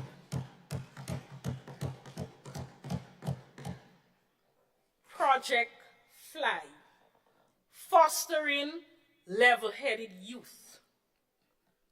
Mr. Speaker, I looked through the budget document. I searched up, down, across, on top, below, sideways, I did not see any budgetary allocation for Project Fly, fostering level-headed youth. This program, Mr. Speaker, empowered young people at the community level. Yes, in their comfort zone. We identified as at-risk communities for this program. We identified at-risk young people and gave them a second chance to develop the skills and knowledge needed to be successful. I am asking, Mr. Speaker, where is the budgetary allocation for Project Fly? If there is a name change, if there is a new program, then please indicate. It is clear, Mr. Speaker, by its policy, this government, yes, this current administration that sits on the other side, they are saying to the young people of this nation that they are not their priority. And they have done a very good job of selling that, you know. I am looking forward to the journey. No broad vision has been exposed for the enhancement of our young people. In fact, in his 2 hours presentation on Monday, only 2 minutes were given to youth.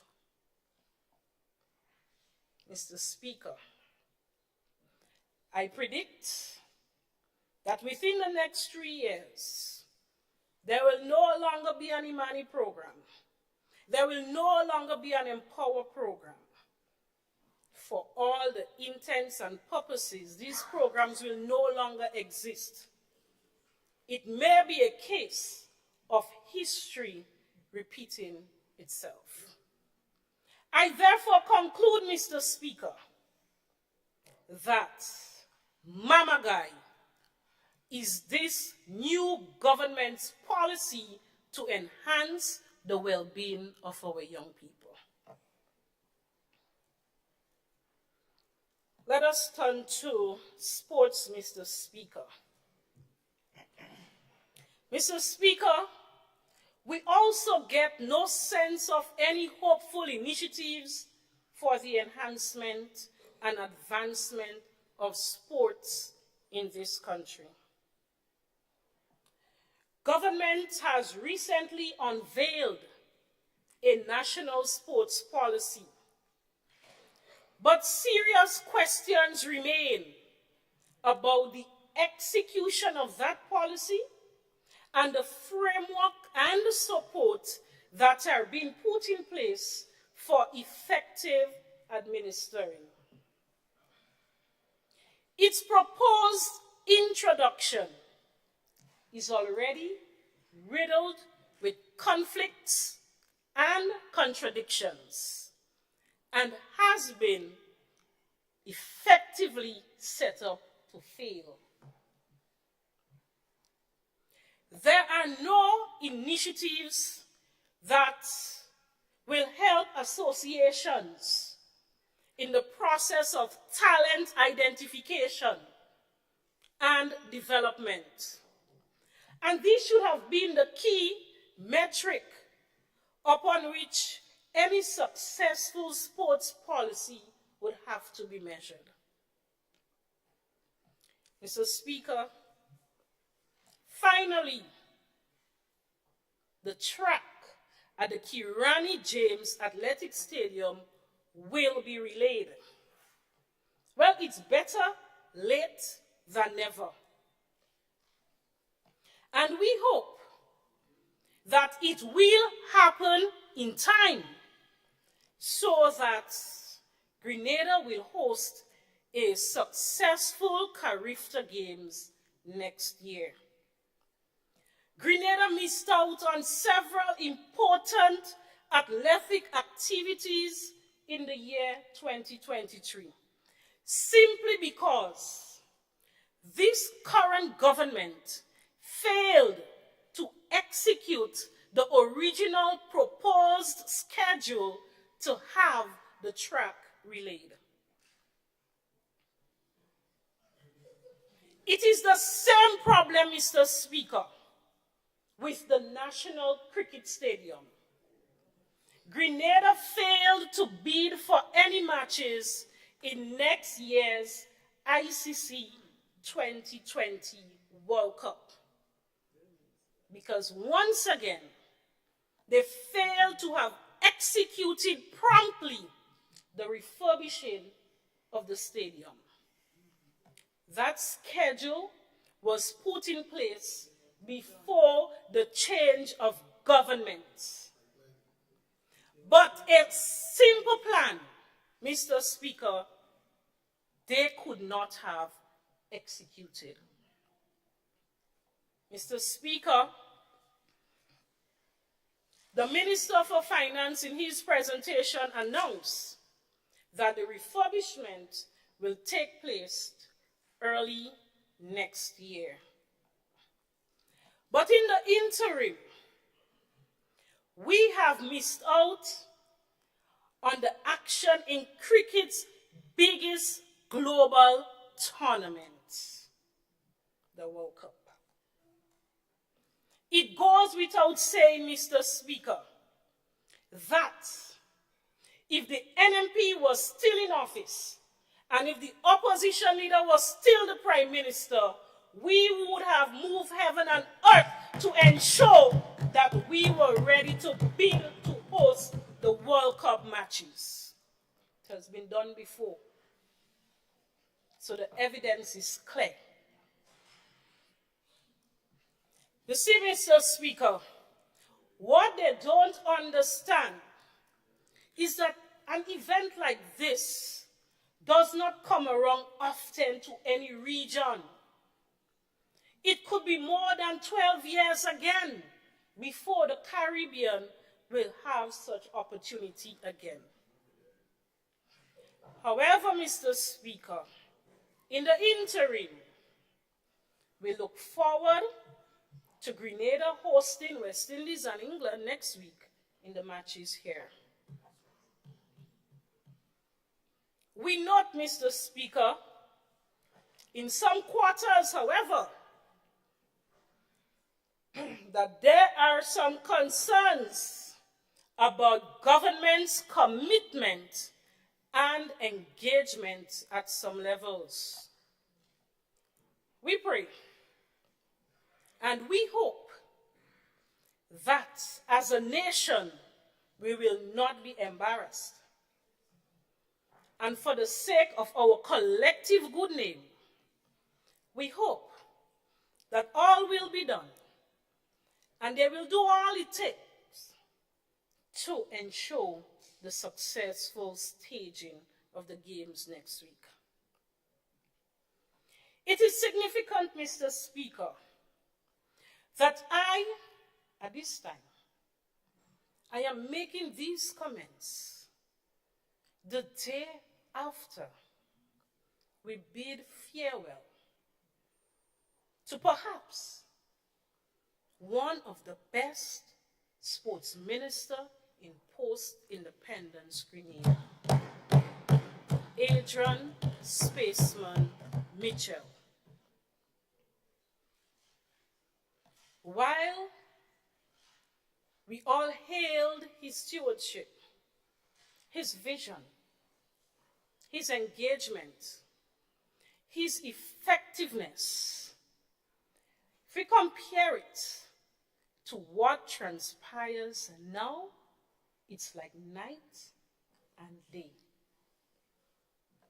Associations and people in the sporting fraternity, they are speaking about the current leadership who seems disinterested, disengaged, lacks enthusiasm, has no vision and provides very little inspiration. But before this debate is over, Mr. Speaker, I am sure you will hear a lot of platitudes, a lot of nice sounding phrases, and lots of exaggerations and false narratives from the other side when it comes to sports development. But what we know is that government support of the various organizations have been reduced. Mr. Speaker,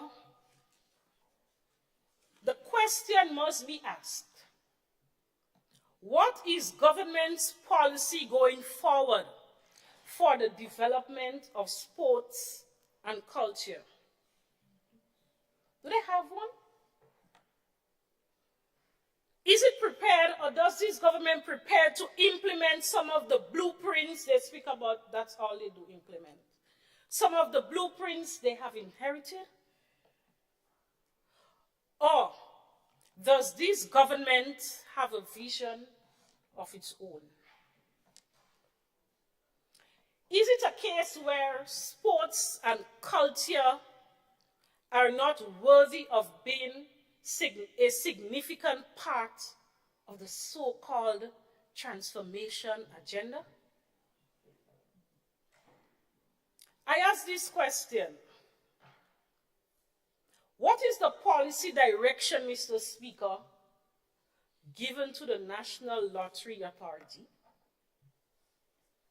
It used to be for funding and sponsorship towards genuine sports promotion and development.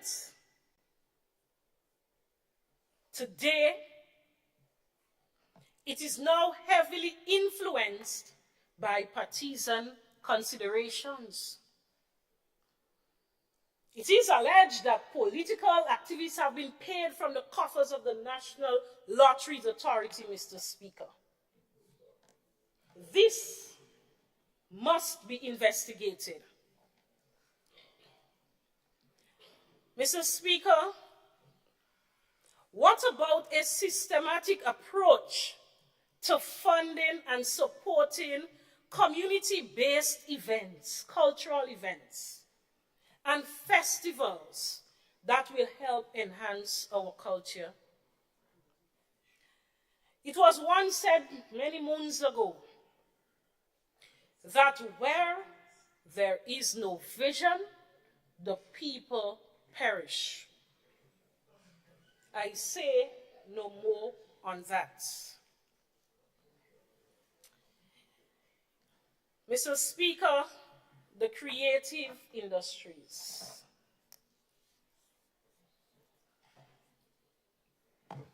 Just waiting for some attention. Yeah. The teacher in me, Mr. Speaker. The teacher in me. Mr. Speaker, regarding the creative industries, while millions have been allocated, it remains unclear, Mr. Toes, who benefits. There is a suspicion, Mr. Speaker, that these funds are yet another conduit for wealth transfer to the privileged few. Because the talented young people of Ahoma and Tivoli and Upper and Lower St. John's and Napotri are still waiting for their share.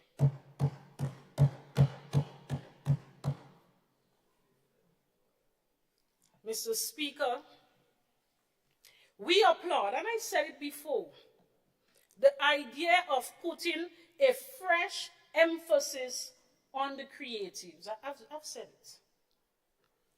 But maybe at this time, we need an update on what has been unleashed since Unleash. There appears to be no follow-up, no tangible achievements, or pushing the ball forward since that glitzy event that appears to have benefited certain subcontractors, Mr. Speaker, more than anything and anyone else. So, Mr. Speaker, wake up. Was this a genuine event about developing a subsector, or was it just another event that served as an opportunity for a hustle by certain subcontractors? Mr. Speaker, it will be useful if a full, transparent report on Unleash is presented. Mr. Speaker, let's give credit where credit is due. I believe that. This government has become very good at event management. No wonder. Anytime there is a vacancy, the move is to promote an event manager. The launch of the independence celebration, very good event management. Never mind the wild spending. Never mind the overrun budget. But what has transpired after? Nothing, Mr. Speaker. Sadly, Mr. Speaker, this government is fumbling its way around. And this 2024 budget is a very good indication. Mr. Speaker, as I close, I want to return to the beginning, to where I began my presentation today, to St. Andrew Northeast.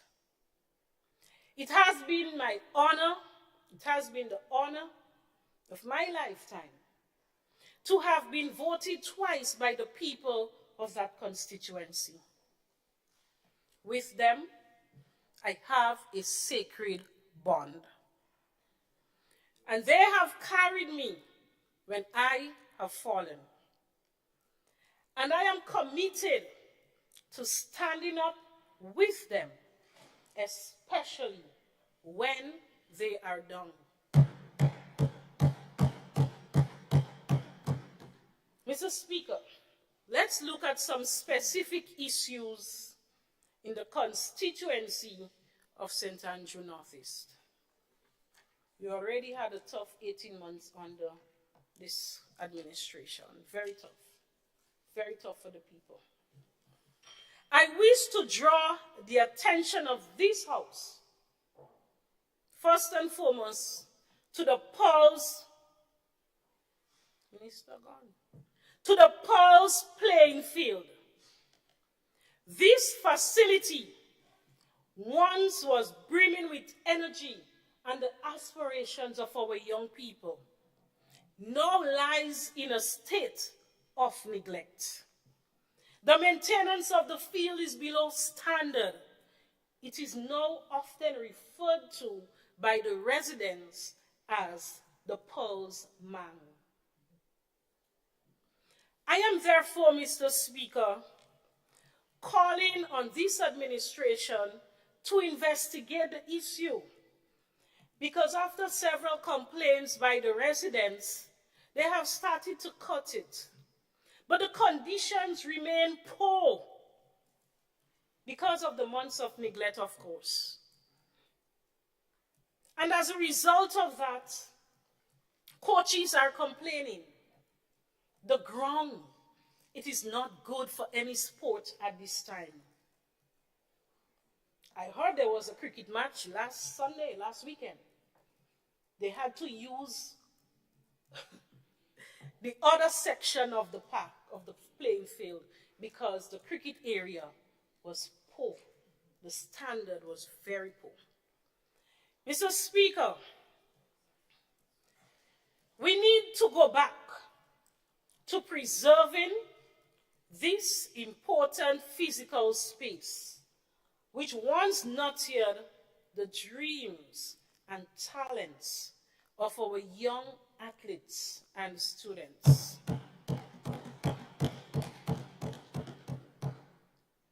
Their access to a well-maintained playing field is crucial for their development in sports and fostering a healthy lifestyle. This neglect, Mr. Speaker, is more than just a missed opportunity. It is a disservice to the young people and the community. The Simon Cultural Center. Mr. Speaker, I am pleased that the work which was once stopped has restarted and the work is ongoing. Because the Simon Cultural Center will be more than just a space for the young people and the constituents of St. Andrew Northeast. It will be a hub for all Grenadians, young and old. And once completed, it will be a place where culture, tradition, and modern aspirations will meet, creating a melting pot of ideas and shared experiences.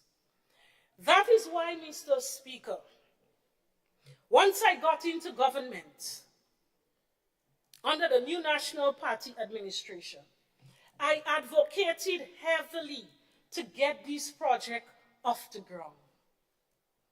It was not easy, but we got it off the ground, and I'm happy that the work is progressing. This center, the Simon Cultural Center, where I was born and raised in that area, is the testament of our commitment to the holistic community development and embracing every member of our society.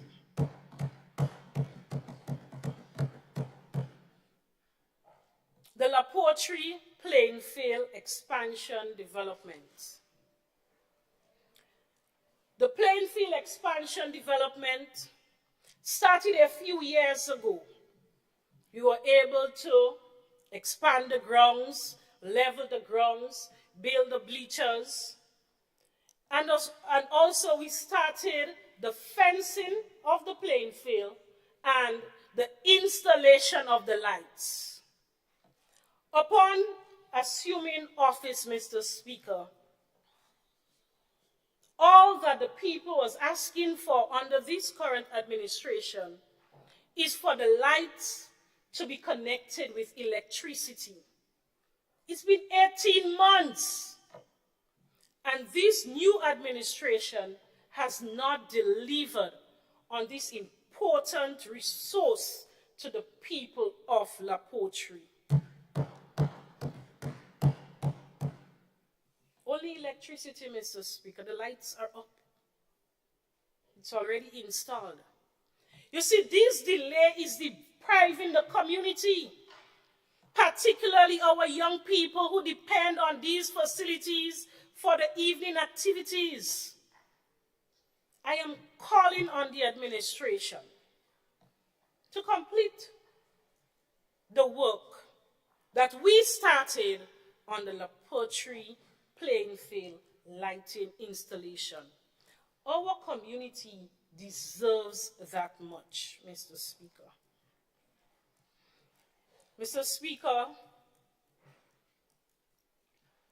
the Grenada Christian Academy, GCA as we call it, located in Pulse. The progress of that school, Mr. Speaker, a project that was brought to fruition through the hard work of the new National Party administration. Yet, this government failed to acknowledge the fundamental and foundational efforts that our administration did to get the school to where it is today. We heard there was a signing for the contract. It is crucial, Mr. Speaker, that we acknowledge the groundwork for this project. It took decades. The situation was unique, different from the Montrose, different from the Bishop's College that were ready in a few years. The GCS situation was unique. However, we have to acknowledge that the groundwork was done, from the land identification to the source for the funding source under the GIP project, to the environmental assessments, the numerous community consultations, the drawings, the designs, the drawings, and starting the tendering process. All this current administration did was organize to award the contract. Yet, they failed to acknowledge the hard work of this administration, led by my colleague MP here, MP Emmeline Pear, when she was the Minister for Education. Mr. Speaker, it is through such recognition that we will build a spirit of continuity and bipartisanship in our governance. Do not appear as if it's all your work. You got the easiest piece of the pie, Mr. Speaker. Please acknowledge the groundwork for this project. No. Mr. Speaker, beyond these local concerns, this budget reflects broader national issues that cannot be overlooked. The alleged economic growth is not trickling down to the average Grenadian. No, it's not. No. Go on the ground and you'll find out. Instead, Mr. Speaker, we witness the transfer of wealth to the politically connected, leaving the majority behind. And they know it. Their own people are complaining. They know. The plight of our people is not a mere anecdote. It's a reality that this budget fails to address. The gap between the haves and the have-nots is widening. And this budget does very little to bridge the divide. Instead of concrete plans for job creation, economic diversification, and social support, we see policies that further entrench inequality. The management, Mr. Speaker, of this situation calls for steady, visionary leadership. It calls for clear policy initiatives. Managing an economy is not managing a gala. It is not executing an event. It takes being sensitive to the needs of our people. And to understand them by feeling their pain. Mr. Speaker, as we look ahead, the question remains, what kind of Grenada do we want to build? Do we continue on this path of uneven development and unfulfilled promises? Do we strive for a Grenada where every citizen, regardless of their political allegiance, can share in the nation's prosperity? Our young people, small business owners, farmers, and every citizen of St. Andrew Northeast deserve a government that not only listens, but acts on their behalf.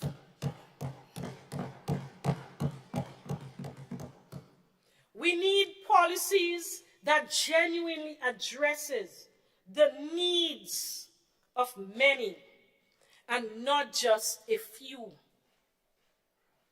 It is time for this government to step up, not into the clouds, but step up and deliver on promises of economic empowerment, fairness, and inclusive growth. Mr. Speaker, I stand here not just as the representative for St. Andrew Northeast, but as a voice for a more fairer and inclusive Grenada. A Grenada where opportunities are accessible to all, where development is balanced and sustainable, and where every citizen can look forward to a brighter, more prosperous future. Thank you, Mr. Speaker.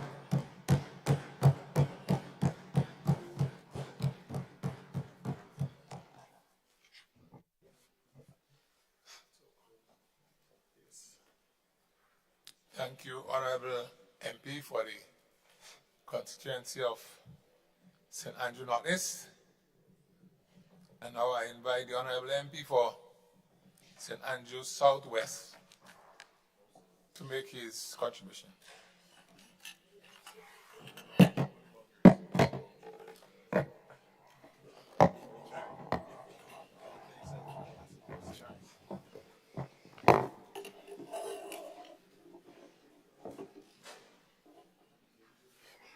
Thank you very much indeed, Mr. Speaker.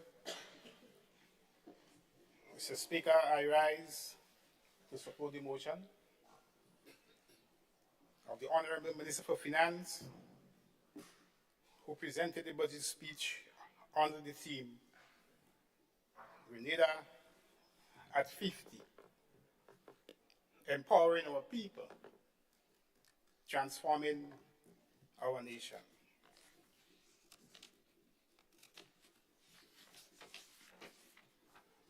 Mr. Speaker, I would want to thank our Prime Minister for assigning me the task to manage the portfolios of economic development and planning, tourism, ICT, creative economy, agriculture, lands, fisheries, and cooperatives. And I'm very mindful that the Prime Minister has entrusted the key economic sectors of our economy to our team. And so I take this opportunity to thank the Father Almighty for good health and for the strength allowing me to serve.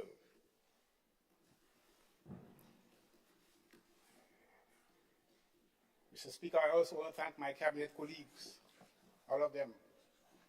They've been a great team working together with their advice and with their motivation. But Mr. Speaker, I am in this honorable house today because of the belief and the confidence that the people of St. Andrew Southwest has in fact placed in me. And Mr. Speaker, they are here today. Take a bow, take a wave. They are here today. They never give me up, Mr. Speaker. They always there. That's what I refer to them, always there. So I'm indeed mindful and grateful of the motivation and the enthusiasm. And because of them, Mr. Speaker, I am here to represent the hopes and dreams and aspirations of the constituents of St. Andrew Southwest. But because, Mr. Speaker, at the time I was the only successful candidate of the National Democratic Congress, I had to virtually represent all of the people of St. Andrew. And I want to say to the member of St. Andrews Northeast that, in fact, many of your people will have visited me.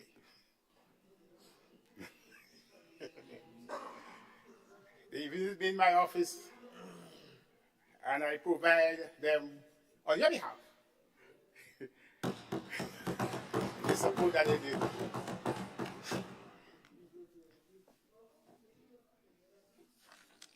Mr. Speaker, I want to say this. You see me? I cherish my job. I always, since my school days, and I went to school with Minister Peter David. Since my school days, Mr. Speaker, I always wanted to be in a position to represent and to contribute meaningfully to the social and economic transformation of our homeland and of our people. And so, Mr. Speaker, in what I do, I am guided in my effort by a philosophy of life, a philosophy of self-fulfilling prophecy that says that if you think things are going to get worse, you are going to act as if they are getting worse, and they will get worse. But if you think that things are going to get better, Mr. Speaker, you're going to act as if they are getting better, and they will get better. And certainly, Mr. Speaker, over the last few months, I have acted as if things are getting better. And we can all certainly well appreciate that things have certainly gotten better in this country.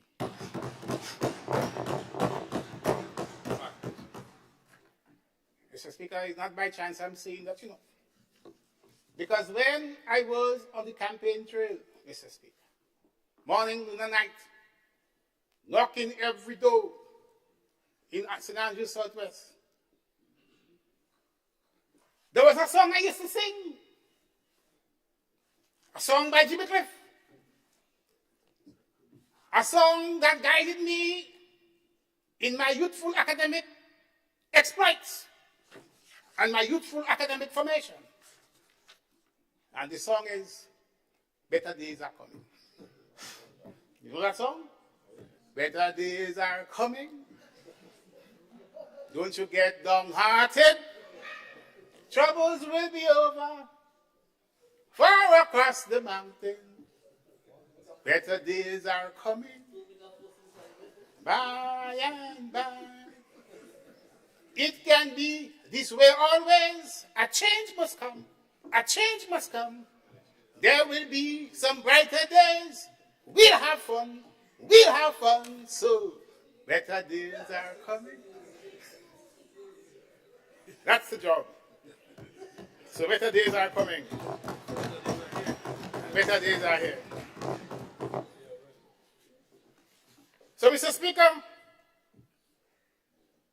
I want to, in this address, speak about our constituency, Southwest, and then speak about how the ministry that I was asked to manage, how that ministry would have contributed to Grenada's economic development and transformation.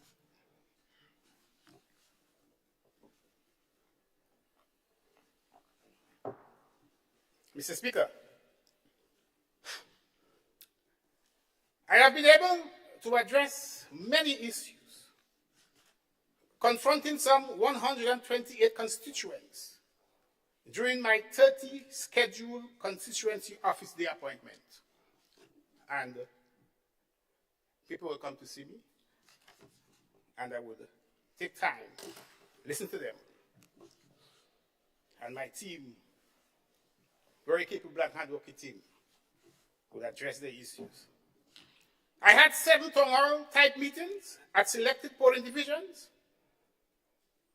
where I had very close-up interaction with my people and where they pointed out to me what I had to do to make things better and to do a better job. One thing about the people of Southwest, they are always there. They are always there. And I remember that statement, that book I read when I was in school by Dr. Walter Rodney. And the name of the book was The Groundings with My Brothers. And in that book, Rodney was making the point that as a politician, one thing you must always do is maintain that grounding with your people. And I learned that since in days of GBSS. So, Mr. Speaker, we've been able to provide employment for a number of people. Long-term employment, 51 of them in administrative, clerical, agriculture, domestic, and other sectors. 25 obtained employment through contracts because we gave full security contracts to companies. 20 were employed on a continuous basis as members of the house repair and bathroom and toilet construction brigade. 105 gained short-term employment through our village, our various villages. 995 got short-term debushing jobs. Mr. Speaker, a lot of things has been happening in St. Andrews Southwest. A lot has been happening. 122 constituents were provided with material assistance for the house repair. 45 constituents were provided with construction materials for bathrooms and toilets. Our housing brigade assisted 52 constituents in constructing and repairing their homes. The brigade, in fact, Mr. Speaker, constructed 9 new houses, and 15 families were assisted with bathroom and toilet construction.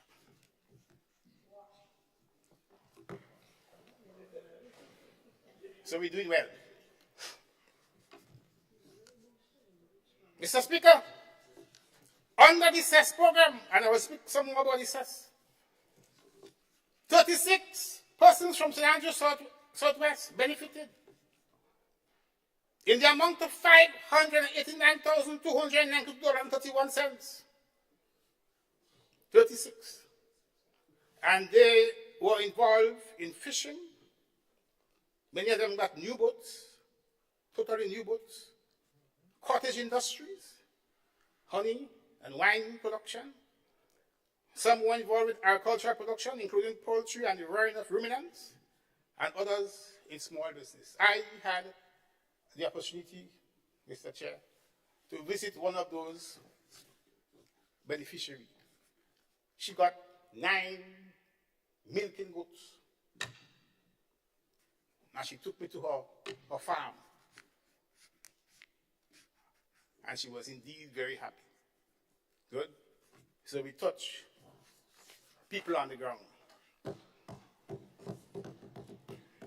Mr. Speaker, 43 new persons from Southwest were added to the seed program. 43 new persons. And we have more to come. Mr. Speaker, Southwest is a huge place. We have 14 polling divisions. And almost every single polling division receives some form of infrastructural development. So in Munich, 4 concrete roads were built, and 1 is presently under construction. I visited some myself. I went in Monaco, and I went in the Bamboo to see them roads myself. And then people glad. They're glad. They say toes, they just call me toes in my constituency. They say toes, you see that road you build there? You win already. They're so glad. They say toes, you see that road you build there? You win already. You're touching the people. In Soubise, and I'm living in Soubise, you know, but I only do 2 concrete roads in Soubise. 1 is ongoing. Soubise people don't understand that. In Ford, we complete 1 concrete road. In Tenerife, we are constructing a bus shed. That will finish very soon. In fact, we may get it tonight for Christmas. In St. James, we have completed 4 concrete roads and slipper drains, and we have 2 under construction. And these are long drains, 630 feet, 225 feet long drain. And some are being done with self-help. So we're organizing the people. In Richmond, a bus shed is being constructed as well, and 2 concrete gaps have been completed. In Hartford Village, 6 projects of varying nature have been completed. In Walker, 1 culvert is completed. In Carriacou, 4 projects of different nature have been completed. Some of them is also in Walker self-help. Because people are saying to us, just bring the materials for me, we'll get it done for ourselves. In Granbra, 5 projects have been completed. And of course, 1 is ongoing.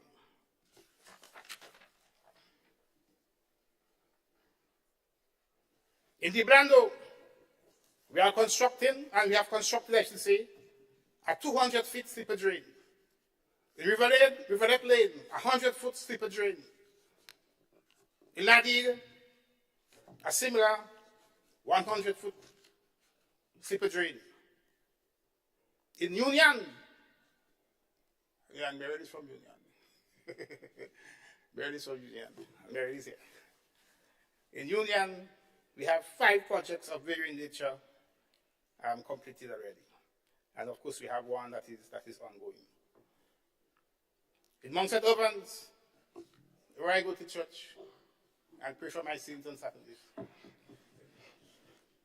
we have constructed some concrete roads and also a slipper drain.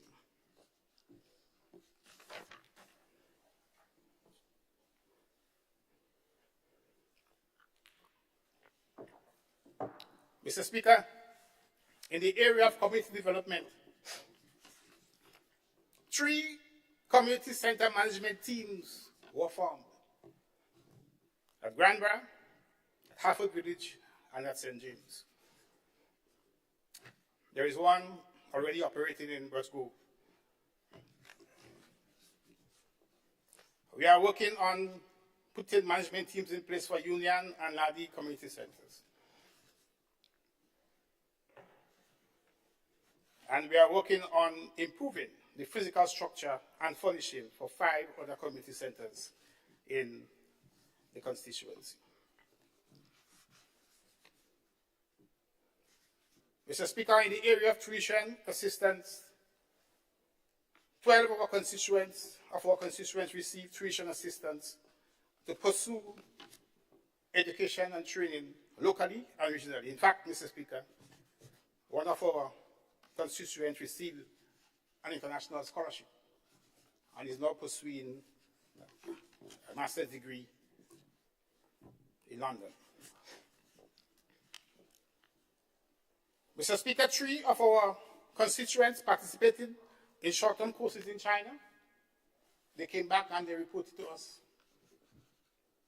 how nice these courses were in terms of helping them to acquire a skill. And of course, Mr. Speaker, we were able to give a number of donations to our constituents, both in cash and in kind, to individuals, to sporting organizations, and to sporting clubs. I want to say, Mr. Speaker, that for the Budsgrove Community Development Committee, we were able to provide them with some computers.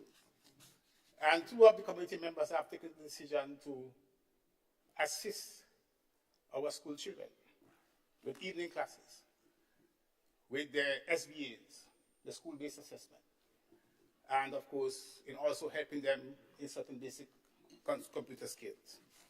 And we want to do more of that in our constituency. In fact, our intention is to convert, if not all, most of our community centers into resource centers and utilize them to train our young people. Mr. Speaker, I want to say this. We have a steel ban in St. Andrew that came into being since the 90s. And every year they take part in Panorama. And they do so without any sponsor. So people just say what they have to say when we travel. But I always say to people, when I travel, and I go and look for money and help for my people. So when I was in the top and Caicos Island, I met this lady who is in charge of the Sandals Foundation. And I said to her, "But where are you from?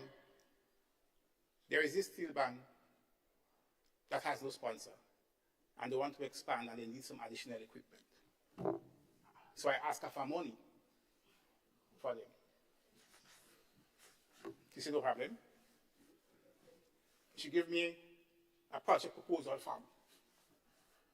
She told me, fill it up and send it back to her. So when I reached home, I called the manager of the bank, Mr. Fortune, and I said, "Mr. Fortune, look, fill up this thing and send it back to the Sandals Foundation, to Miss Heidi, to Miss Heidi's too." He did so. 2 weeks ago, I met Mr. Fortune in a little rum shopping every rider's line. He said, "Mr. Tosh, you know what happened? I get a nice letter from Miss Heidi. And the letter reads, you read it for me. We have approved for you," which is the bank, "a grant of $32,000. And that money is going to be used to buy some new chrome pan from Trinidad for the steel band in St. Andrew." Mr. Speaker, we receive a number of requests for street lights. And we are working with Grenlec to have them installed. Some, in fact, would have already been installed. So, Mr. Speaker, the point I'm making is this. In St. Andrews Southwest, as the song says, things are getting better. Better days are coming. And we already have our plan for 2024. That is in place. So I'm saying to the people of Ford, and they have been good to me because I grew up in Telescope, and Ford and Telescope is neighbors.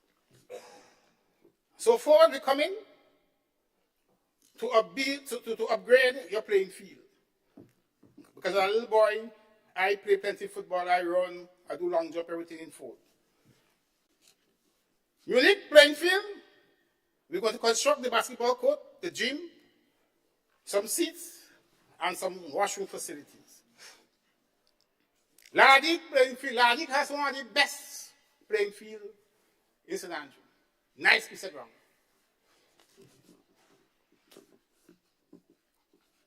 Last week I met with the Lardic Community Development Center. I promised them that we are going to upgrade Lardic playing field. So that is coming. Union Community Center, we plan to put an upper floor with some sitting accommodation.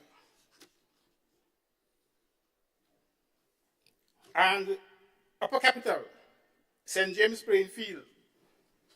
Mr. Speaker, the young men in that area, they have been asking for a tough wicket. We had a little town hall with them about a month ago, and all the young men said they want a tough wicket. So we have that done to do for them, Mr. Speaker, for St. Andrew Southwest, very early in 2024. So I repeat that I once again want to express my support, my thanks, say thanks to the people of Southwest and to my team here with me for the work they have been doing with us. But, Mr. Speaker, as I said before,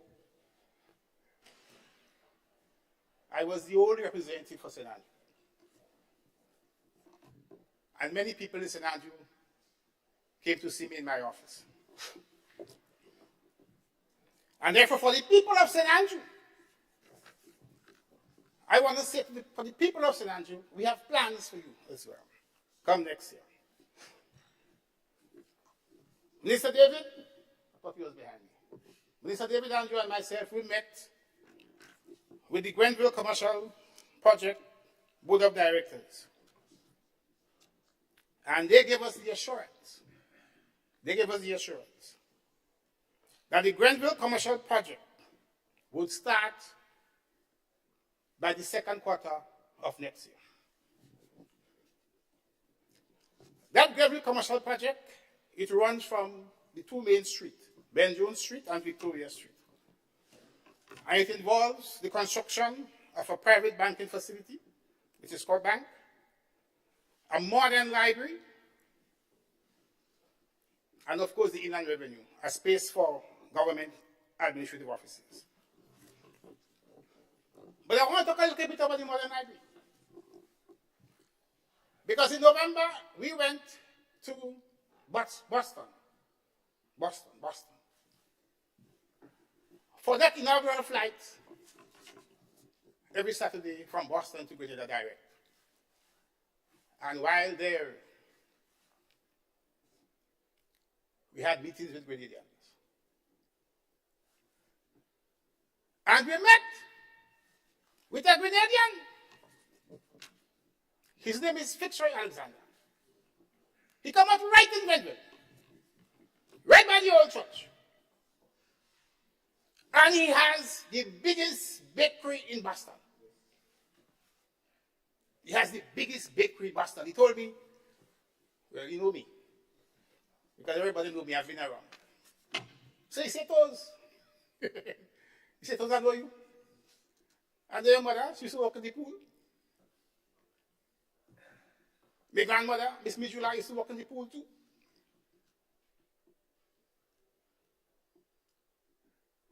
So he said to us, it's the first time a minister of government has come to visit me, you know. So he's glad. Glad.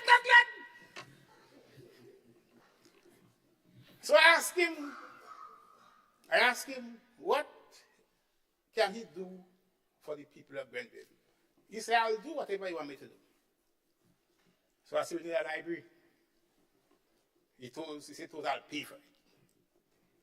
He told us I'll pay for it. So we're getting that money for the library, for this project. All right? That's one of the good reasons why we travel.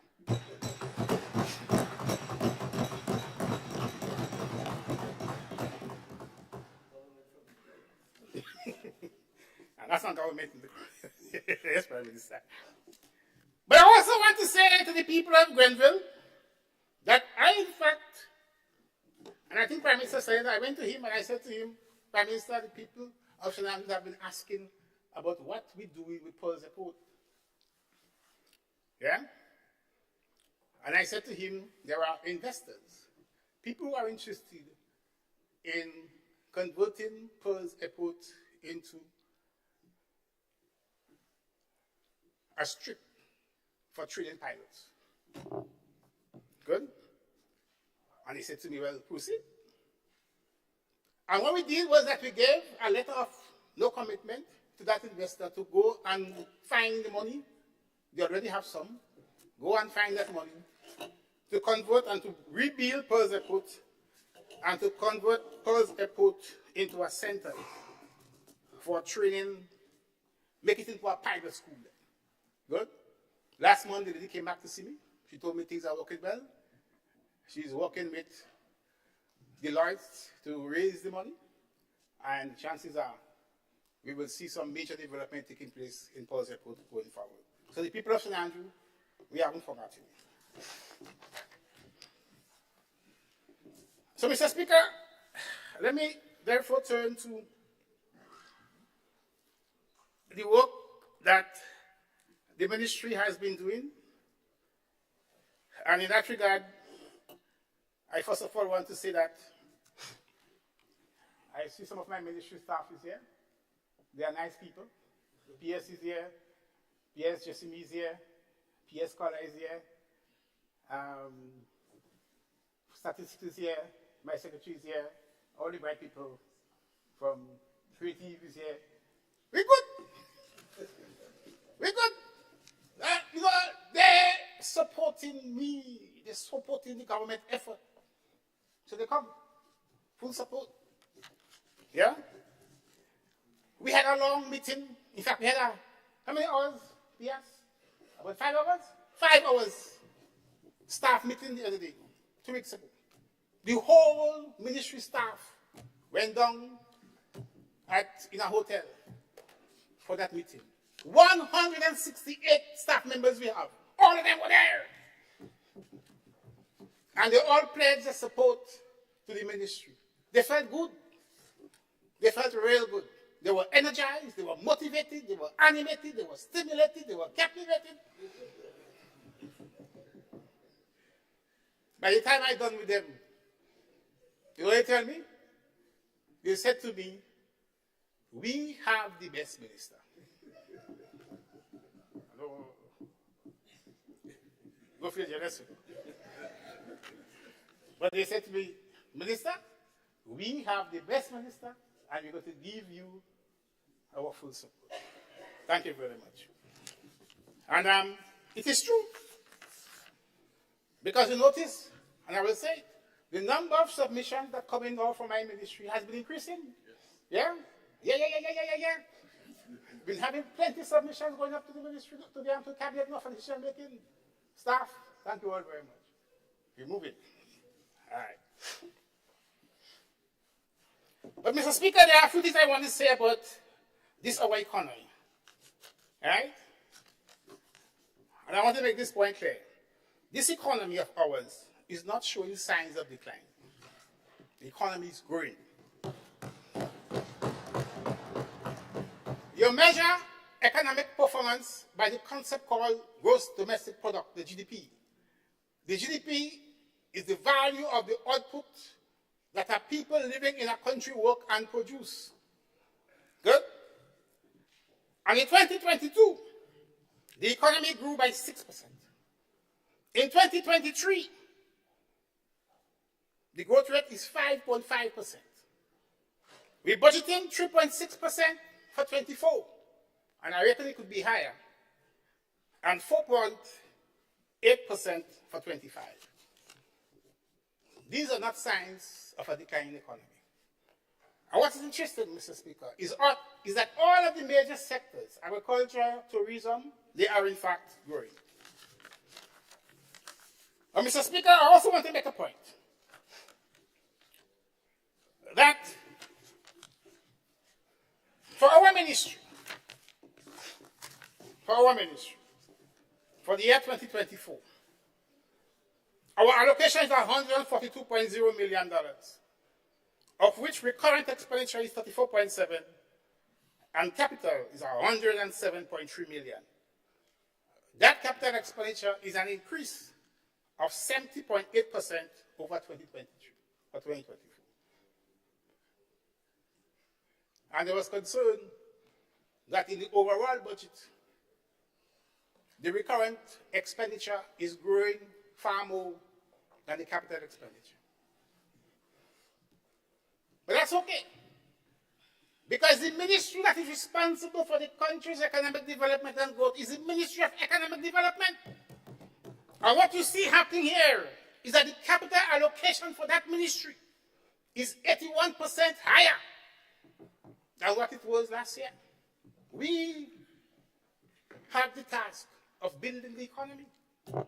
Good? But more than that, Mr. Speaker, I want to be a little bit technical so that our people could understand. Capital expenditure versus recurrent expenditure. There is a view that capital expenditure is what leads to growth, and that it leads to growth more than recurrent expenditure. But the point is this. Capital expenditure does not impact immediately on growth. Capital expenditure growth lags. And the reason being that it takes time for the project. It takes a year or two for a project, for a road to finish. It takes a year or two for the cement pavilion to be completed. Yeah, it takes some time. So the impact of capital expenditure is felt down the road. So when economists are modeling the impact or the effect, the correlation between capital expenditure and growth, what they will do is that they will lag capital expenditure. So you'll see a T minus 1 and a T minus 2. And those T minus 1 and T minus 2 is to cater for the impact, the historical effect. Yeah? But on the other hand, recurrent expenditure can impact on growth immediately. In fact, when countries are in a period of economic downturn, they're in a recession, and you want to turn this around, what most governments do is to implement what is called expansionary fiscal policy. Expansionary fiscal policy. And expansionary fiscal policy has two components. One is you increase recurrent expenditure, or two, you lower taxes. The impact is the same. The impact is that your disposable income, which is your income after tax, increases, and there are more money in the hands of the people to spend.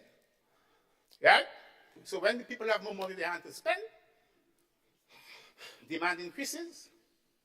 If demand increases, then suppliers, producers have to produce more to meet that demand.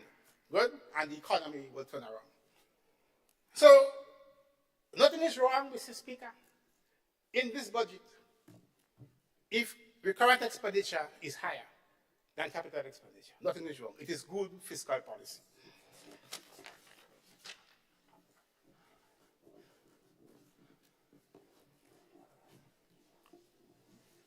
So, Mr. Speaker, the economy, I said, is growing, and there's a reason why this economy is growing. And I want to talk about this a little bit.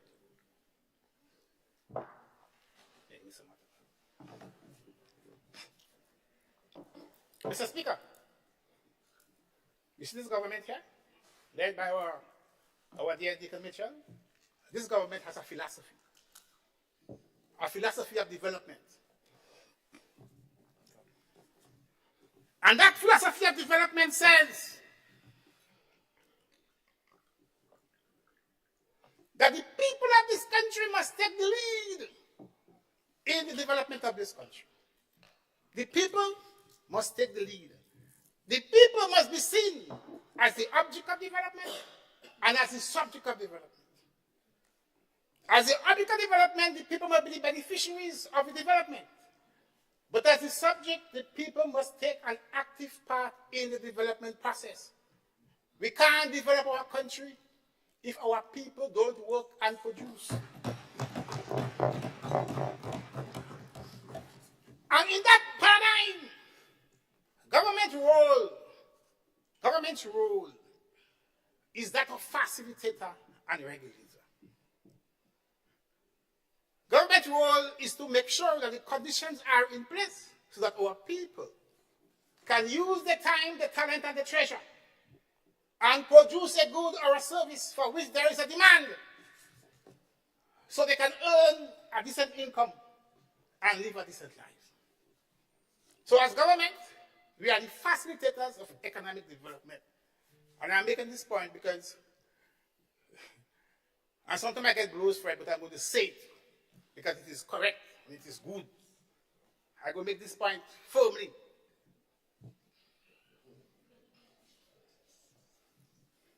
There is too much government in our country. There is too much government in the economy. If you want an economy to develop, my people, you have to put the development in the hands of the people. So we have to educate them, train them, empower them. Yes. And provide the conditions for them to use their resources to produce. The industry that we have to produce, the industry must come from our people. And government must facilitate that process. I remember in an economic class, the professor asked this question: what's the role of government in the economy?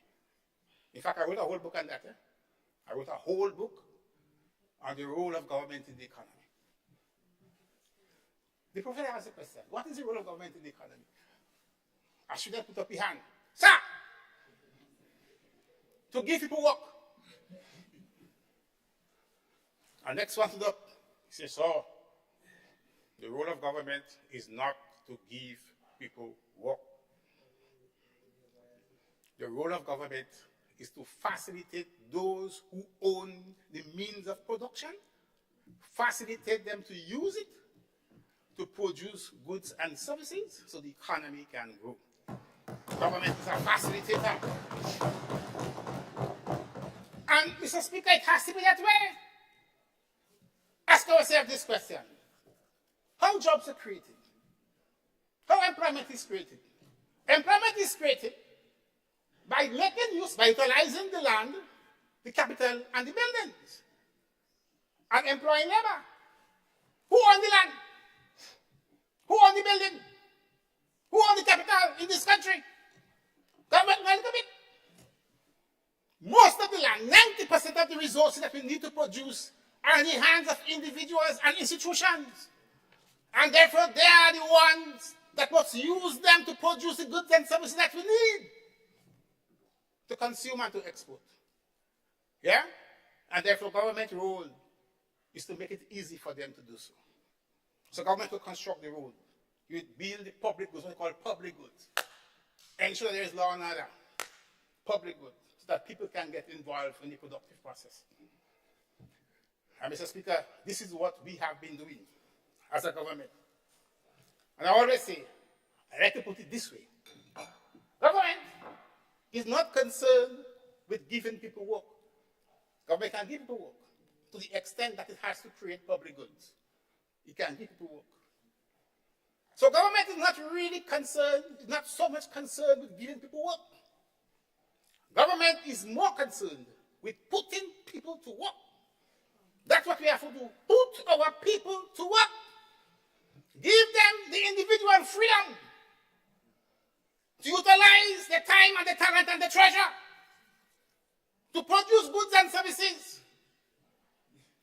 so that they can become economically independent and rich. And they wouldn't have to depend on government for handout. What we want to do is to give our people not a handout, but a hand up. A hand up. And all the programs that I'm going to speak about just now, that we have implemented, are geared towards giving our people a hand up, so that they can see themselves as the ones responsible for this country's development, and they would use the resources, the time, and the talent, and the treasures, and help develop this country and transform this country. And Mr. Speaker, right at this point, I want to make another point. I want to say a word on poverty.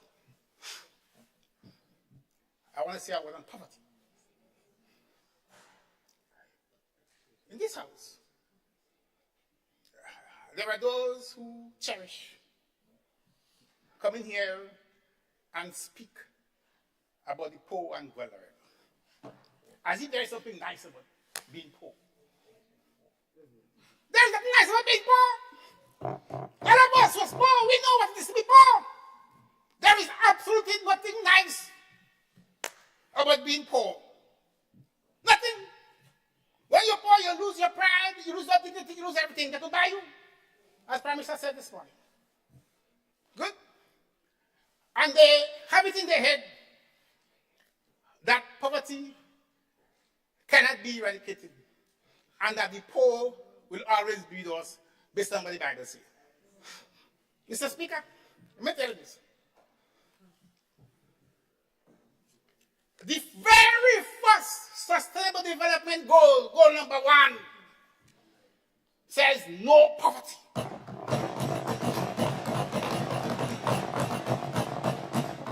Goal number 1 says no poverty. What that means? And we subscribe to that. We subscribe to those goals. And you come in here every time and talk about poor and vulnerable. It's about time you stop that. Having been in office for so many years, you should have put the plans and programs in place to eradicate poverty, and that's what we're doing now.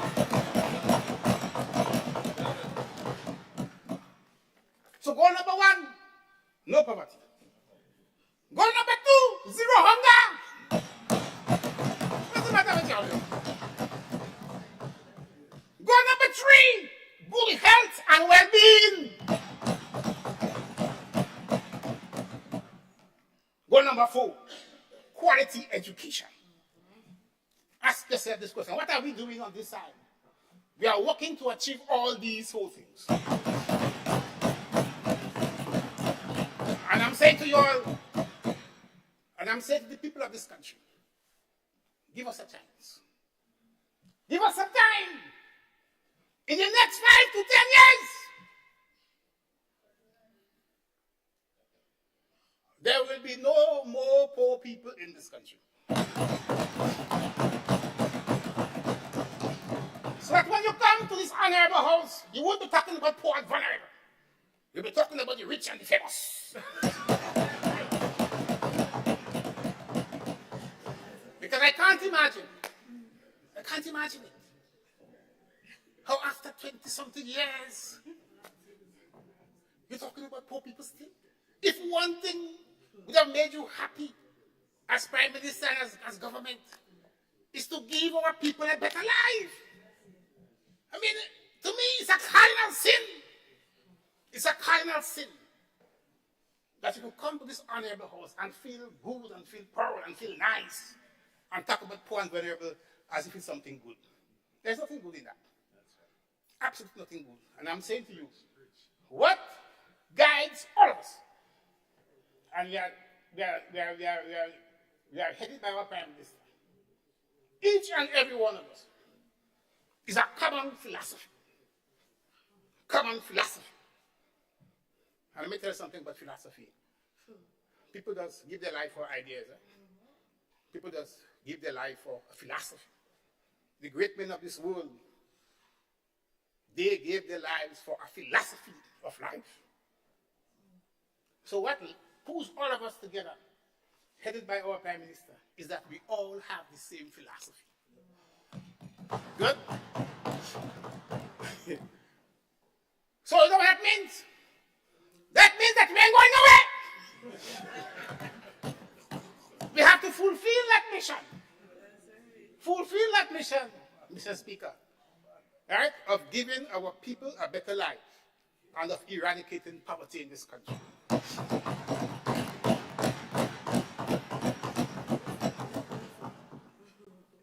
And Mr. Speaker, I want to say to you that That's not hard to do, you know. All it takes is a visionary leader, as we have, with a good heart, very good heart for people, and a commitment and a drive and an enthusiasm, with some good projects and programs in place. Yeah? And we're going to see our people chew.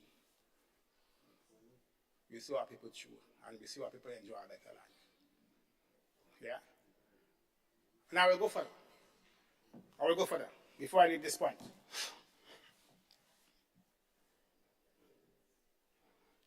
When I graduated from University of West Indies with a master's degree in development economics, and I studied development economics. Development economics has to do with what countries have to do to develop. My professor Carriacou said to me, I am sending you back to Grenada. And I hope that you use your education and your scholarship never to keep your people poor, but to help them to improve their living standard. That's what he told me. I can't let him down. I can't let him down. I was in Washington in May of this year. After the IMF meetings, I met some of my friends who used to work with me at the Central Bank. They said to me, Toes, you know I'm happy that you are where you are. But one thing I want you to do for us is to make sure that you take the Grenadian people out of poverty and give them a better life. I can't let them down.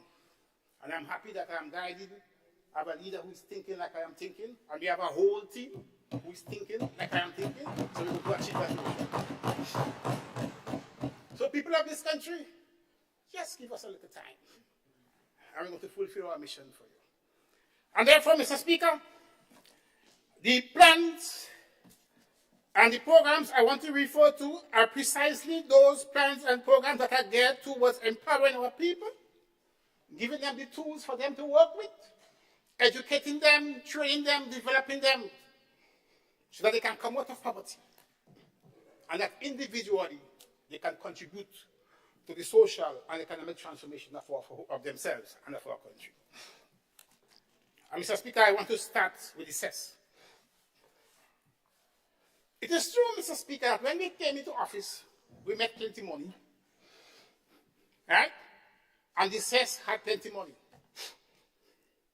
But there's a reason why the cess had plenty money. The money was supposed to be given to all those who were affected by the pandemic. The bus drivers, those who work in the hotels are coming. Give me 10 minutes, please, sir. Can you have 20 minutes, please? Honorable, the bill indicates that you have 10 minutes. No, but remember, Minister, I have a long ministry, so I have a lot to say. Yeah, it doesn't matter. All right. Each member has the same amount of time. All right. So what happened to the cess? Each month, those who were affected by the cess were supposed to receive $800 per month for 3 months. The government paid them only once. Only one month they got paid for. Right? And I remember when I was in the credit union, the busman came to me and said to me, I want you to help me reschedule my loan because I was expecting that money from the government and we didn't get it. And I was able to do so. So with this cess, Mr. Speaker, we were able to pay out in equipment and tools for small businesses, around $10 million. Over 450 people then benefited from that. Money, assistance directly to their businesses. Good? And I will tell you, I have the numbers here. In agriculture, 56 persons, $1 million. Agro-processing, 25 persons, 416,000. In fishing, 106 persons, 1.9 million, $2 million. And the list goes on. Livestock, automobile industry, service sectors, food industry, creative sector, retail, and so on. Good? That was a project geared towards empowering our people, giving our people the kind of assistance that they need so they can work and produce and help themselves and contribute to the economy. Mr. Speaker,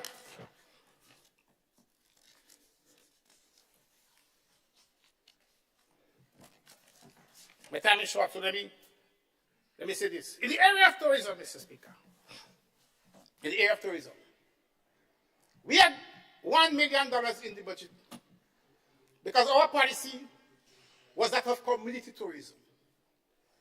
So we put $1 million in the budget to assist small businesses who are involved in the tourism industry. And we said to them, fill up this form, fill up this proposal, submit it. Good. How you could expand on your tourism product and your tourism service, you can get up to $75,000 as a grant. Yeah? Mr. Speaker, we received over 600 applications. The committee looked at them, our internal committee looked at them, and out of them we selected 28, and we took 28 to our committee, internal committee, to review and make a recommendation to our minister. The committee recommended 15 to receive that grant of at least up to $75,000 to help them with their tourism project. Some of them are in your constituency. Yes, there's a young man up there, he's doing something with the Carriacou. Yeah, no, your people, that's my people, your people. I'm looking after your people. But throughout the country. Good. So we have contacted them. And come the 13th of December this year, we're going to have an official ceremony in which we make that grant available to them.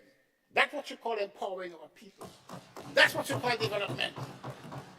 Good? So they can expand them. Good? Mr. Speaker, we have reinstituted the institutional framework for the management of our public sector investment program so that our country's development could be properly planned and organized and be orderly done. Good? And in so doing, Mr. Speaker, during the year, we trained 10 graduates from TAMCC, 10 of them. We trained them in the procurement guidelines of the World Bank. And some of them are now working with our procurement unit. But more than that, we trained 51 public servants in the project management cycle. How to write projects, how to prepare projects, submit it to donor agencies, good, and get financing for our projects. 51 of them were trained with the help of the Caribbean Development Bank. Part of the program was, it was what you call, some was virtual and others were in person. Good? So now we have 51 public servants well trained in the project management cycle. Good? The results of that, we're going to see a faster implementation of our projects, and our country's development will be taking place much faster. Good? And I must give P.S. Kim Frederick some kudos for that, because she really worked hard to get that project in place. Mr. Speaker, we have taken the decision to do a study of all government dilapidated buildings. There are so many buildings that government has all over the place. Look at them around you. You could see them. And we, as a government, spend millions of dollars every year in rent. Right? And you know what we're going through with that. So we have already identified about 15 of such buildings. We are going to upgrade them. Under the Ministry of Infrastructure, there is an allocation called repairs to government buildings, upgrading government buildings. Yeah? These buildings will be renovated and made suitable for our public servants to work in a more comfortable environment. You hear the trouble we've been having renting all over the place. But apart from that, Mr. Speaker, we're going to put a management team in place to make sure that these buildings are properly managed, so they would not be having problems for our staff down the road, Mr. Speaker. And I will soon take that to our cabinet for approval. Mr. Speaker, we have the Rural Enterprise Development Unit, under which we are implementing the Small Agriculture Economic Program, SIEP. Good. SIEP has three main components: enterprise development, climate smart agriculture, and program management. Mr. Speaker, I want to say, because there is so much talk about we not attending to agriculture, and we're not developing our country, and we're moving away from the people. Mr. Speaker, we received 315 proposals from young entrepreneurs, right? And they're going to receive the first, what we call the first push grant to start a business. 97 entrepreneurs would have received additional financing to access their business grant, and these grants are being administered by the Grenada Industrial Development Corporation. And the areas include manufacturing, agriculture, professional service, cosmetology, agro-food processing, and so on. Good? We have completed the training of 231 people, right? People who own their business. We train them in areas like cash flow management, record keeping, payroll administration, adopting innovation into their businesses. With the help of the Food and Nutrition Council, we provided practical nutrition training to over 300 children in Grenada, Carriacou, and Petite Martinique.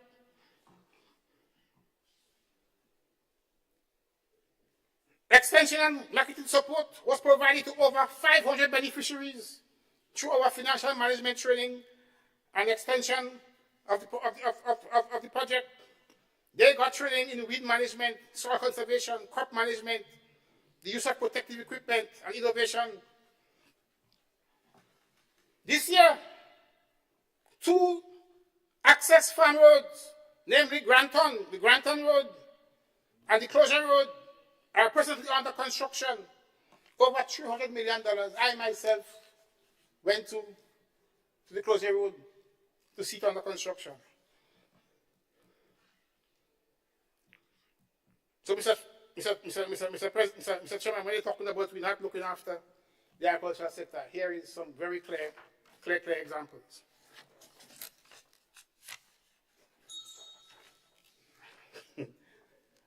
Mr. Speaker, I just started, and you want me to finish? So, but before I go, Mr. Speaker, I have to say something about the creative industries, because Honorable member, your time has expired. Did you ask for extra time? yes, I asked for extra time. 20 minutes, Mr. Speaker. All right, Honorable MP, I give you 5 more minutes to sum. Thank you, Mr. Speaker. Very quickly, Mr. Speaker, let me point out in the area of statistics. You know, I'm a statistician. I studied mathematics and so on. Under the OECD data for decision-making project, it's a World Bank project of US $8 million over a 5-year period. We are working with the Ministry of Education to provide 10 scholarships to Grenadians who will receive a grant of up to $40,000 US who want to pursue studies in mathematics, economics, econometrics, and statistics. We're working on that, Mr. Speaker. Mr. Speaker, a lot is happening in tourism. Quite a lot is happening in tourism. But let me just mention that next year, 22nd to the 24th of April, we'll be holding what is called the SOTIC, State of the Tourism Industry in the Caribbean. That meeting will be held right here in Grenada next year. Good? We expect all the ministers of tourism and the advisors to be here next year. Good? During that meeting, we want to make sure that they get a chance to see what we have in Grenada that they don't have. So right now, we are organizing the people of Munich to have a cassava festival. Because Munich is known for cassava. So during that week, the ministers of tourism from the region, they will take some time off and they will go to Munich and they're going to buy all things cassava that will be on sale by the people, produced by the people of Munich. We're working towards that. Mr. Speaker, let me mention to you, in the area of airlift, I told you we just come from Boston to get a direct flight to Grenada. But presently, we have 10 key airline partners for Grenada. 10. Air Canada, American Airlines, British Airways, Caribbean Airlines, Condor, Inter-Caribbean Airways, JetBlue, Liat, Songwin, and Virgin Atlantic. All them hotels full up. All them hotels coming in. We're good. We're good. And you say we doesn't give praise. I have to give praise to the members of the Air Transport License Board, Richard Strong, Aaron Carter, Anya Chow Chung, our chairman Randall Donald, Kerry Pierre, Sheldon Alexander, Clifford Campbell, and of course Petra Roach. And I want to say to you, Madam, former Minister of Tourism, if one thing you did good for the tourism industry was to recruit Petra, because she's good. She's good. She can negotiate and represent and make Grenada nice.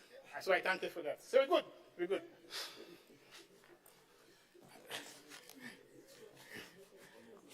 One more. So one more about the. No, I wanted to mention this because what my partner didn't know for Carriacou is that in November, UNESCO made a decision on Grenada's submission to have inscribed traditional wooden boat building in Carriacou and Petite Martinique on the list of intangible cultural heritage of humanity. I said I will keep it from you. But give you a little surprise. Eh? Give you a little surprise. And we are also going to make an application for Shakespeare's Mass as well. Right, to be described as the intangible culture. Mr. Speaker, let me stop because, I don't want to disobey the rules a lot. But it is really a wonderful pleasure, Mr. Speaker, to be given this task to lead our country's development and to contribute to our country's economic development and transformation and growth. What makes me happy, Mr. Chairman, is that I can see the benefits of my hard work. And I know there are many people around this world who would have helped me to be where I am today. And I want to commend them for taking the time to take care of me and to bring me up and to be what I am today, Mr. Speaker, so I can do something good for our country and for our homeland and for our people. Thank you very much indeed, Mr. Speaker.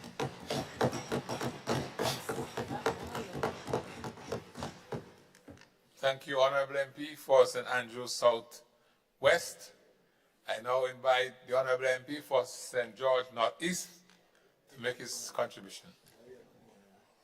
I know what that is.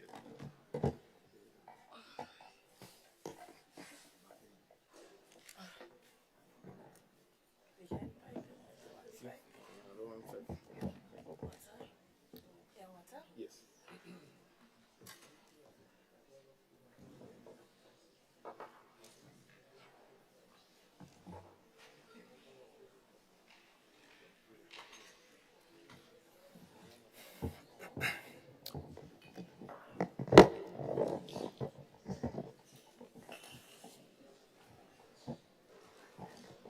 Thank you, Mr. Speaker.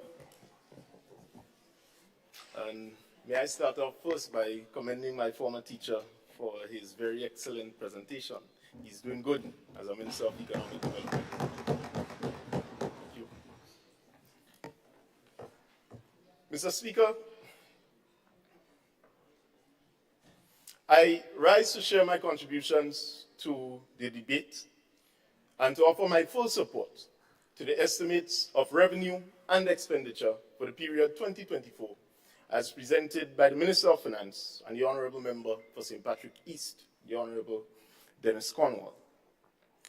Mr. Speaker, Budget 2024 is the commencement of a full-scale effort on the part of this administration, not just to tweak numbers or to change names of programs as presented every year, but to begin the process of changing the mindset of our people so that we can all realize and achieve our long-dreamt vision together. A vision, Mr. Speaker, that is so eloquently expressed in the theme, Grenada at 50, empowering our people, transforming our nation. Mr. Speaker, Grenada only 18 months ago, while it registered improvements in its fiscal performance, the economy, by and large, needed more diversification and creativity. It suffered from low implementation rates, and a discouraged public service lured into fighting with the employer for their rights, rather than serving the public and fighting against unemployment, poverty, or the other social ills facing our country. I could recall a Christmas, Mr. Speaker, Christmas season, where workers were out on the streets and they had their salaries docked from the last administration.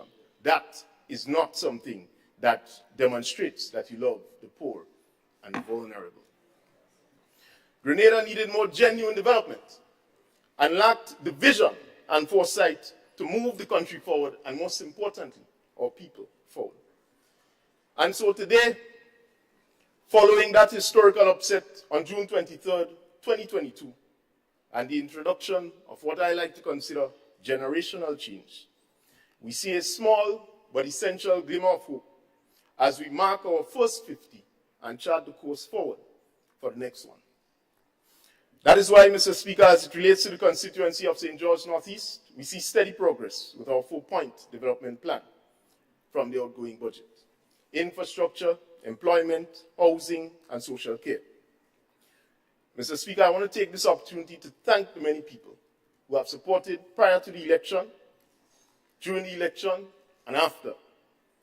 Your words of encouragement and continued solutions and suggestions to fixing our problems throughout Northeast is not going unnoticed and is certainly being used to build and advance our constituency.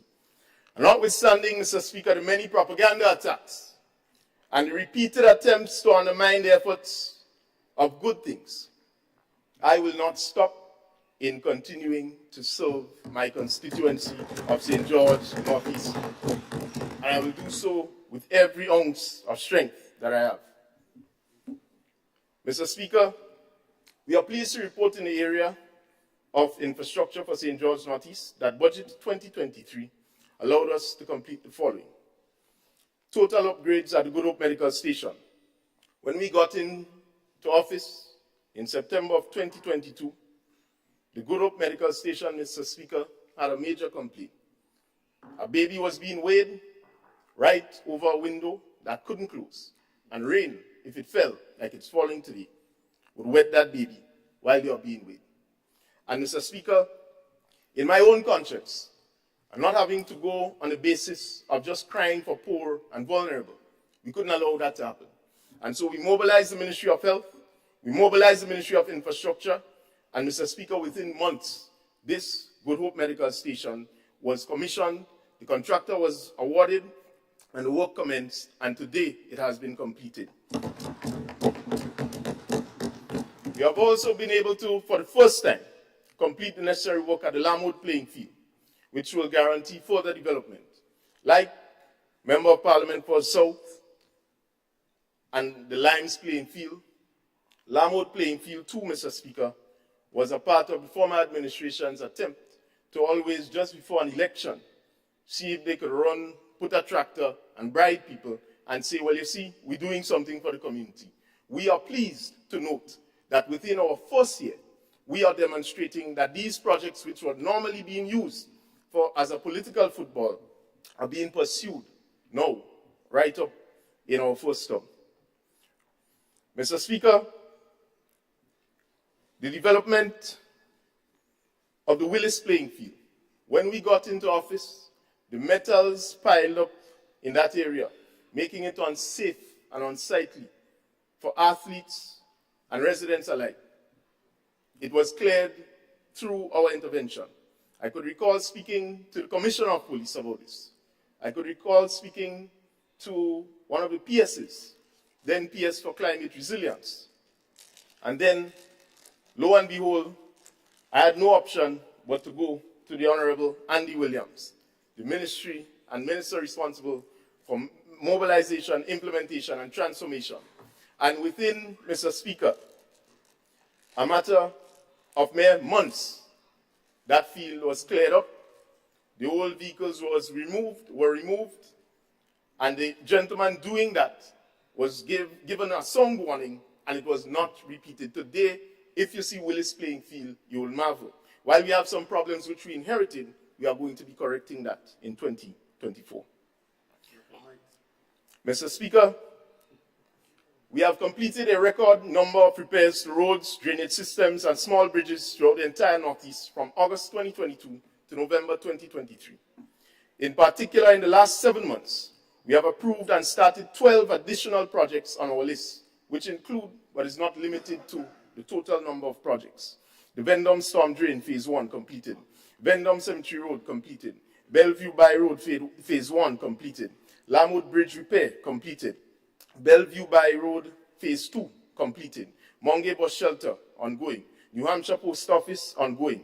Mardi Gras Box Drain to start in 2024. Lamwood Pasture Toilet Facility to begin in 2024.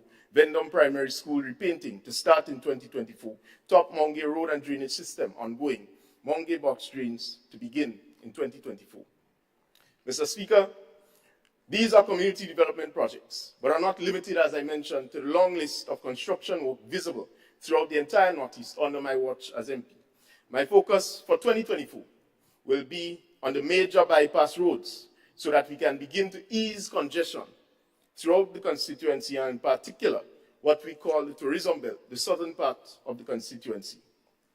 We will tackle the Rady-Lamwood Bypass Road, the Bellevue-Mount Morris Bypass Road, and the New Hampshire-Annandale Bypass Road in 2024, just to name a few.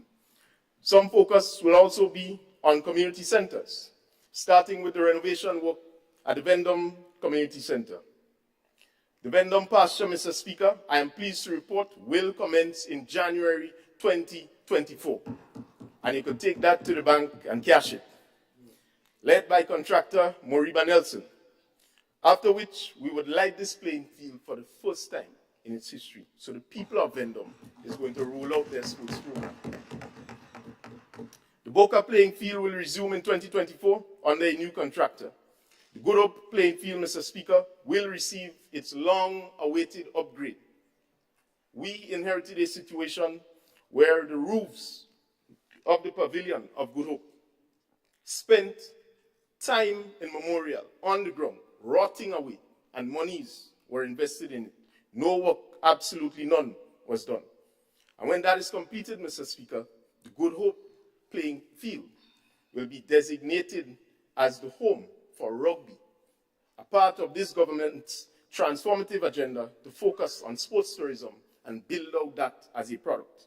In the area of employment, Mr. Speaker, we are pleased to report that we have created over 80 direct jobs in the Best and Environmental Wardens Program. Regarding construction, over 170 people, based on records, have received employment in the Northeast for ongoing or new projects throughout the entire constituency, including through the housing repair program. 60 new businesses have been created and were supported through the small business grant known as CES. You heard a lot about that earlier on.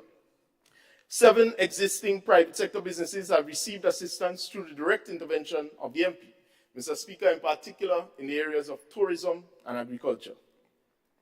The government was able to grant incentives to one of the largest call centers on island to establish business in the Northeast. In September of this year, the company advertised 600 available jobs at the Snow Corner Bolio Spice Basket site.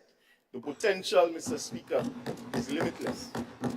The It means that the economic situation remains lucrative, and all the small shops and vendors in that area will continue to benefit from increased sales. People are going to buy lunch, they're going to buy dinner, they're going to get something to drink. You'll have more economic activity there. Mr. Speaker, in the area of housing, over 70 households received housing assistance in the Northeast, bathrooms and toilets, and the construction of new homes. While we have made steady progress in this regard, I want to state here that we still have a long way to go. And I want to pause to take a moment to recognize the importance of us now going and pilot the WASH program in St. George Northeast in a place called Horeb, or the Gulf. Mr. Speaker, over 20 years, you have a group of people squatting on government property. And over that 20 years, all that have been done is false promises, utilizing their vulnerability so that they could get the votes, give them a community bathroom, people fighting to go in the bathroom, all sorts of things. No real attempts were made to fix that situation. And I am pleased to report that through the government's land regularization program, we have been able to recommend successfully the Horeb area as an area that the government of Grenada will regularize and give the people tenure. We'll be able to build bathroom and toilets. We'll be able to put running water in the homes of these people. Generation of young people will be able to, for the first time, get access to pipe-borne running water, clean water. Regarding social care, Mr. Speaker, I can report that over 40 households received direct support from the MP. Our adult Pampers program, it continues to benefit families with shutting, free of cost. We have provided 10 families with wheelchairs. We have assisted 4 families with burial assistance directly from the constituency. 52 young people throughout the entire Northeast have been assisted directly with education bills amounting to over $21,000. And I want to place on record the thanks to the NLA who responded and their kind assistance from their line minister. Mr. Speaker, this is something that we see a total turnaround, where the resources of NLA are not being used to funnel into party hacks' pockets and talk about a building La Poultry playing field, and they'll get disbursement here and disbursement there, and you ain't seeing progress. But it's being now used in part of its own agenda: youth, sports, culture, and nation building. We have assisted 12 elderly with medical needs. Assistance to homes, donation of refrigerators to all medical stations throughout the entire Northeast. And I want to pause here. When we came in, we met a situation where there was only 1 refrigerator per medical station. It meant that if a nurse have a drink, and they had also have a blood sample in the fridge, it was being stored in the same fridge. We were able to change that, Mr. Speaker, by the stroke of a pen. School donations amounted to $679 in cash and also in other supplies, and we get, Mr. Speaker, requests on a daily basis. Several sports groups have been assisted to the tune of $6,075. Again, I would like to thank the NLA for their assistance. Mr. Speaker, we have successfully piloted a differentiated remedial project. I want to spend some time on that. This is something new that I, as MP, in addition to a constituent, have been able to introduce, where 12 primary school students received assessment and diagnostic testing for speech and learning difficulties. At least one of the students was identified as having ADHD and another with autism. This project forms part of our special projects budget, and we are not only using it for construction work, but is also ensuring that we use it to seek to develop our human resources. It is a collaboration, as mentioned, between the MP and Foundations Builders Educational Center, which cost us approximately $4,500. It was, Mr. Speaker, a pilot project that we introduced where these 12 students were able to receive this assessment, get recommendations so that they can improve as they go along. Mr. Speaker, I'm happy to announce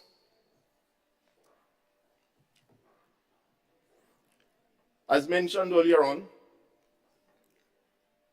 that we will regularize the situation in the Gulf. But this is something that I want to talk a little about as we progress into me dissecting the budget and specifically looking at the Ministry of Education, Youth, Sports, and Culture. But before we get to that, the issue of land is a major problem in Northeast, and I am certain it's a problem throughout the entire country. Similar to Carriacou, we have a situation in which properties which government from the past claimed that it owned has been sold, transferred, what have you, to multiple people. And they are always claiming that. So a number of the concerns that I get on a daily basis when I go to the constituency is legal matters. Sometimes I say, well, I'm not a lawyer. I'll pass it on.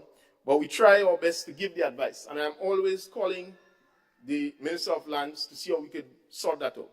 But I make this point to say that having identified that, this administration was very much keen and prepared not to kick the bucket down the road, but to announce its land regularization program. Mr. Speaker, all members here, I am certain, have areas in their constituency where they believe that if we regularize it, we will be able to uplift the people in terms of the quality of life that they live and their standard. And so many of them have given recommendations as well. And again, I want to highlight that the people of Gulf can rest easier because as your MP, I will not use your vulnerability, the situation they created for many years, just to get votes. So, Mr. Speaker, I want to turn now to the Ministry of Education, Youth, Sports, and Culture. And we see here that we have allocated over $240 million. And I want to say how pleased we are with the progress made in improving access to education nationally. Mr. Speaker, Grenada is now reaping the benefits of good policy. Enough of the old talk. Last year when I spoke on the education sector, we talked about our agenda being that of improving the access to education and undertaking the necessary reforms to make our learning experience a bit more modern so that it is applicable to what we need to solve. It's relevant to the situation at hand. And I am pleased to report steady progress in this regard. Of course, the Minister of Education will do a substantive explanation.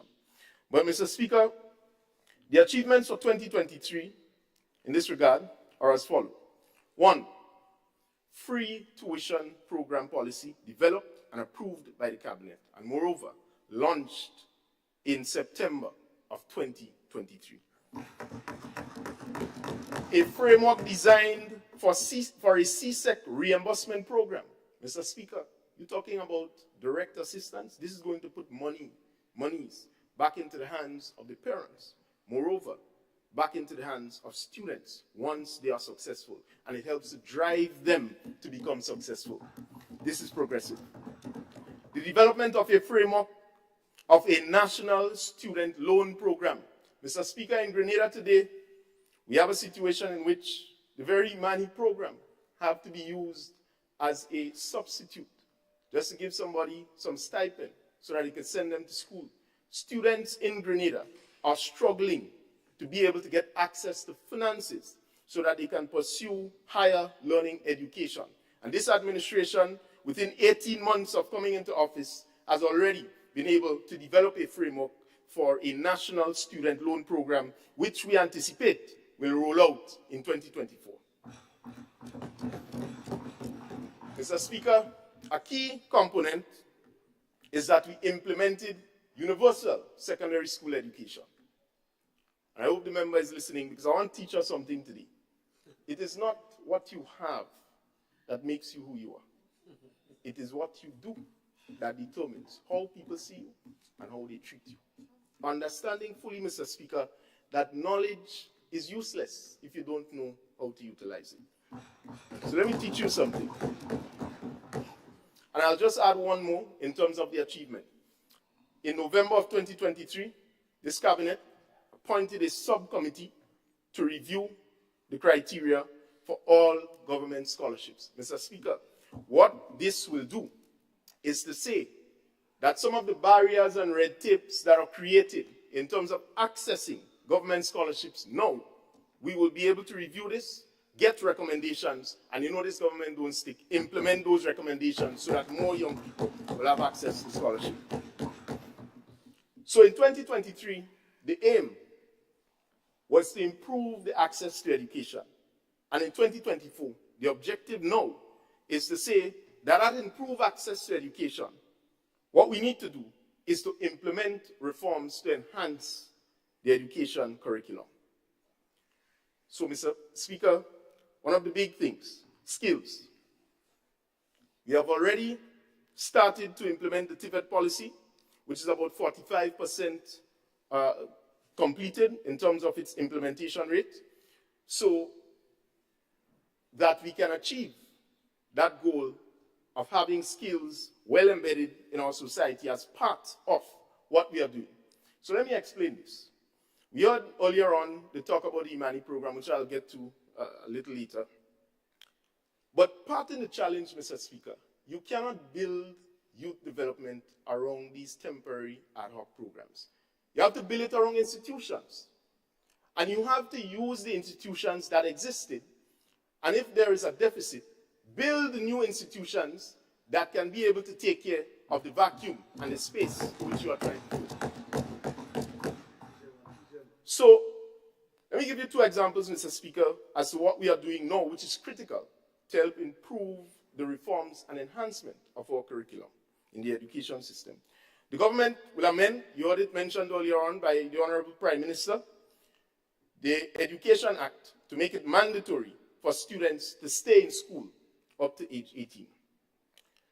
Now, one of the things that will do is that the major problem today in the economy for the young people is that of jobs, unemployment.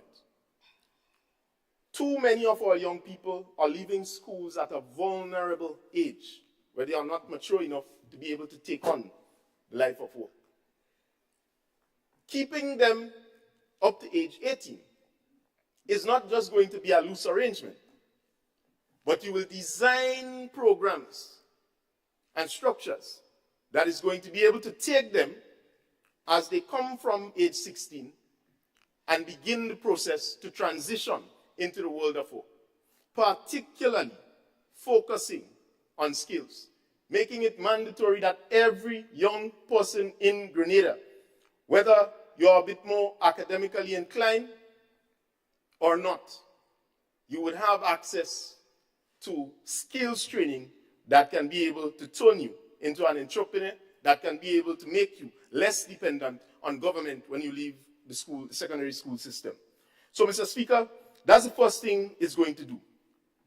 It's also going to make the youth unemployment situation a bit more manageable to deal with. You're the member who went before me, Minister for Economic Development, talking about the economic situation. What he said, essentially, is that this notion that the government of Grenada must be the one providing jobs is a flawed notion. And the reason why we are here today with such a high youth unemployment rate is because for many years, opportunities were given, and all that the former administration was able to do was put a plaster on the sore.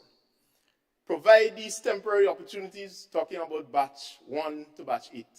How many, or rather, how long has batch 1 been in the program? Some of them, Mr. Speaker, turning grandparents in the program. And this is no offense to them, but it's to say that they are not the victims. This is something that was systematically created just to use them for their votes and use them one time election come about and say, well, we are the youth and we're doing this and we're doing that. And when you look at the reality, all they've been providing was stipends. The second thing, Mr. Speaker, that we're going to do in terms of implementing this TVET policy or taking it or advancing it is that, as mentioned, we are going to utilize the already developed curriculum of NULO, Mr. Speaker, to be able to expand its reach in other communities. So when a member talks about budget for Empower being cut, it's shaved, But the reason why it's shaved is not because we ain't care about the young people and we don't want to help the young people, but we are now diverting it into institutions to help expand and roll out our national program for skills training and development. To this end, Mr. Speaker, I am pleased to report that the NLA is going to be the one funding that, and I've already identified 3 additional spots that it will place these centers, and it will be managed by the auspices of the new law, rolling out their program in the various communities. And this was not just done loosely. It is being done, Mr. Speaker, out of data that we gathered from the communities. So we have currently ongoing the WIRI program with USA. Mr. Speaker, data was gathered, so we know exactly where some of the more troubled spots are. So in terms of rolling it out, we have identified areas in proximity, bringing that training of new law, decentralizing it throughout the entire Grenada, Carriacou, and Petite Martinique. That is our vision, Mr. Speaker, and this is critical. So, in a nutshell, while one can safely say in 2023, we didn't announce any new youth programs. To make it very clear, we didn't end any of the administration's programs. So they went through their life cycle. So of course, the young people wouldn't be impressed with that because they're tired with that. They voted that out. They didn't want that. So what we are now able to do is to begin the process of this transformation, as I mentioned, Mr. Speaker, to change the mindset. So the strategy, as mentioned, is that we will build youth development around our institutions. It will not take away from the ad hoc programs that we will create, but we'll build it around institutions. And to that end, I want to go turn my attention now into the division of youth. So, Mr. Speaker, what we inherited was a highly toxic and political environment with that ministry. It was led by individuals who were clear just political appointees. And I'll give you a little story. When I came into office, someone who shall remain nameless just opened the door a day and come and sit down on the chair. Give me a little story. Say, Minister, you know, me and the former minister didn't talk in, and we didn't talk for 6 months and what and so on. I sat, I listened, I hear all the stories. But Mr. Speaker, every transition report that I received as the minister told us that we had a problem with this particular individual. In fact, I was on a platform complaining the other day. The former administration, if they were successful, was going to fire the gentleman. And that's their business. They would have dealt with that. It's not my business. I'm just saying, Mr. Speaker, immediately when we came in, I didn't interfere. My role was to say that, all right, we'll get an assessment of the ministry. We will begin to stack up government's interests in terms of what we want to roll out from a policy standpoint, see what we have there, and see how we could work around that, implement our stuff, and treat with whatever problem that we inherited. Mr. Speaker, I'll even go further. The member for Carriacou was in the ministry one day, and he made a joke right in front of the gentleman and said, Minister, you ain't get rid of this man yet. And I said to him, Minister, we ain't come here for that. Because the objective of the government, Mr. Speaker, is not to come to carry on any victimization. And that's any of the staff at the division. Some of them are there. As minister, I don't get involved in the squabbles. People come to me with all sorts of stories. As minister, I try to be as fair and as balanced as possible. Because at the end of the day, I am looking at the bigger picture. 2 things I want: professionalism and honesty when dealing with public purse. That's all we need. Everything else, Mr. Speaker, we'll deal with that outside of the ministry. And so, I am pleased to announce that we have seen some very progressive and professional young females enter this ministry. And Mr. Speaker, I want to commend them. I want to commend them this afternoon. The youth coordinator, female, she came in under difficult circumstances. And quite frankly, if I did not personally get involved, to say to them that you need to bring the person into work. We have a deficit. Someone was terminated for an outdated contract since 2019, and we need to replace that gap. This is not about politics. She got in. The assistant, another female, got in. And we now have a female permanent secretary. So it looked like a female surrounding the Ministry of Youth. I hope it could yield to good things, which so far, I must commend them. I am seeing steady progress. And let me allow, Mr. Speaker, allow me just to speak to some of those successes. The ministry successfully executed 4 parish level and 2 national youth parliaments in 2023, where 125 young people had the opportunity to debate on issues of national and regional importance. We successfully piloted the inaugural sitting of the primary and secondary school youth parliaments. 39 students were engaged and involved. And let me stick up in here. The importance of us piloting this means that we will be able to, at a very tender age, impact the interest and involvement of young people in the life of our parliament in Grenada. Mr. Speaker, over 20 years, compared to 1.5 in terms of the duration, and we are able to introduce this. This didn't take additional resources. It didn't take some kind of magic wand. It didn't take some kind of program saying it's 18 months. And when you wake up in the morning, you have perpetual training for more than 18 months, in some cases 12 years. It took just a simple assessment as to what we want to achieve and then be able to set up the ministry in accordance to what we want to get. Secondly, the Carriacou Youth Ambassadors Program was successfully relaunched.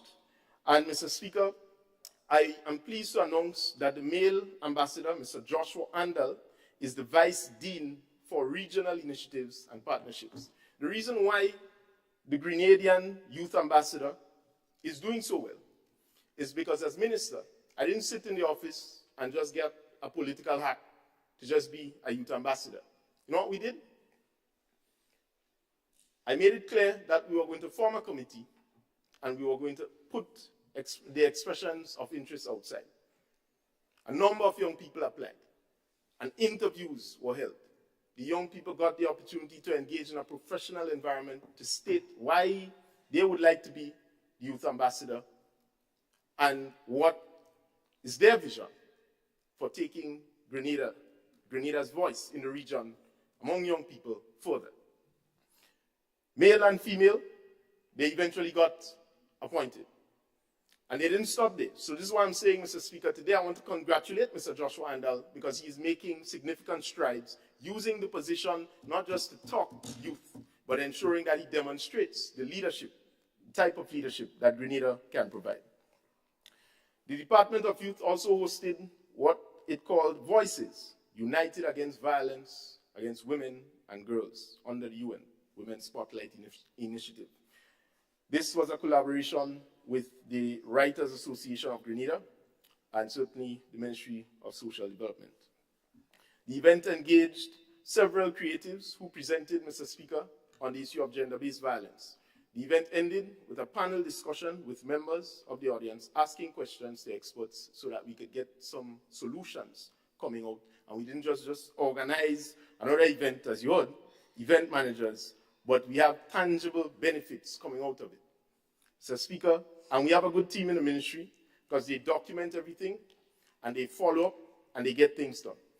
The fourth area that I want to report on is the annual summer program in Grenada. It was done during, well, it was a national holidays program. It was successfully done in Carriacou, where 375 young people were meaningfully engaged during the holidays. That's, Mr. Speaker, where we were able to get the question of PAN. They taught them how to swim. They did a number of different initiatives.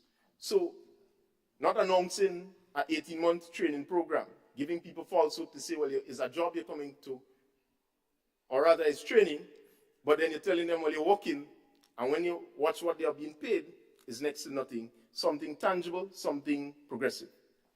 Mr. Speaker, the department was able to launch the Progressive After School Experience, PASI. This initiative aims to provide quality education and enrichment opportunities for children in the village of Windward, Carriacou. Again, Carriacou led by example.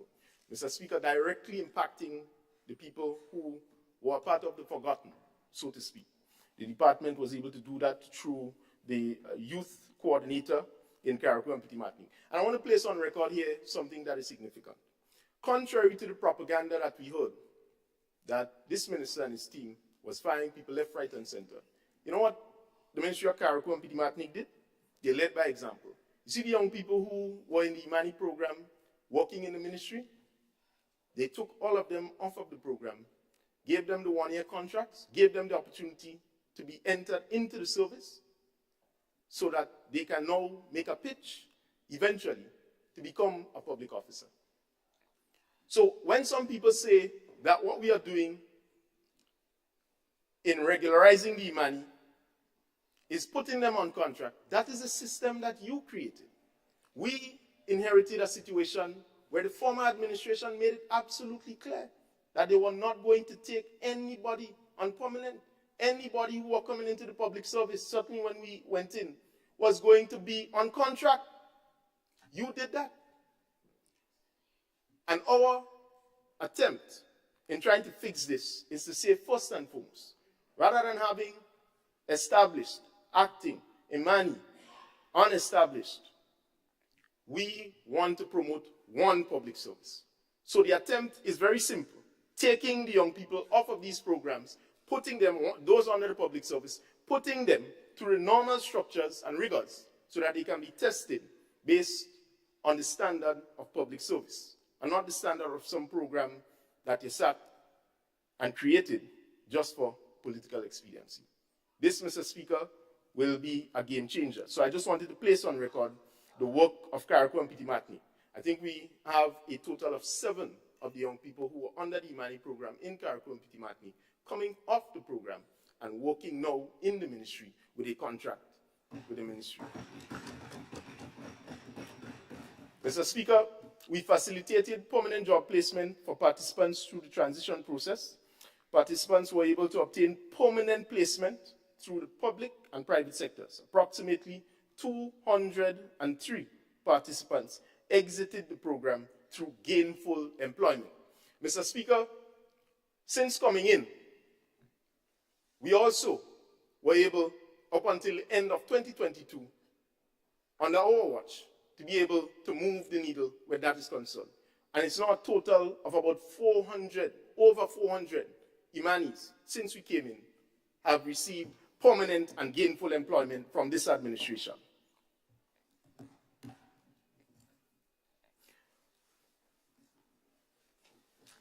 Mr. Speaker, as it relates to the program itself, the Imani program, I want to spend some time a little bit talking about the transition and how it's going to look. Now, for the first time, we were able to complete the internal audits of all of the youth programs. So this afternoon, when I heard one of the members talking and quoting figures, I just smiled, because that certainly is not a picture that we have. She's painting one picture, Mr. Speaker, through you, but that's not the picture we have. And the important thing that we were able to do with the program is to get the total numbers of all the Imanis throughout the service, all who we are paying. What are we paying them for? Mr. Speaker, you'll be shocked to know people under the Imani program, whether it is that they are actually studying or receiving as low as $400 per month. We still need to dive deeper to understand what kind of setup that existed there. So when I heard the other day, a former member of Parliament for St. John gets up, goes on his platform, talking all kind of funny talk about she had to be a hostess and all kind of story and so on, and then will say where she belongs is in the Imani. Let me send her back there. That tells me where the mindset was with the program. Because it shows me, Mr. Speaker, that the situation which we inherited when we came in terms of the lack of the technical capacity that some of the young people had, right? Because, Mr. Speaker, and we're going to get to it, did you know, in the Imani program, young people who have been there for years, still, up until this point, did not know how to write a CV, right? So if you're training them for 18 months, the training elapsed, they've gone beyond the 18 months, 10 years, 5 years, 6 years, 12 years, and at that stage, they still cannot be able to sit and draft a proper job application, then tell yourself something was wrong with that. Again, it was not their fault. This was a system that the former administration created so that they could control them and they could use them to their own whims and fancies. So, Mr. Speaker, what will happen in 2024? We will be regularizing the Imani trainees who are in the government service. They will be receiving, well, first off, let me clarify something. Now, the government has pursued the increase in minimum wage. And as everybody knows by now, in 2024, we will have a new minimum wage order. In this regard, if the young people have served beyond 2 years, and in some instances, as I mentioned, 12 years, they're performing. They may not have all of the qualifications. Our attempt is to say if the space is available, and not a fiscal space, meaning within the construct of the department or the ministry that they are placed, we want to regularize them and pay them at the market salary that they deserve. So the thinking of saying $500 additional goes both ways. One, because there are some young people who, as I mentioned, get higher and lower stipends. Those who get over 700, they are going to get $500, which will take them beyond the minimum. Those who make under 700 will get $500, which will still take them, well, not under, sorry, $700. Let me correct that, Mr. Speaker. Those who make $700 will get the $500, which will now take them to the minimum. So you would have a situation in which young people who are under the Imani program are a bit more qualified than others will get that 500, will bump them up, in a sense, to the market value as to what they should be paid in performing the specific duty. So that is what we are going to do with that. But we are going further to say that the strategy is to regularize the young people who are within the government system and give them a tenure of security. Mr. Speaker, some of these people have children and they can't go to the bank. When you look at the job letters, since 2006, some of them presenting letters, stipend, $650 after deductions, etc. This thing could not continue. And so, in our own conscience as government, and I often hear this accusation of saying, make them permanent, do this. You ain't do it in 20-something years, but you expect us to do it in 18 months. The mess that we meet, it can't happen overnight. So don't give the young people the false impression. After you wing them along for all these years, you ain't give them a permanent job. They can't go to the bank. They can't do anything serious. But you're now saying that this administration, because we talked tough during the election, and we didn't just talk tough, we certainly have demonstrated that we're acting because we pay the pension when some say that the pension would have bust the country. When we are now trying to say to them in a genuine way, this is the situation that we met. This is how we propose the transition over a period. You running in front and saying about that you're giving them, give them more, and all they fattening all themselves and so on. See that kind of narrative and mindset? That's why I say, Mr. Speaker, this budget is to help change the mindset of Grenadians so that we could no longer continue to support this thing and focus on building our country for the next 50 years. So that is what we are going to do. That, as mentioned earlier on, Yes, you see not cutting the Empower budget. But it is not to take away from the concept of the program. And let me give the former administration credit. I'm not afraid to do that. I think the Empower program is a good thing. I met with Trinidad's Minister of Youth, and that's the first thing she spoke of. So I'm just reporting that to this House, right? In other words, Mr. Speaker, we have Grenadians on both sides. No. You go ahead. In other words, Mr. Speaker, my message is that we have Grenadians on both sides of the aisles with expertise and skills and knowledge that we can use. Our agenda is to come together to build that. So we are not fearful and worried about competition and coming and talk politics. If something is good, we say it's good. But when it's bad, we must openly say it's bad, and the people responsible must begin to take responsibility. That is the issue. So when we talk about developing the young people, as mentioned, the programs are insufficient. One, they are temporary. Two, it's always difficult to get the necessary resources to continue to expand. Because the last administration got to the point where they were just piling on young people, then removing them from the batch, and then turning to the private sector to beg them to pay half in the side pay. That was an unsustainable model. You knew that. So to come now and pretend that we could just make everybody permanent immediately. We will make them permanent, and I want to repeat it again. We will regularize them, those who qualify. We're not afraid of that. But we are not doing it overnight. That's the point. Thank you, Prime Minister. We're doing it on our time, because a hurried bird never builds a good nest. And if you understand that lesson, you would understand that when you run into the election, you should have taken your time. Because today, we might be saying something different. But Mr. Speaker, the intention is that when we talk about the youth development, we want to professionally target the situation. One, using data. So you have the WIRI program. We have been able to train a number of young people in the ministry to be able to go out and gather that data. You had a situation where people were in the Ministry or Department of Youth. But Mr. Speaker, their ability and skills to gather data and to map out and target communities was almost null and void. And so we are pleased that we were able to do that, have them in the ministry, and now be able to let them go through various communities so they can gather data, bring it back to the ministry, and it can help form or inform policy decision. That's the thinking of where we are going. Mr. Speaker, in Budget 2024, we are also going to hire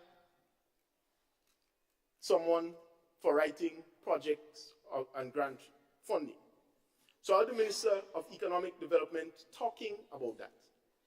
We are going a step further to say for the first time, the Division of Youth is going to have someone on staff that could be able to write grant proposals so that they can get grant funding to be able to fund some of the projects that we need. So that is why we can say it is safe that we have this budget. This is central government's budget. But the strategy is that we are going to grow the budget of the ministry through hiring somebody who can do that. That is thinking, Mr. Speaker. Because it means, therefore, we are not just relying on central government and come to make false promises to the young people and say, well, we will get 18 months training, fly, ants, cockroach, bat, whatever the name of the program, right? We focus in, as I mentioned, on professionalism and getting you up to the standard. We have also looked at the categories of the youth. You have young people, Mr. Speaker, as mentioned, who are unemployed, who are underemployed, and who are unemployable. The reason why we believe programs by themselves cannot work is because to target that situation, as Prime Minister mentioned, you have to deal with the root cause of the problem, and that requires institutions. Now we'll talk before election and talk about batch 8 and batch 9, and we can continue with that.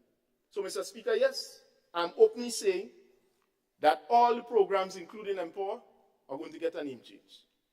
Mr. Speaker, again, as I mentioned, we have to change the mindset. Because if you continue to call people Imani, they're going to continue to act like a Imani.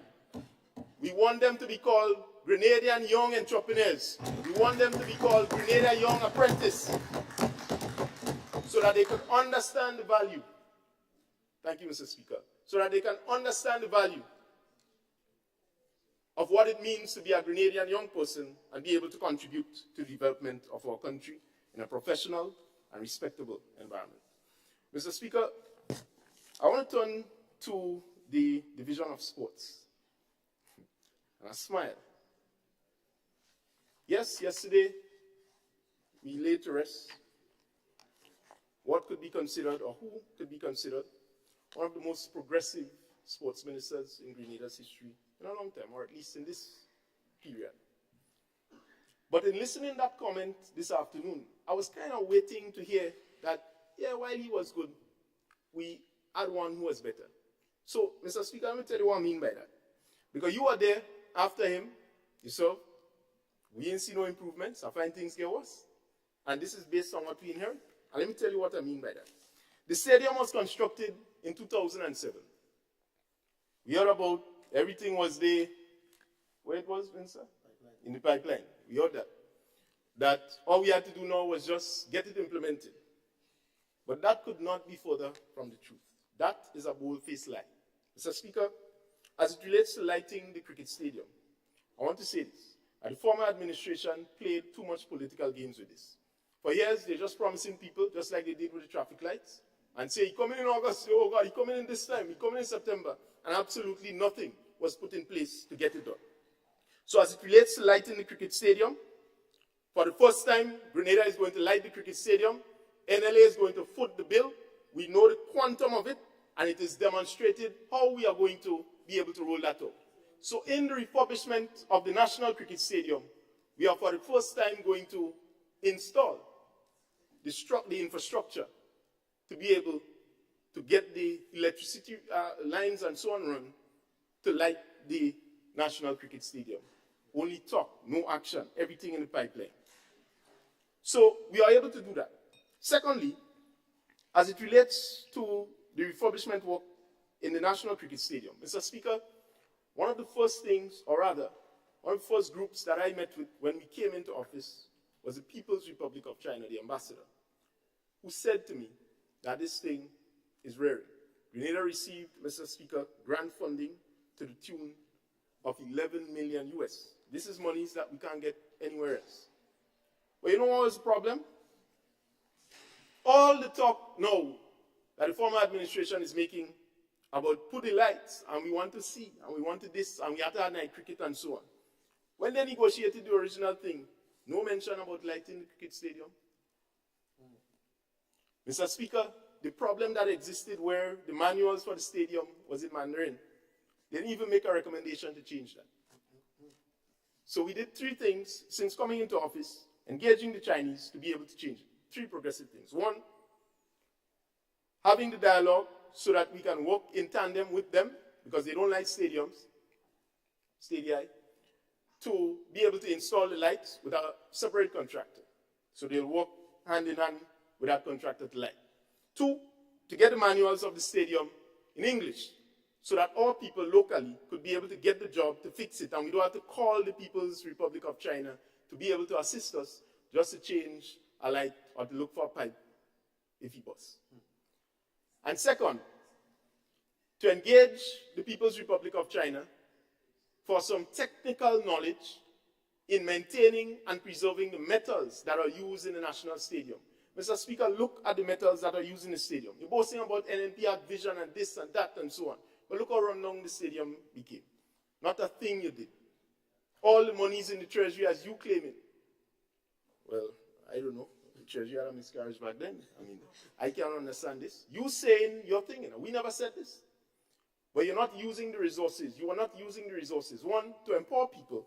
And two, to actually fix the problems that you were creating. So that's what we inherited.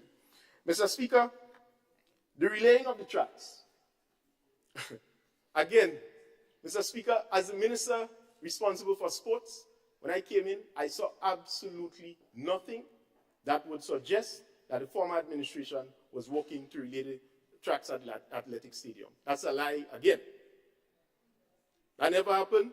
whether or not you had that conversation, it was not part of your repertoire. So as usual, you're saying things, you have no evidence of it, but you come to the Parliament just to express it. We are pleased, Mr. Speaker, to report that the contractor has already prepared the materials. They should be shipped here close to the end of December. Work will commence in January of 2024 and will be completed by the end of February. Or rather, sorry, before that. We have already, Mr. Speaker, paid half in accordance to the contractor's payment schedule. So we've honored half already. So all of the materials are prepared and the tracks should be installed. In a matter of weeks or days, we will be routing up the warm-up tracks, preparing it for when they come to lay it down. So we are not just relaying the tracks inside of the Kirani James Athletic Stadium, but we are also relaying the tracks at the warm-up section of the athletic stadium. So, Mr. Speaker, that is going to go well.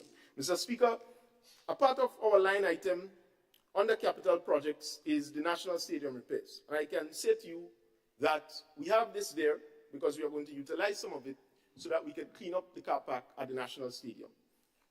I can safely say to you that we have commenced conversations not merely to privatize the car park of the stadium, but to monetize it so that the stadium authority will be able to get additional revenue, notwithstanding the closure of the National Cricket Stadium from major events. And this is something, Mr. Speaker, we are proud of because when we came in, we met the vendors there. Yes, COVID, they were vulnerable, things were difficult. But what was supposed to be a temporary measure, in fact, the stadium reported that nobody told them anything.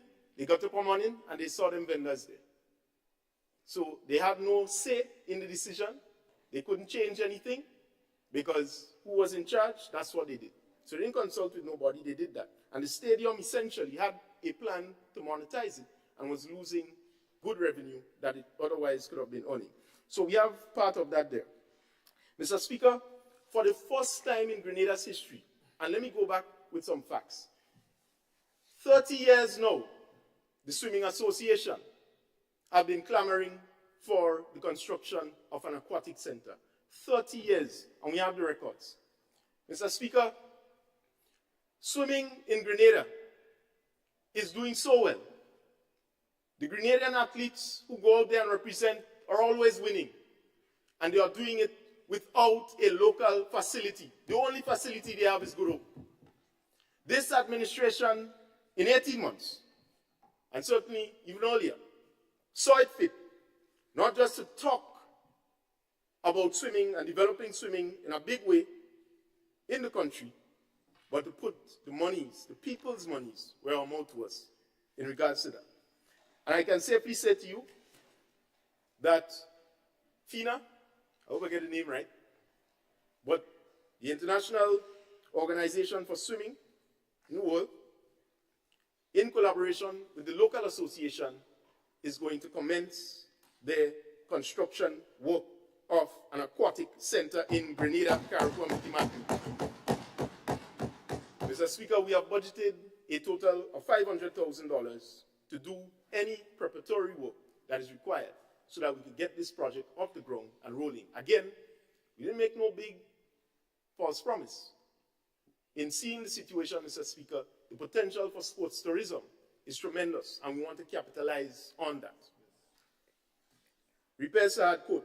I want to make this point, Mr. Speaker, because in the approved estimates for 2023, a total of $30,000 only was allocated for repairs to hard codes.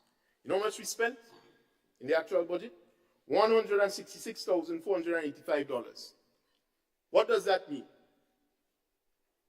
We didn't have the allocated resources, but we definitely put our money where our mouth was.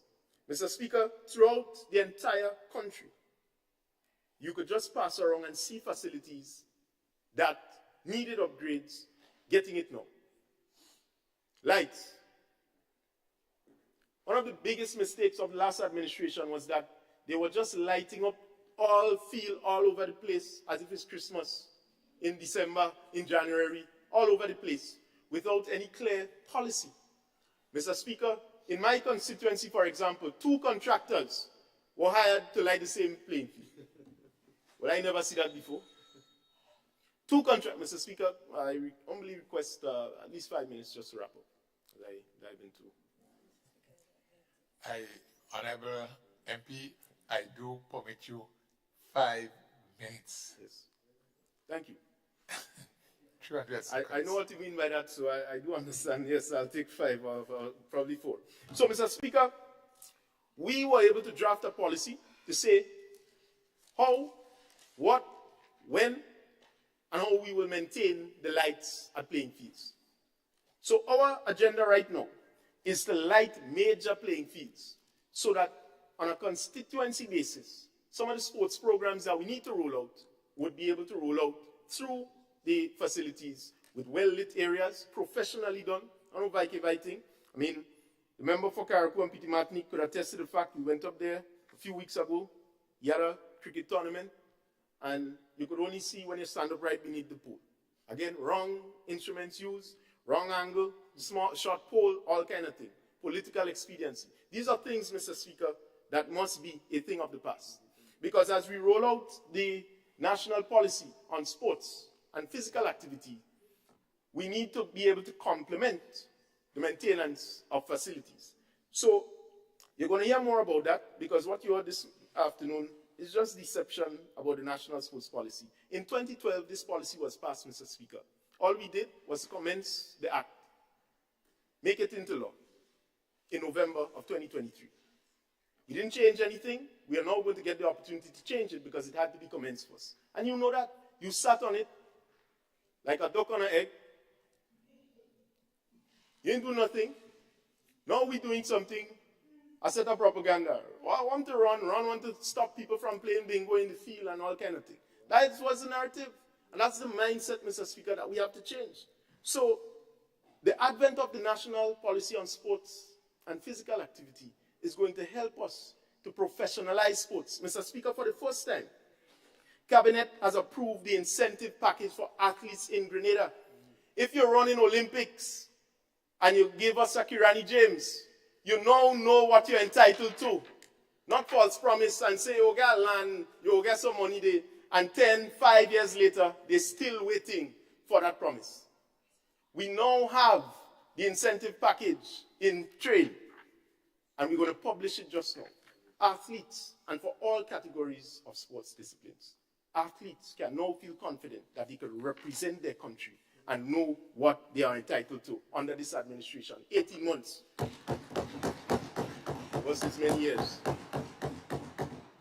Mr. Speaker, as it relates to the question of playing fields and how we manage playing fields, while we still have many work to do as it relates to that, I can safely say to you that we piloted a management system for this, and we have 4 zonal supervisors. Our agenda, Mr. Speaker, and we're going to make some changes certainly in 2024, is that the management of sports facilities really belong to the people and the community. Because if you are living amongst a sporting facility and you want to use it, and you have access to take care of it, or the responsibility to take care of it, you're going to do a good job in maintaining it. So there will be some talks under the sports policy about decentralizing that. And we're going to hear more about that as time advances. The last thing on the sports I want to mention, because time is limited, is that many people would have seen, and certainly we have Carifta coming up, we have a number of activities. But many people would have seen the introduction of our sports snack. Again, they say nothing new, no novel ideas. You ever had that? You might have given some water and some biscuit or maybe ice cream and cake. But you never had that? So the point is, Mr. Speaker, in introducing this, we piloted a sports snack. This was a collaboration between Food and Nutrition Council and the National Sports Council, the secretariat there. Mr. Speaker, Advisor Patrick Simmons, in addition to Mr. Alvin Clouden, the lead on the implementation of our national policy on sports and physical activity, engaged the Food and Nutrition Council. They came up with the stuff and they manufactured it. We are now at a stage by Carifta that we are going to roll that out officially. Grenadian made, locally made, all ingredients natural. I eat some and I find it working good. So, Mr. Speaker, thank you, and I recognize that the time is done. I want to just say, as it relates to culture, as I end 30 seconds, culture is doing well. We have seen a tremendous growth in Spice Mass. We see even today, for example, Mr. Speaker, the Cameroon Folk Festival return, weather permitting. And we also, Mr. Speaker, Honorable, the museum Honorable Member, going well. you are not allowed to continue the debate. You may give So, closing Mr. remarks Speaker, I at this yield. point. Thank you, and I yield. One love. Thank you, Honorable Member, for St. George Norris.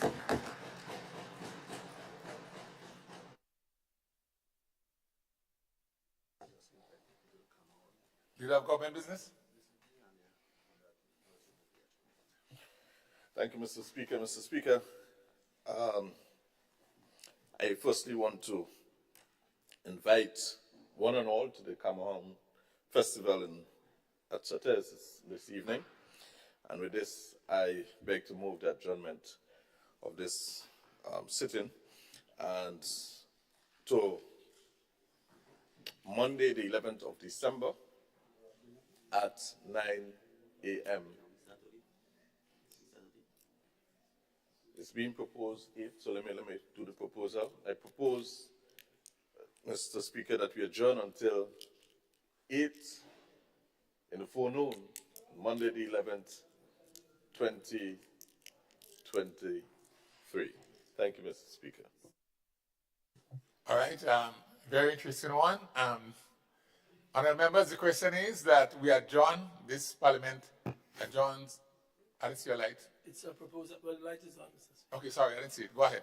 No, I'm just concerned because while we can come for 8, I'm concerned about the staff, and maybe the staff can address that issue if 8 o'clock would be fine. Just as a former Minister of Labour, I'm just asking. Yeah, Just asking. yeah, just let me comment, please. Yeah. Honourable, thanks for your suggestion and of course your observation. But as I understand it, Parliament work starts at 8. Right? So we have an obligation to be here at 8. So wondering about that is not an excuse we should make. Right? Let the staff try and come here for 8. Right? So the question has been put before us that we adjourn to start on Monday. Honorable, is 8, you see, right? At 8 a.m., Monday, 11th December at 8 a.m. in the forenoon. All those who are of that opinion, say aye. Of the contrary opinion, say no. The ayes have it. I think the ayes have it. So we convene on Monday the 11th at 8 a.m. We have 8 speakers, I think, to go still in the forenoon. So let's all make an effort to be here. I want to commend the MPs who have presented so far. Very interesting presentations. And we look forward to 8 very interesting ones next Monday, please God. Parliament now is adjourned.